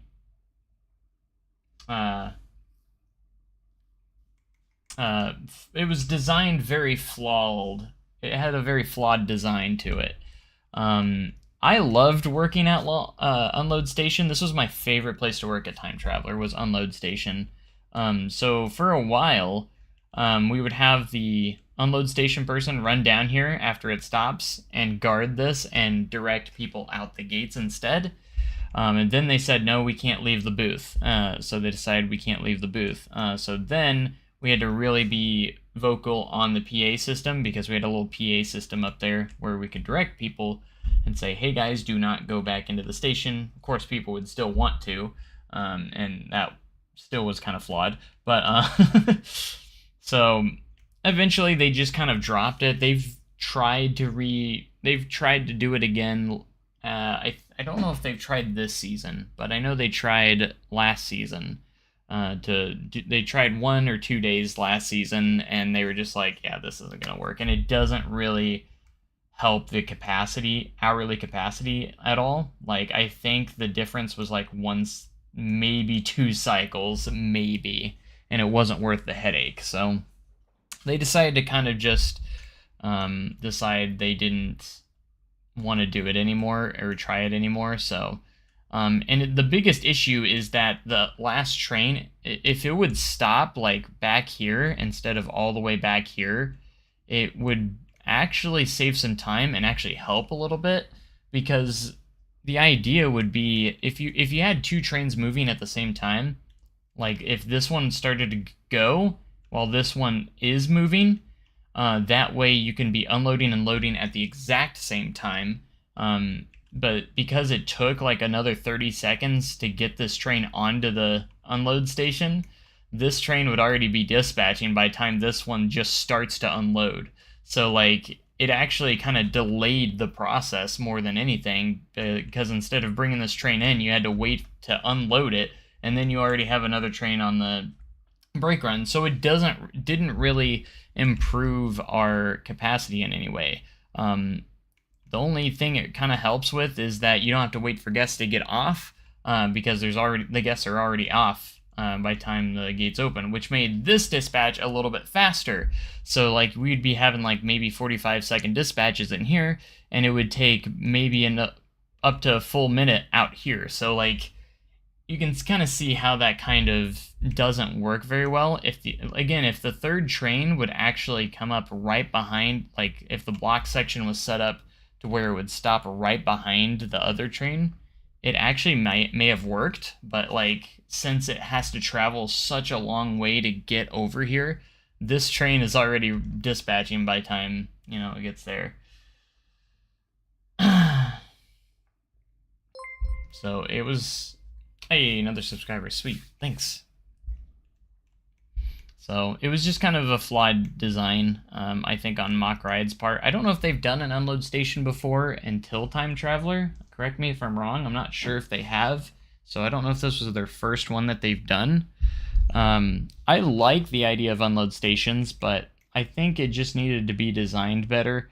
Again, and you have the issue where people wanting to walk back into the station for their stuff and everything. That was another issue. So it's just kind of, it was flawed, the way it was designed. If they would have put a little bit more thought into it, maybe it potentially could have worked, but I don't know. I really wanted it to work because it was my favorite position to work. There would be times I would ask if I could just stay up there, and when we rotated, I'm like, can I just stay in this spot? Because it was my favorite position to work at Time Traveler. I don't know what it was, but maybe it was because I got to listen to the music and also be on the PA system. To me, that was just a lot of fun, and I don't know. And I saw Wildcats Revenge has an unload station. I think that was RMC's first unload station, isn't it? I don't think they've done one before. I wish we had functional unload stations in Planet Coaster. That's the video I released today. That was one of the functions I think, and the coaster builder needs to go in is definitely definitely that, because we need it, very much needed.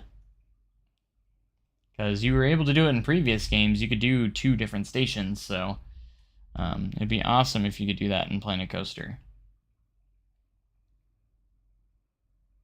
I wish, I wish, I wish.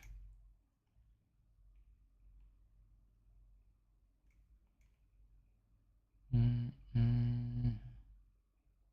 haven't watched my new video? What's why? What's wrong with you?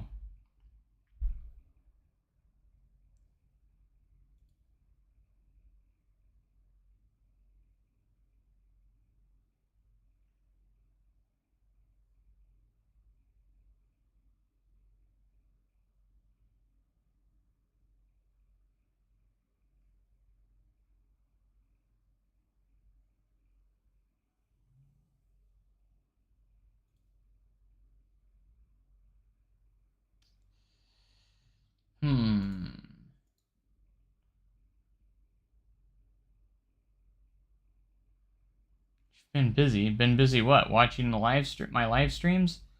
Any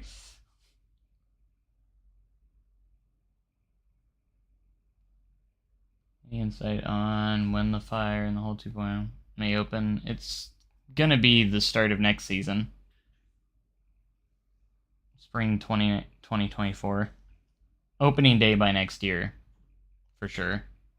SDC is really good at getting their new rides open by then. The only exception was Mystic River Falls, but it's kind of makes sense why that one was delayed. So, I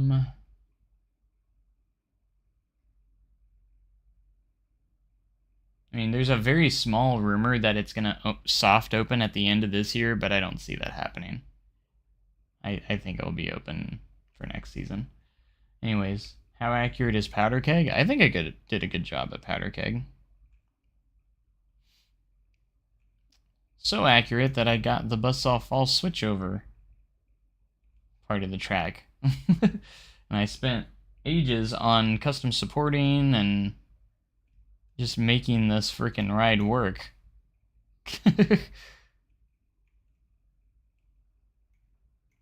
And the way it functions is also a was also a challenge, so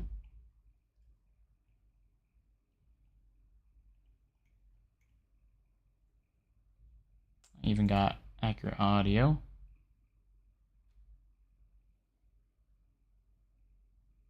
Your train was evacuated on what? On what ride? What'd you get evacuated off of?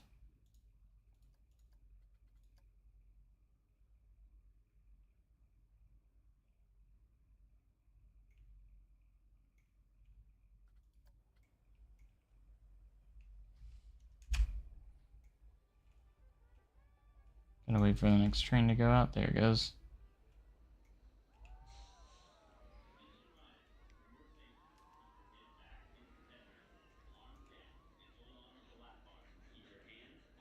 And feet inside the train at all times. Hey, that area is restricted. You smell smoke?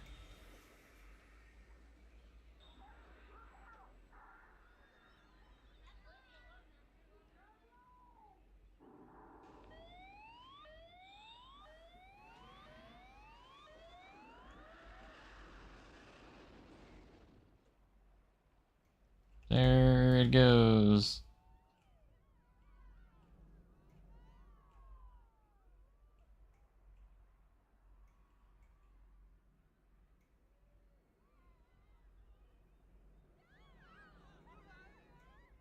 The spike is there for rollbacks, yes.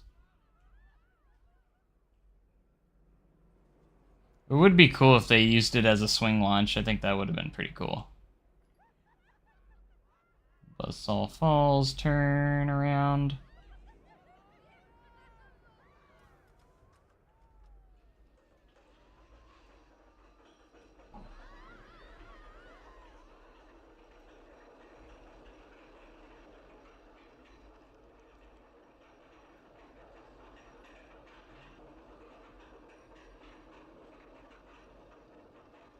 I think it was pretty cool that I was able to use, somewhat make the switch over to the Buzzsaw Falls track.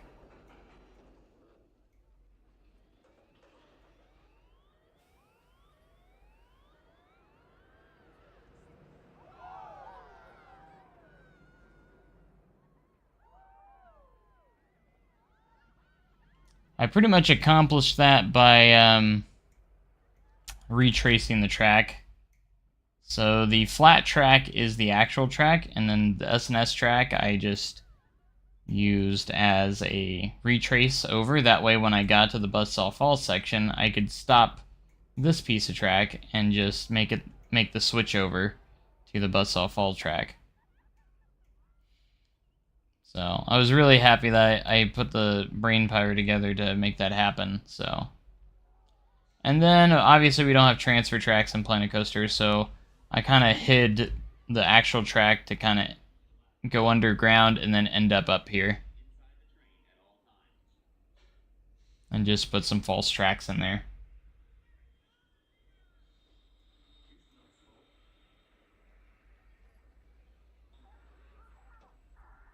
And then this little mover ride here is here for cinematic purposes. So when I'm going to piece together, when I piece together the POV for this ride, I'm going to use this. And basically this is going to be used as a separate, I'm going to blend two different footages together. So this is going to be the transfer track. So you're going to use this as the transfer track. And hopefully blend multiple things together.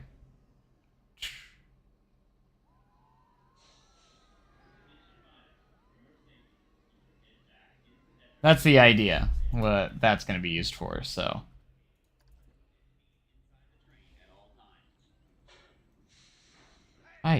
That area is restricted.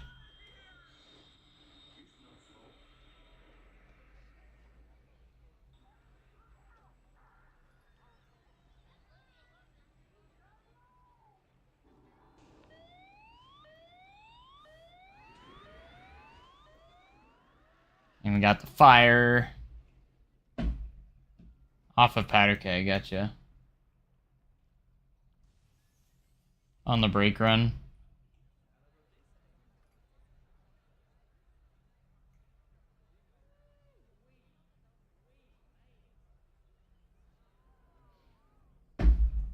I've done an evac at Powder Keg, like actually as a worker. I've done an evac off Outlaw, Time Traveler.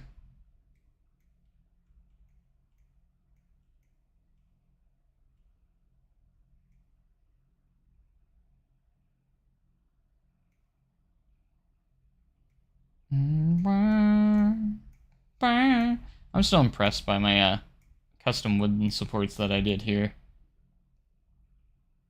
on Outlaw on the wave turn.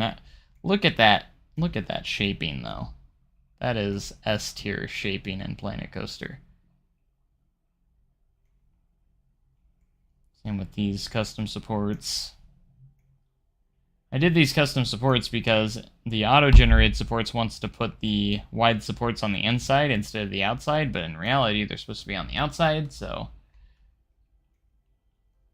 I did custom supports there and there for those elements.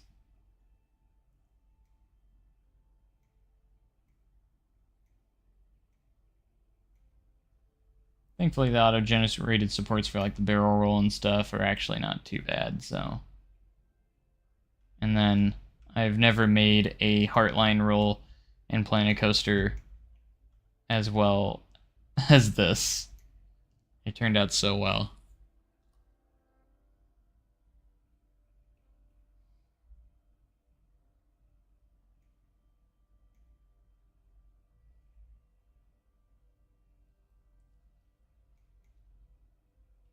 Now some like outer wide supports here. It would make sense because there's going to be a lot of stress there. I'd have to look at what an actual one looks like there, so. I'd imagine it does have wide supports there. And then there's Wildfire.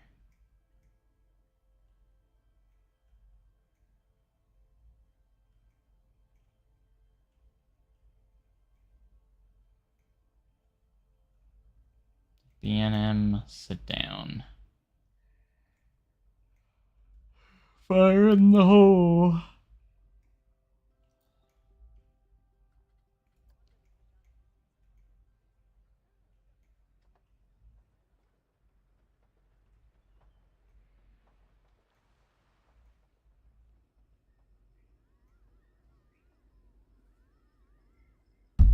Zambezi might be a little tough. Spiral Lift Hill might be a little difficult to figure out.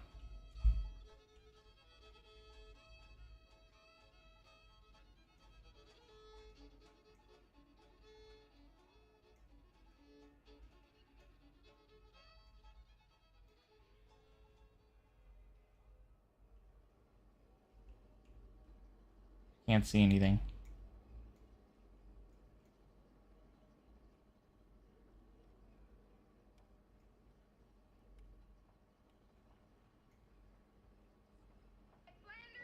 You come back in here and put on your pants. Well, Sadie, I ain't got no pants no more.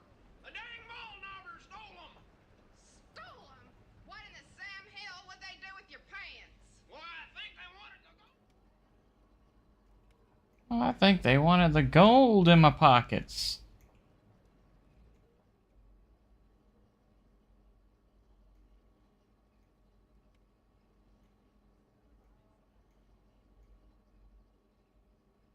Run, boys, run, don't be slow. Fire in the mountain, fire in the hole. Come here, Dowdy, come here, son. Ball numbers coming, everybody run. Grab your fiddle and forget your bow. No time now for Cotton Eye Joe. Whee!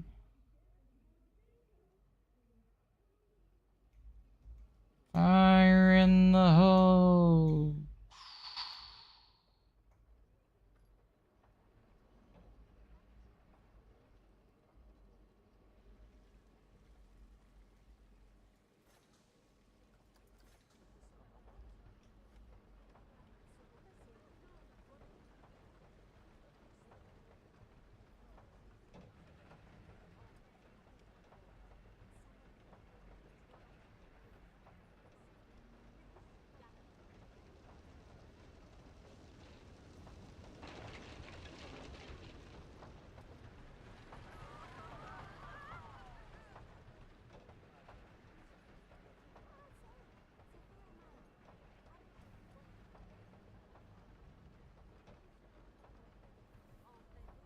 Mm, mm, mm.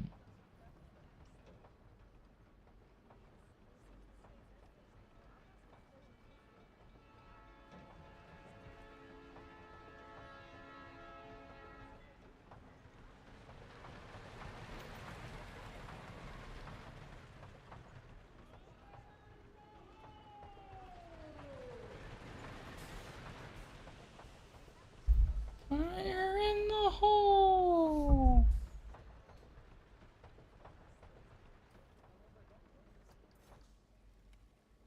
I think I did a pretty good job on Fire in the Hole.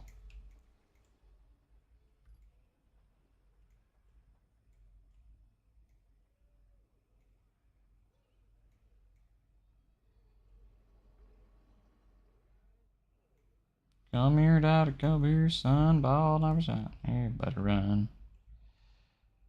Grab Every fiddle, forget your bow, no time now, forgot that I do. And boys run, don't be slow, fire in the mountain, fire in the hole.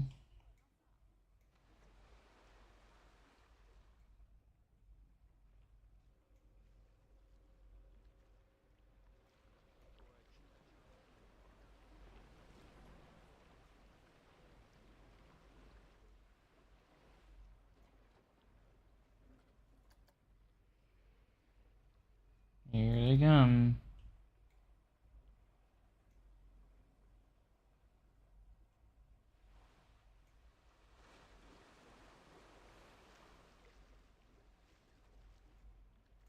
Sploosh.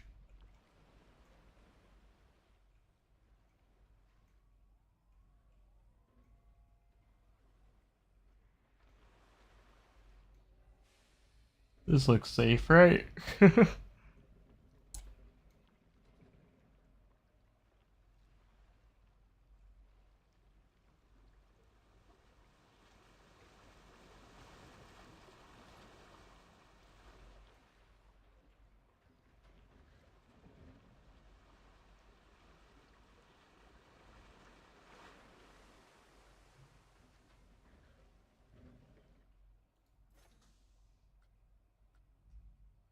4.8 excitement.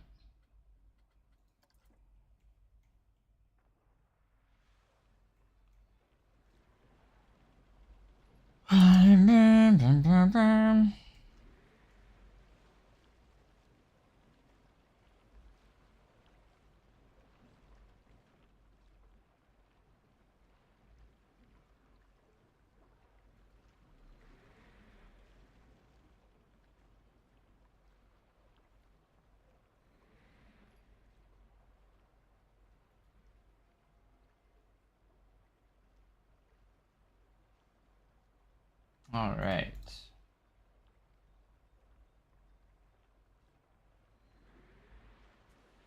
Yeah, I miss Lost River.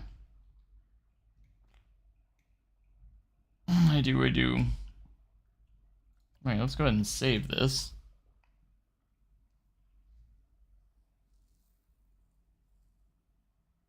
I wonder what would happen if we tried to change it to Deciduous.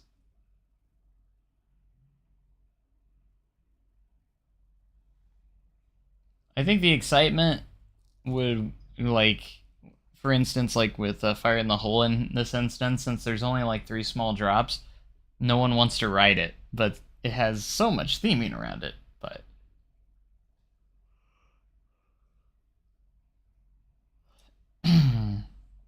wish you could have more excitement for that. But since it's not like a traditional dark ride and it's actually a roller coaster, it doesn't have high excitement rating.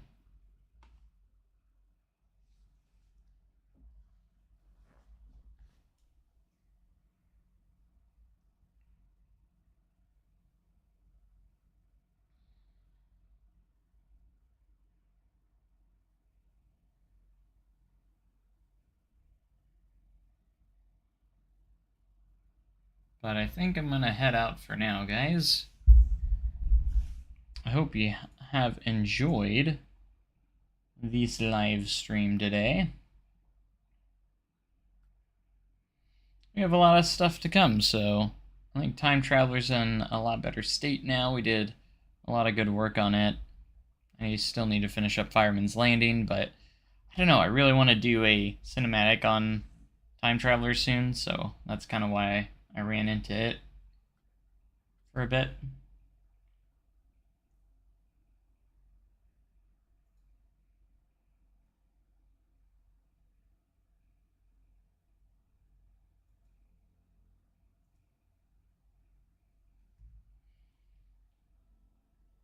Silas, as for your laptop, I don't think this one's going to be great because of the price, but let's take a look at its specs here. AMD Athlon, oh gosh. 12 gigabytes of RAM.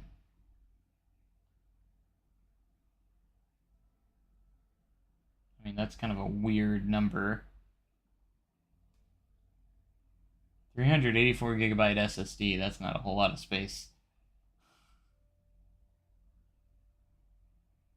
I mean, you get what you pay for with that one. I don't know what your budget is, but I definitely don't think it would run Planet Coaster the greatest. Could it run Planet Coaster? Yeah. Probably, but like, it's not going to be incredible. It probably doesn't even have a graphics card.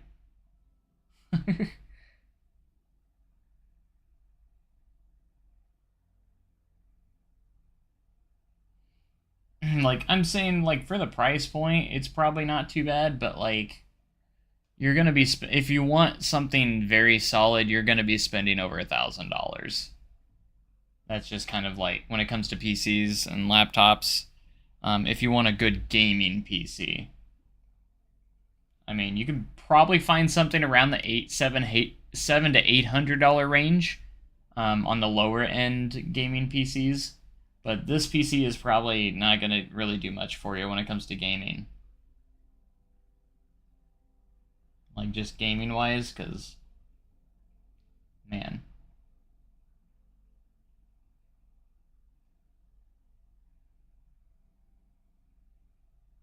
And there's not a whole lot of storage on it either, but...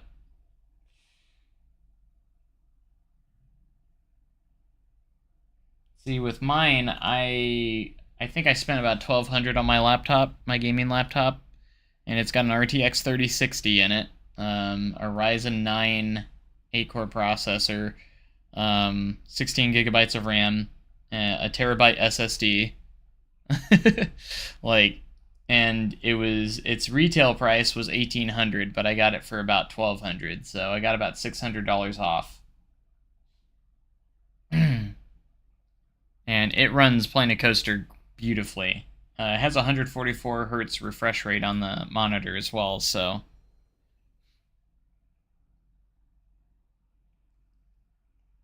And it's really small, like. And it's done great for me because when I first started the Wind Valley Park series, I was recording off of that and everything too, so it was able to handle the recordings and such. So I was able to edit, record, and everything from there. Yeah, see, for real quick, Silas, if you see, you can actually see this little button right here. You can do a custom set. You can change your environment from here. So, like, I could change it to Deciduous, but I don't know how it's going to fit there, so... We could do it, you just might have to do a lot of adjusting the outside a little bit.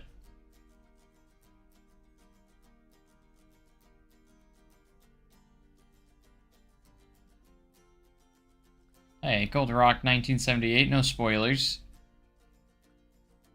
That's a spoiler right there.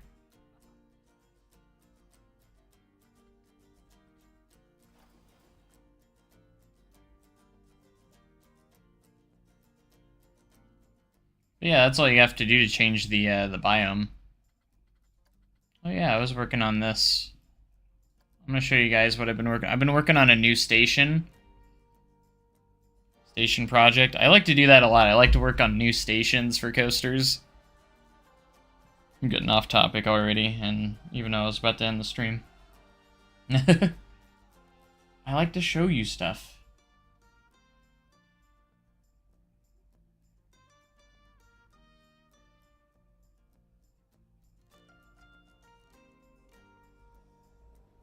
Yeah. This one's gonna be really detailed. Like, my idea with this station was to be super detailed. Right now I have a mock rides multi-launch here. I was just throwing something together, but like, the main focus was gonna be the station and all that. You can see I even worked on the pit and did details down here. I did some cable work, even did a little control box and stuff like that. Even the pit is detailed down here for the station. Have a little exit ramp right here.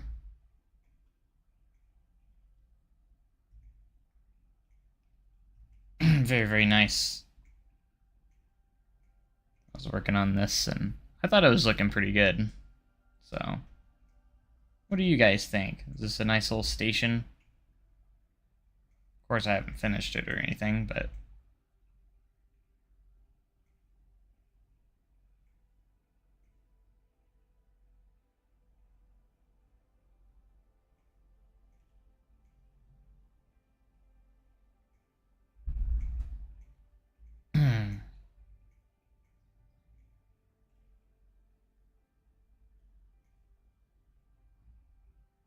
very, very cool though.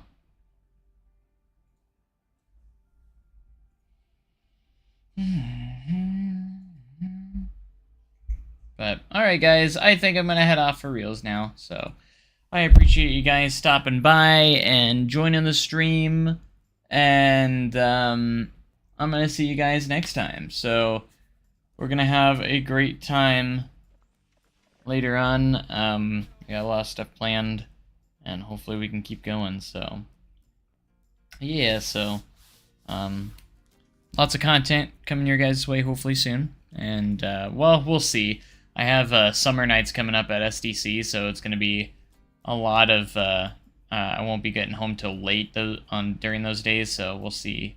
We'll see how the next few weeks goes, but crazy that that time's already upon us, but I appreciate you guys being here. I hope you guys have a great day and cool tomorrow, and we'll see you guys next time. Thanks so much, and goodbye. Bye.